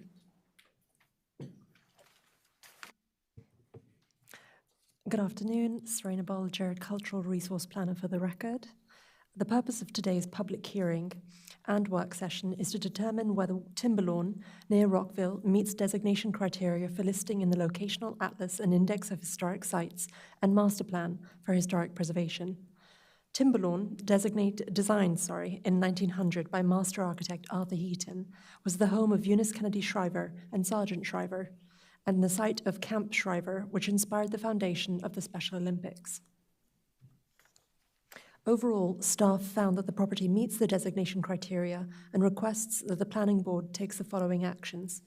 Finds that the house meets the designation criteria, lists the property to the Locational Atlas, and recommends that the County Council list the property in the Master Plan for Historic Preservation. Resources listed to the Master Plan must satisfy historical and cultural significance or architectural and design significance. The designation process includes hearings at the Historic Preservation Commission, Planning Board, and County Council, who ultimately decide whether a resource is listed. In 1975, the property was surveyed by MNC PPC staff and listed to the Locational Atlas based on its association with John Joy Edson and Sergeant Shriver. At the time, the association with Arthur Heaton was unknown, and the home's association with Eunice Kennedy Shriver and Camp Shriver were not included in the consideration. In 1990, as part of the North Bethesda Garrett Park Master Plan process, the Historic Preservation Commission held a public hearing to evaluate whether to remove the property from the Locational Atlas or to pursue further research in consideration of designation to the Master Plan for Historic Preservation. The owners objected to the property's designation for any architectural criterion based on purported extensive renovations to the property. The HPC, at their September 12, 1990 hearing, voted unanimously to recommend that the house and surrounding parcel be designated to the master plan. The proposed designation went in front of the Planning Board in 1992, who voted to remove the property from the Locational Atlas. In 2022, the current property owners approached the historic preservation staff about designation. Staff met the owners at the home for site visits and worked with them to survey the home. There was some incorrect existing language in the historic record, so staff did primary research that revealed that the house was older and more architecturally significant than had been originally noted. The current owner had been in communication with the Shrivers and suggested that they would be supportive of the designation, so staff reached out to them for comment and for access to Special Olympics images, which include the home and Camp Shriver.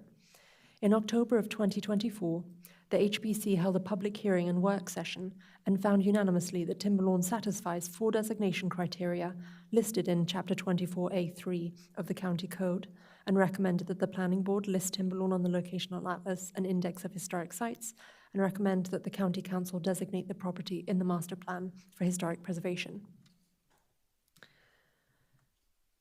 So, in 1900, John Joy Edson and Elizabeth Edson commissioned Arthur Heaton to design the subject country home, later called Timberlawn, on approximately 280 acres of newly purchased farmland between Rockville and Garrett Park. Heaton designed a Georgian Revival-influenced house with shingle-style elements. The 2.5-story side gable house featured a north-facing approach and a large, shady, south-facing pergola and patio overlooking the estate. In 1930, the second owners, Mary Corby and Carl W. Corby Sr., commissioned Heaton to remodel the home and add 1-story wings to either side of the dwelling. These alterations resulted in the design of the current home. In addition to the home, there's currently a non-contributing garage on the site. Timberlawn is located at 5700 Sugarbush Lane, approximately 3 miles southwest of the intersection of downtown Rockville, off Edson Lane and adjacent to Rockville Pike. Staff recommends an environmental setting that incorporates the entire 1.38-acre parcel containing the home known as Timberlawn. I'm speaking very quickly, I apologize. There's a lot to talk about. This property is really interesting. So John Joy and Bessie Edson purchased over 280 acres of farmland in Montgomery County beginning in 1900 and called their estate Joy Farm. While living full-time in DC, they commissioned a country home from their nephew, Arthur Heaton. Heaton designed at least 2 preliminary designs before settling on this Georgian Revival-style home with shingle details. The north facade was designed as a more utilitarian elevation, with windows distributed as needed for interior illumination. On the south facade, a deep, open portico overlooked the rolling landscape. On this slide, you can see a 1900 architectural drawing for the home, and beneath it, a current photograph of the same facade. John Joy Edson served in the Union Army and met Lincoln at Antietam.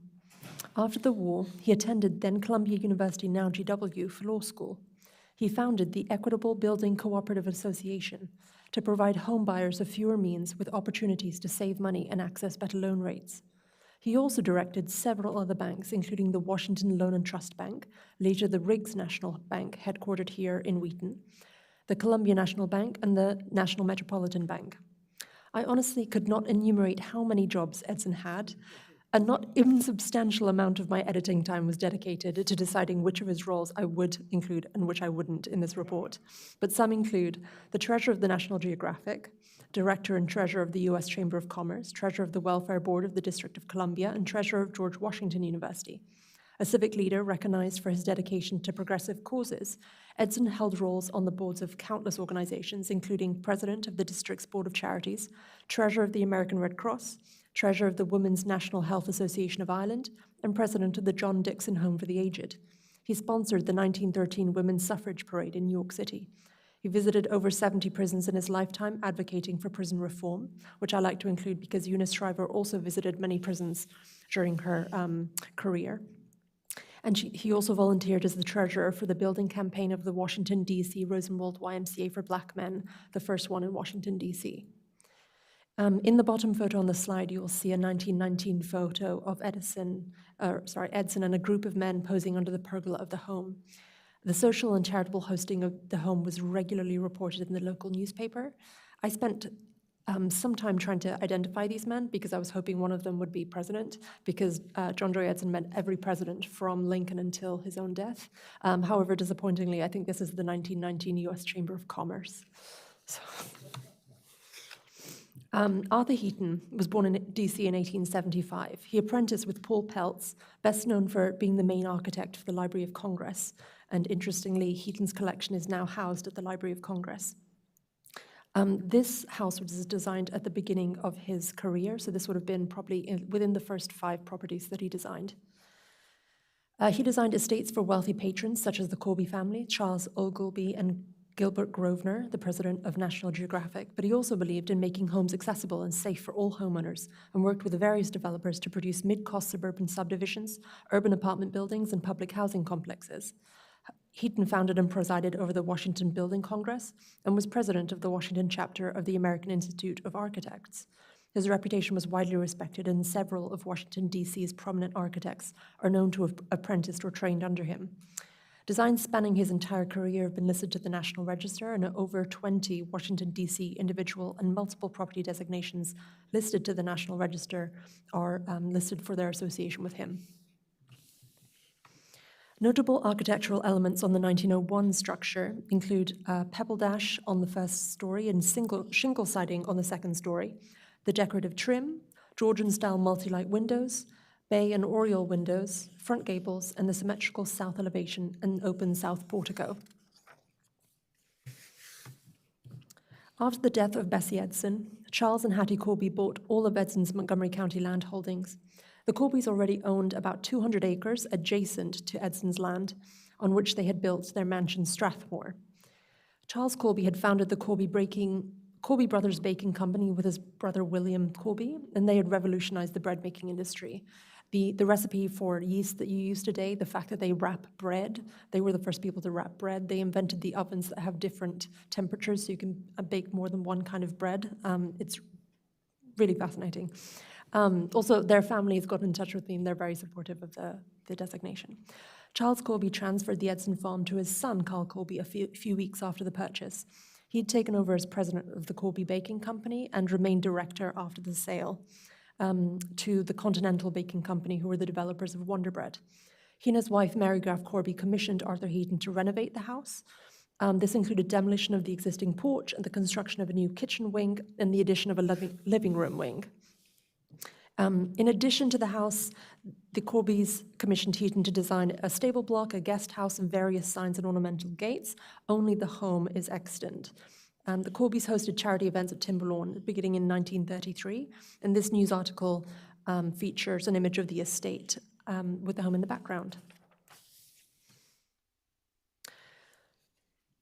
The Corbys enclosed the summer porch, leaving the original rafter tails exposed, and you can actually see the workmen enclosing the pergola in this 1930 image. The highly stylized living room addition has an ornamental rounded bay window and a date stone. I've included a photo in the top right. It was an interior shot taken by prominent photojournalist Francis Johnston in the mid-1930s. The house has remained remarkably unchanged since its 1901 construction and subsequent 1930 renovation. In this slide, you'll see a 1930 images alongside current-day photographs of the same elevations.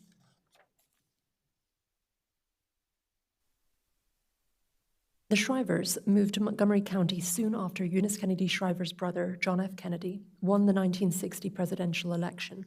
Sergeant Shriver was appointed the inaugural director of the Peace Corps, and Eunice was appointed to a national panel selected to research and recommend policies to improve the conditions for people with intellectual disabilities.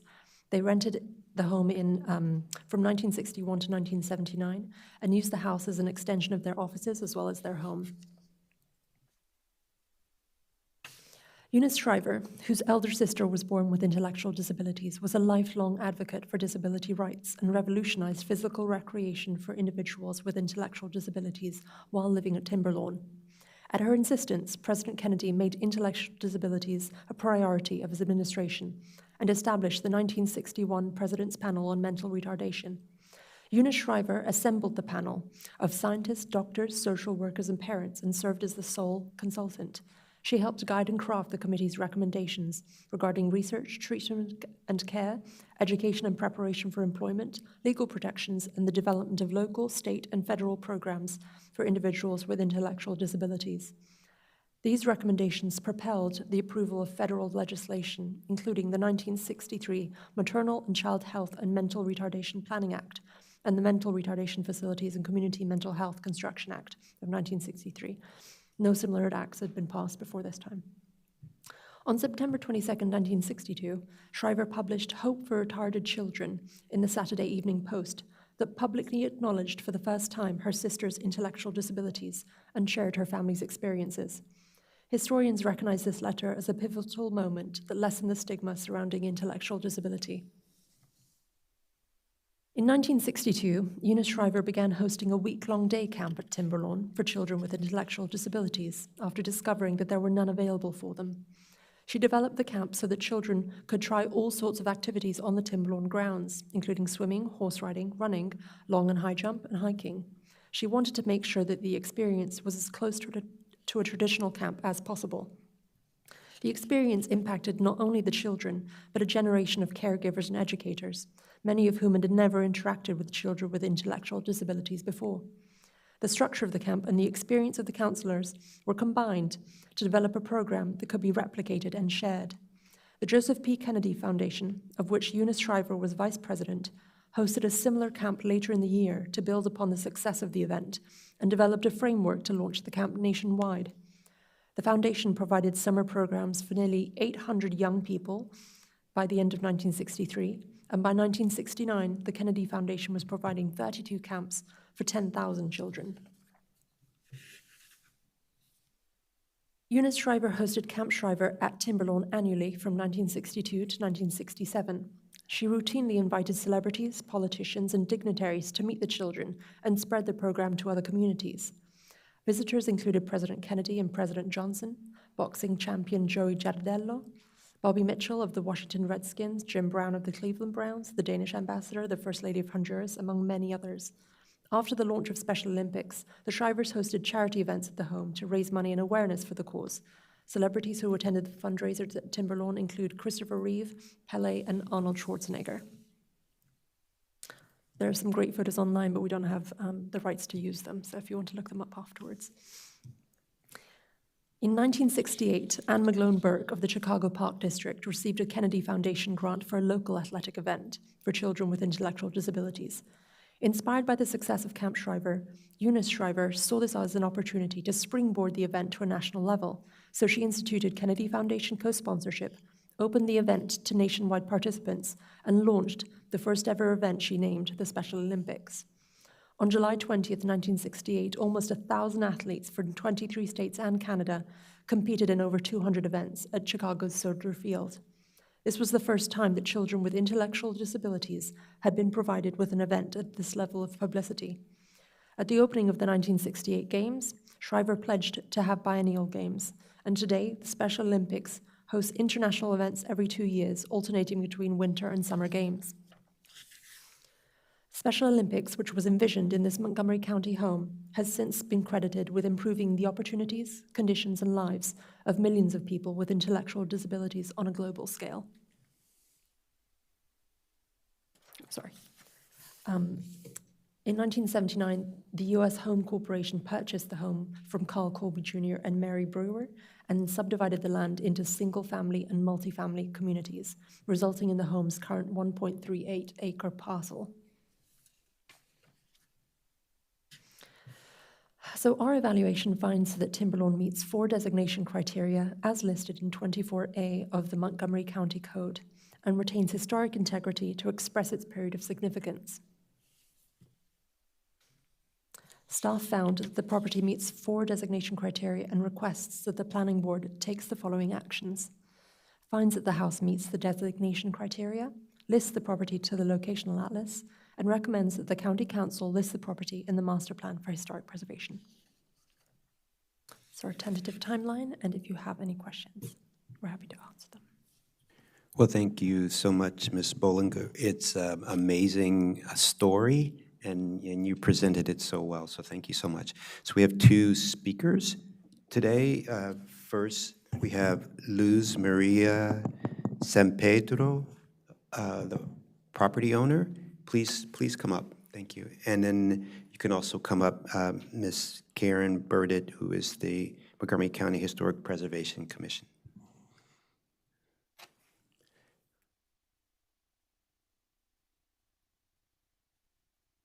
Yes, Ms. San Pedro, you can start by providing your name and please. No, just say your name. Okay, yes, thank you.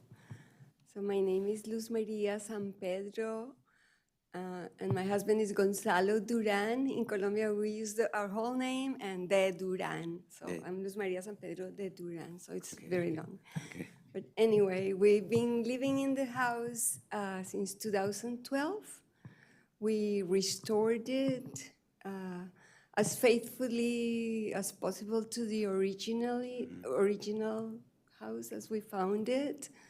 And it's been our pleasure to be custodians of such legacy and memory and where these institutions were born. So that's why I approached Montgomery County Preservation Commission to designate it, because we really want to preserve it.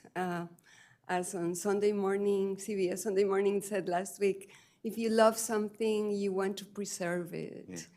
So that's why we did this like almost 3 years ago, or more than 3 years ago. Rebecca and Mr. John Lieberts came to the house in March of 2023 or 22. Anyway, so I'm very happy to be here and see that it meets all the criterias, and we, like I said, we feel like custodians, and we want to preserve it, and the memory for the country. I think such great institutions of, with compassion and care for other people. It's something to be really taken care of. So I'm here just to witness this. I didn't know I was going to speak, so I didn't prepare anything. No, you've done a great job, and thank you for being such a great custodian of the property and wanting it to last forever and ever. So thank you so much for that. Thank Yeah. you. So Ms. Burdett, would you? Yes, I'm Karen Burdett. I'm the chair of the Historic Preservation Commission, and when the HPC voted unanimously to recommend this for designation, listening to its history, it struck me that the original owner did so much for others in his life, in different, volunteering, all of those roles that he did. And now it seems so hard to get anybody to volunteer to do anything. And then for the property then eventually to come to the Shrivers, even as tenants, and what they did, what Eunice did to create, the Special Olympics, but also to raise awareness and start the process that ended up with rights for the mentally handicapped, but also the American with Disabilities Act. It all follows that pattern. And I commend the current owners for their passion for this property and their desire to preserve it and get it designated. It chills me to think that when this was here the last time in the early 90s, it was not voted to be designated. And at that point, at any time from then to now, it could have been torn down and lost to history. And that would have been such a loss to Montgomery County and to the history of the Special Olympics. And I'm so glad that we're here today, and I encourage you to vote to preserve this significant structure here for Montgomery County's future. Thank you. Thank you so much, Chair Burdett. So we will have any comments and questions from the board members. I have a comment. Okay. I think it's very significant that the current owner has sought to have this real estate designated as historic property. And I commend you on doing that, and I appreciate your comments and recognizing this place was a place for placemaking and doing, and you recognizing that and taking the initiative to do it is very special. And one of the more special things about it is that it sounds as though you might have a Spanish accent and that United States may not be your native country, but for you to recognize the history and its importance is to be applauded. And I'm appreciative of the initiative that you took to preserve American history. Thank you. Yeah. Yeah, thank you again. And the house is special in itself in the environmental setting, but it's for me it's all about the people that lived there and what they did. You just talked about there were people that were giving and involved and touched people just beside their community, so I think that's why, in addition, it's this home and the people that lived there were so instrumental and touched me. I know my wife's father worked for Sergeant Shriver when he worked with the Labor Department and when he was working on many of these programs like the Peace Corps and the Job Corps. So it also has special meaning to me. So thank you so much, and thank you for the staff who did all the work in making the story stronger. Right, and learning more about the home and the people that live there and making the story stronger. So thank you. So if you can turn back up to your recommendations, there were 3 of them, right? So staff is recommending that the plan, do I have a motion, 1, to find that the subject property satisfies the designation criteria listed in 24A3 of the county code and listed on the Timberlawn with the associated environmental setting on the locational atlas and the index of historic sites, and recommend that the county council designate the property with the associated environmental setting in the master plan for historic preservation. Right. I would like to move all of those things because I've been told I can do it in one motion this time. Second. All in favor? Aye. Aye, the ayes have it. 5-0. Thank you so much for bringing this to us. Thank you for being such a caregiver for the property, and thank you for the Historic Preservation Commission for pushing it forward, too. Thank you. So we're going to take a 2-minute break, and maybe we can get a picture with the current owner of the house, the board, and staff with the current owner, if that's it. Yeah, thank you. We'll be back in 2 minutes.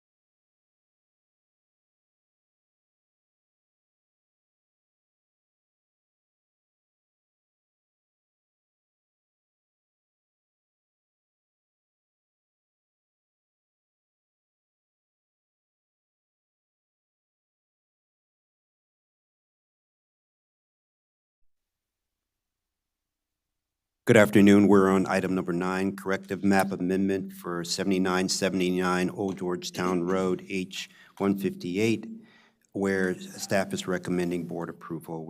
This afternoon, we have Larissa Clevin presenting this item. Thank you. Thank you, Chair Harris and members of the board, Larissa Clevin, and the Master Plan Supervisor for Down County for the record. Today, we will be discussing corrective map amendment H158 for 7979 Old Georgetown Road. As we don't see many corrective map amendments, I thought I might just start as well for those who are watching online, what a corrective map amendment is and what the process is. As you know, zoning maps are updated per our master plan and then through the sectional map amendment process. Sometimes mapping errors occur in an SMA, and those are able to be corrected as long as it does not affect the original intent of the rezoning actions through the corrective mapping process. The corrective mapping process begins when staff requests the planning board permission to submit the corrective map amendment application, as we are doing today. That application is then submitted to City Council, or excuse me, County Council, who hold the public hearing, and then either may approve, deny, or amend the application back to the planning board, and if approved, similar to like any other SMA, the zoning map is updated. Today we are looking at 7979 Old Georgetown Road, which is located at the corner of Glenbrook Road and Old Georgetown Road in Bethesda. Included in the 2017 Bethesda Downtown Plan in the Woodmont Triangle District. As you can see on the left, this is the proposed zoning map in the plan. The entire property, which is outlined in red, was proposed to be zoned CR. The property today is improved with an office building as well as a parking lot. And as you can see on the right on its existing zoning, it is split zoned between R60 and CR3. Zooming in a little bit, just to refresh on the plan, 2017's recommendation, the property was proposed to be rezoned to increase the commercial density as well as the allowable height, and was discussed during the 6th Planning, Housing, and Economic Development Committee work session on March 9th in 2017, during which council staff supported the plan's recommendations and recommended to the council that it be approved. As you can see, however, there's clearly a mismatch between what was in the plan and what we're looking at on the screen on the right, which is SMA H122, which is the SMA that implemented the zoning recommendations of the Bethesda Downtown Plan in 2017. We did a little bit of additional background research to make sure that in between the planning process of the plan itself and the SMA, there were no indication for why a change may have been made to that property. We looked at both the public hearing for the SMA that was held by council, as well as the action when they took on the, when it was passed. We found nothing in either of those instances that indicated that a change should have been made between the plan's recommendations and the improved SMA. As you'll see on the screen, this map is reflective of correcting that error that was in the previous SMA, proposing that the property that was zoned as R60 become CR3 to match the rest of the property. You'll see on the proposed map that the CR property looks larger than the properties that we were looking at before. That's only because the zoning maps group like properties together. So there were previously properties along Auburn Avenue that had this zoning, so we show them as one collective mass within the zoning map. However, the only property whose zoning will be changed is 7979 Old Georgetown Road. Staff recommends approval to file the correct map amendment with County Council, and would like to note that we briefed the Bethesda Implementation Advisory Committee on May 2nd of this year prior to coming to the board for their input and comment. And I'm happy to take any questions you may have.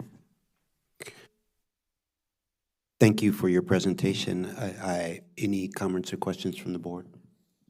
Just wondering, how did you find out about this error?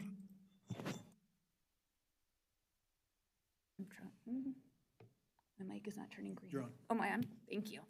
The representative for the property, Mr. Matt Gordon, who is here, if there are any questions, brought it to staff's attention.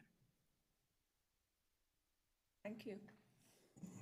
Is it because, are you planning to redevelop that property, Ms. Gordon?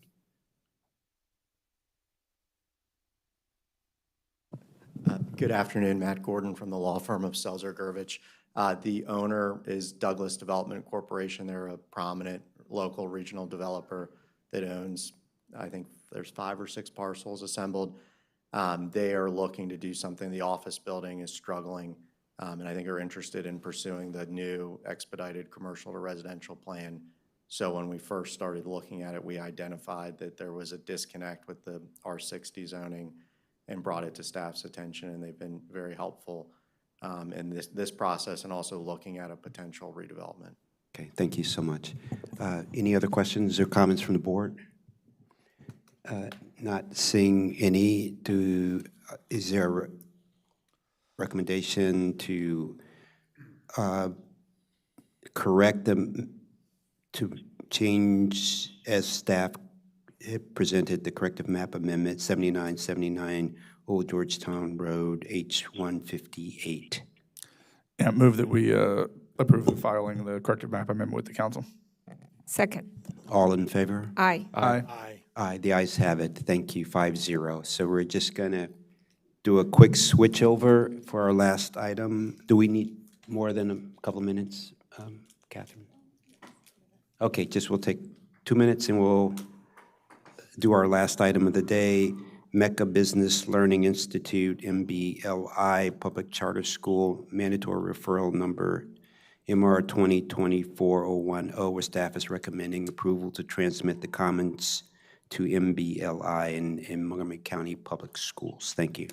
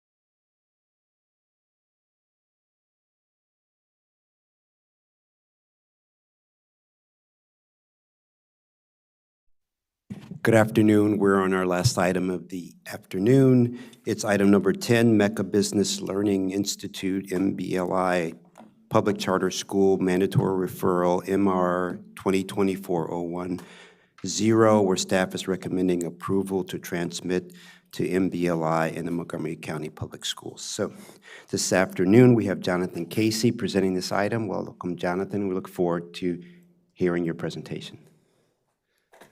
All right, good afternoon. I hope my presentation is good then. As the chair stated, I am Jonathan Casey with Up County Planning, and this is MBLI Public Charter School Mandatory Referral, MR 2024-010. Quick overview.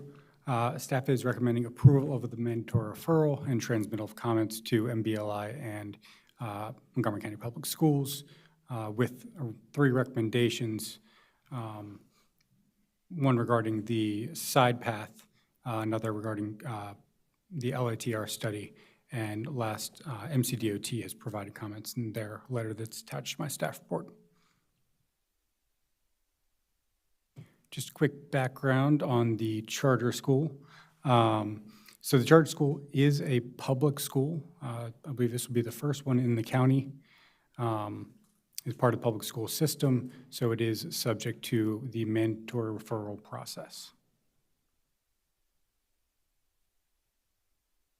Just to get the board oriented, the subject property is located here in red.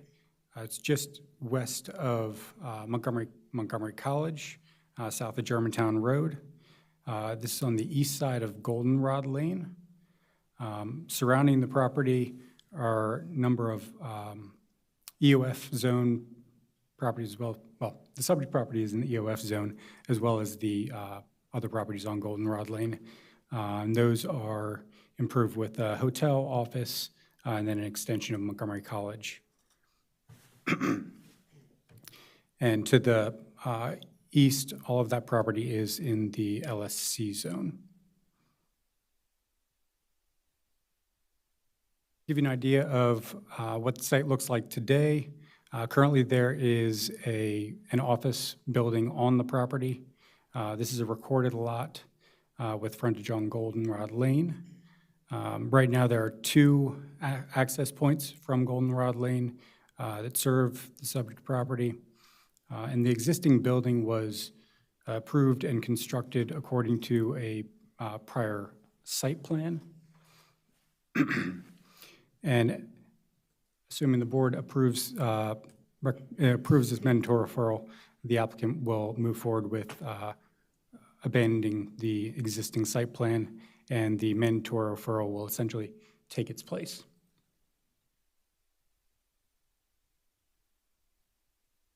So this is what the site looks like as of 2 days ago. Right now they are doing a little bit of demo on the portion of the building that's being removed. All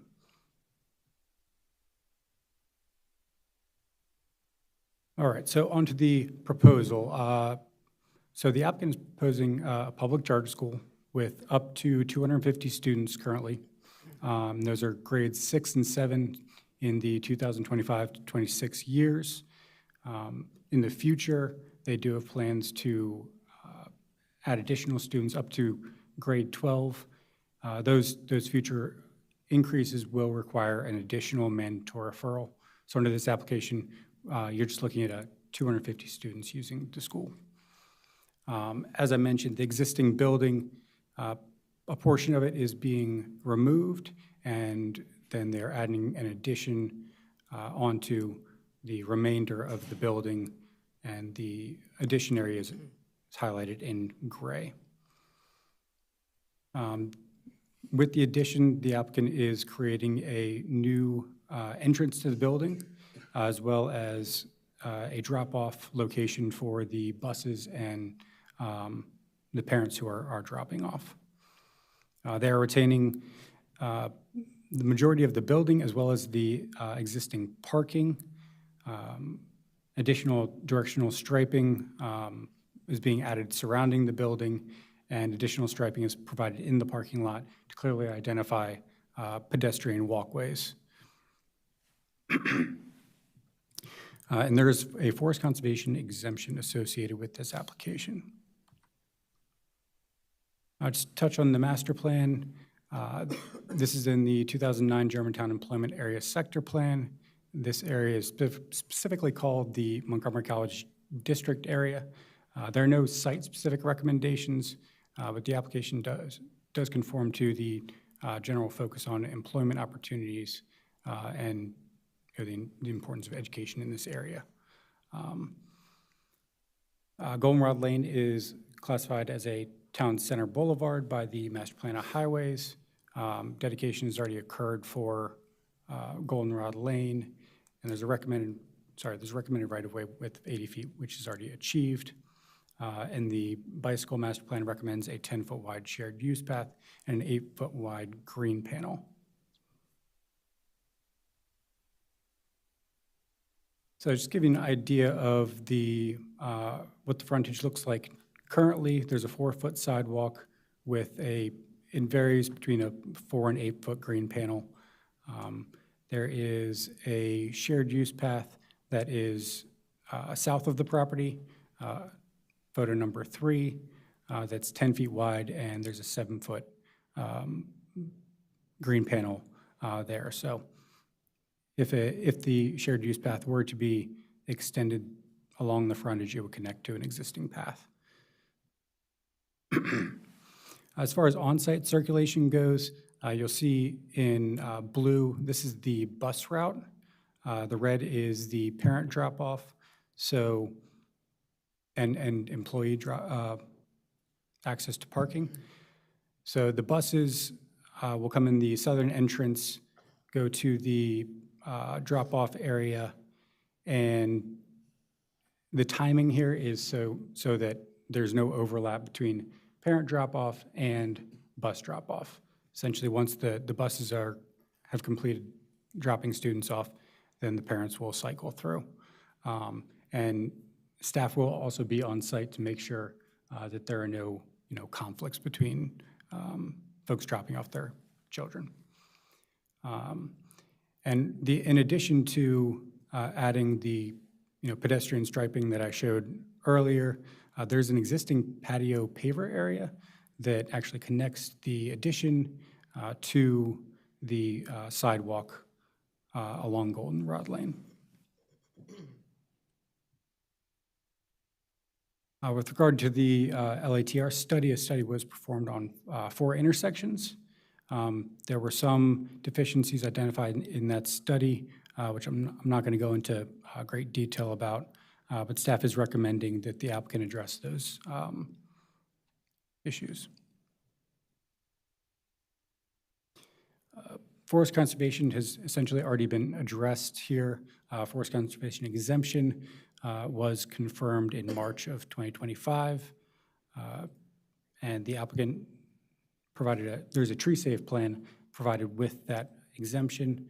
They do need to remove 1 specimen tree to install the water lines, and they will be mitigating for that removal by planting on site. As far as the architecture goes, the addition will blend in with the existing building, and that includes upgrades to or improvements to the existing facade that the applicant is proposing.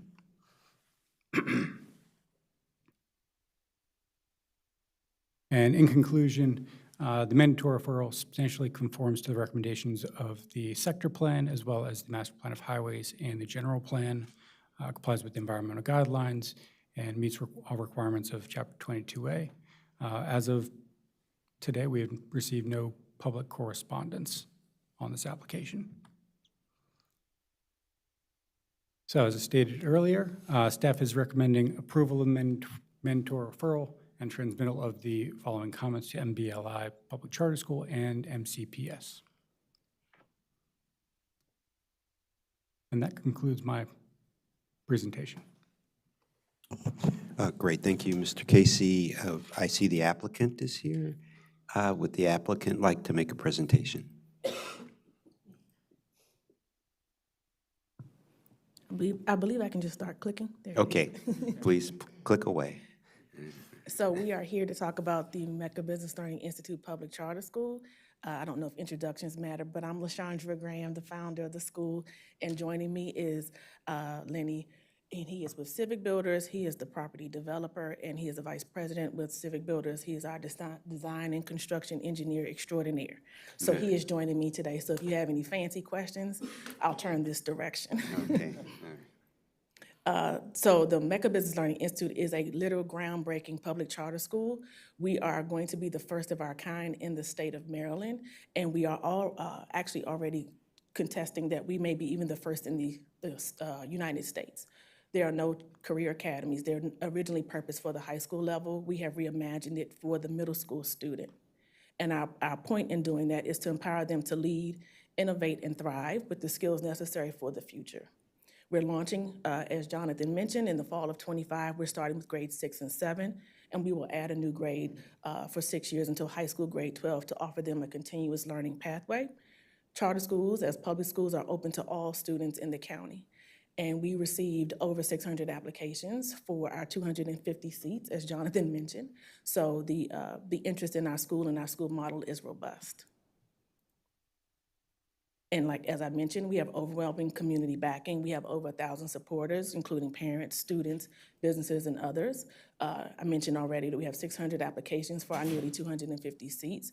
We are getting asked already about additional locations to accommodate other areas of the county. And we are persevering through challenges, whether it is the facility funding barriers, whether it is trying to make sure that we are articulating what charter schools are, because there are no current charter schools in the county.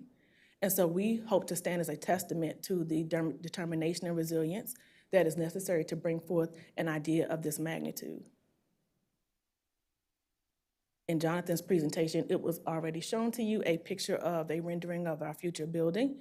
This is already here. He has covered that we are next door to Montgomery College, which we see as a direct opportunity for our students to continue their learning, whether it is dual enrollment, whether it is planning for their studies after finishing with us. We are not far from Germantown Library, the Maryland Soccer Complex, which will be a benefit to us as we do not have our outdoor space currently articulated. We are around the corner from Germantown Hospital, which is a benefit, having school-aged children on site and accidents happen. So to have a hospital in our backyard is a definite bonus. And then we are centrally located to transit in the area, which has helped us attract, I believe, a robust amount of applicants for the jobs at the school. And I don't believe this was in Jonathan's plan, but we wanted to give you an inside look of the future building. We have articulated our classrooms here. In the central part of the building, you will notice the yellow tables. That is what we are affectionately calling our cafetenatorium, because it is an all-encompassing space for our cafeteria, our auditorium, and our gymnasium space. We're using that multi-purpose. We have our classrooms. We have a full-service kitchen planned, spaces for staff to work, and the reimagined front area where security, school administrators will sit, et cetera. So we are excited about the design of this building and wanted you all to see a rendering of the inside. Again, as I mentioned, we believe that we have a public benefit that will guarantee a lasting impact. We are transforming a vacant property. It has been vacant, I believe, since COVID, I think it was COVID, when the building shuttered and it never reopened, so it has been vacant for nearly 5 years. We're transforming that site. We're adding educational access and equity, which Jonathan covered. And we're also strengthening the local workforce pipeline. In the first year, we're anticipating over 50 hires in the school. And we're aiming to sort of supplement what is happening already in Germantown and in Gaithersburg area and in that sector of the community. So the last step for us is, how do we do that? We get through this mandatory referral process. And then we continue our collaboration with our county and community partners. Our student enrollment is secured, staff hiring is underway, and we are on track for everything that we need. So this is our sort of the last piece to our puzzle. And I believe that was it. Well, thank you so much for your presentation. So I'm all for the planning aspects of this. I just want to ask a question. So this is sort of a done deal? I mean, you're accredited and all those other things that you get, or is there's still a process you have to go through to, or all that's been done and it's just build a building and Well, start? it's a couple layers. So our charter approval came in 2023.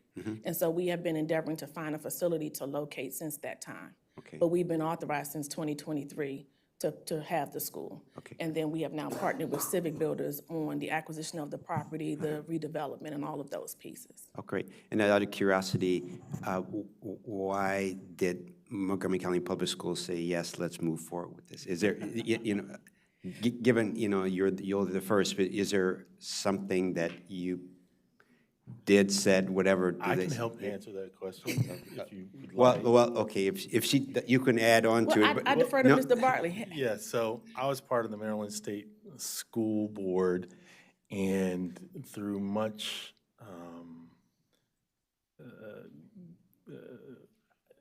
they followed the process, and Montgomery County Schools originally didn't want them to do it, and they appealed to Maryland State School Board.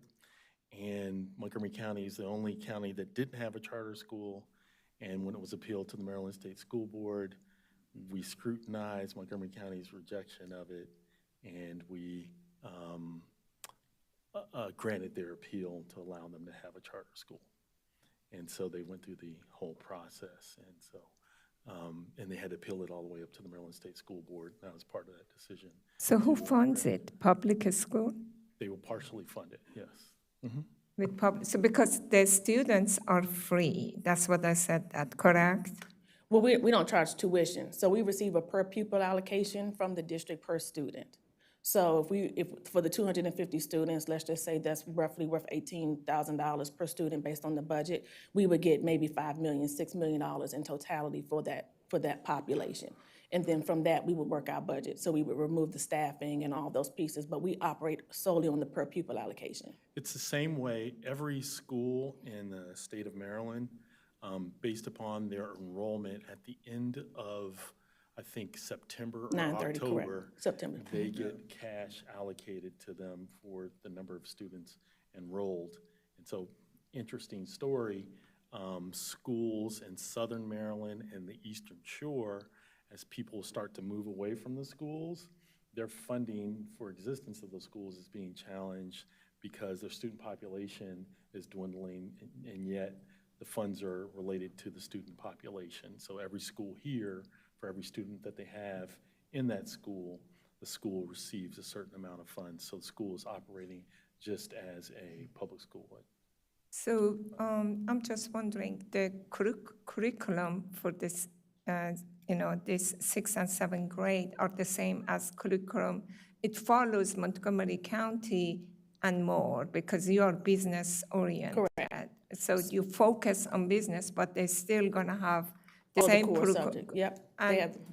And what happens after they graduate from 7th grade? Are you gonna have 8 or 9, or Correct. they can just go We back? add a new grade each year until they get to high school grade 12, so that they can have a continuous pathway with us. So you're hoping that the students continue with you the whole 6 years to get their degrees, and after that, you coordinate with Montgomery College, or, they have to go to college, I guess, but they are very much ahead. Probably they have a lot of courses already done in regard to business. Exactly, so they'll earn high school credits for world languages, they'll earn high school credits for their business courses.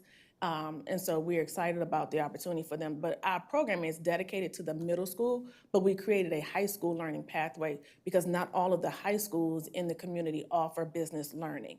And so we wanted to make sure that if their neighborhood high school did not have it, that they were able to continue in a space that offered them the continuous pathway. Yeah. How is your selection process, and how did you get the application? Through Montgomery Public Schools, or? No, we advertised on our own in the community. your We did own. raw advertising. MCPS did not advertise for us. And you have a specific requirements to get? Only that they be ready for grade 6 or 7 in the fall and Montgomery County residents. That's it? That's it. Well, that's wonderful.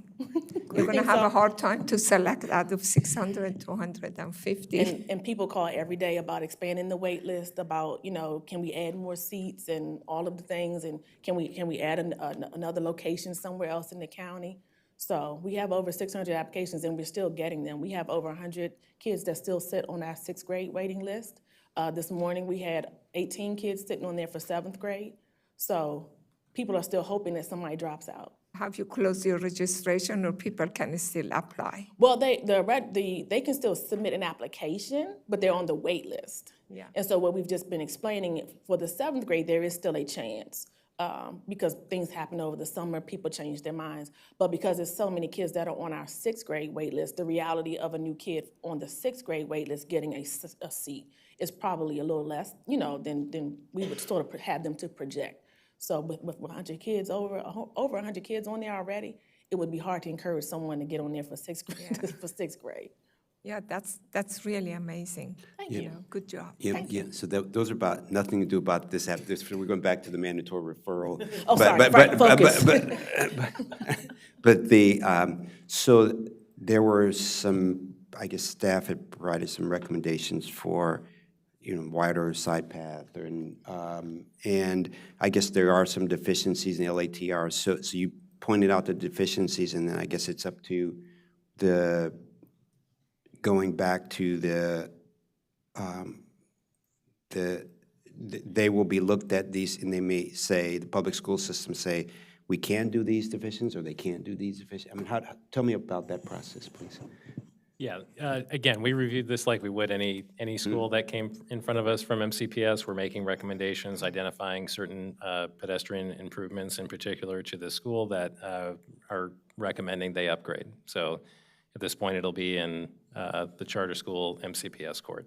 Okay, great. So I have no other comments or questions. Any other from the board members? No, I just want to commend you for having a long-range plan and vision, stick to your guns to make this school come to fruition and existence. I know personally of the uphill battle you fought as I was a member of the Maryland State School Board, and the resistance that you received from Montgomery County Public Schools and the continuous appeals that you had to do to get this approved.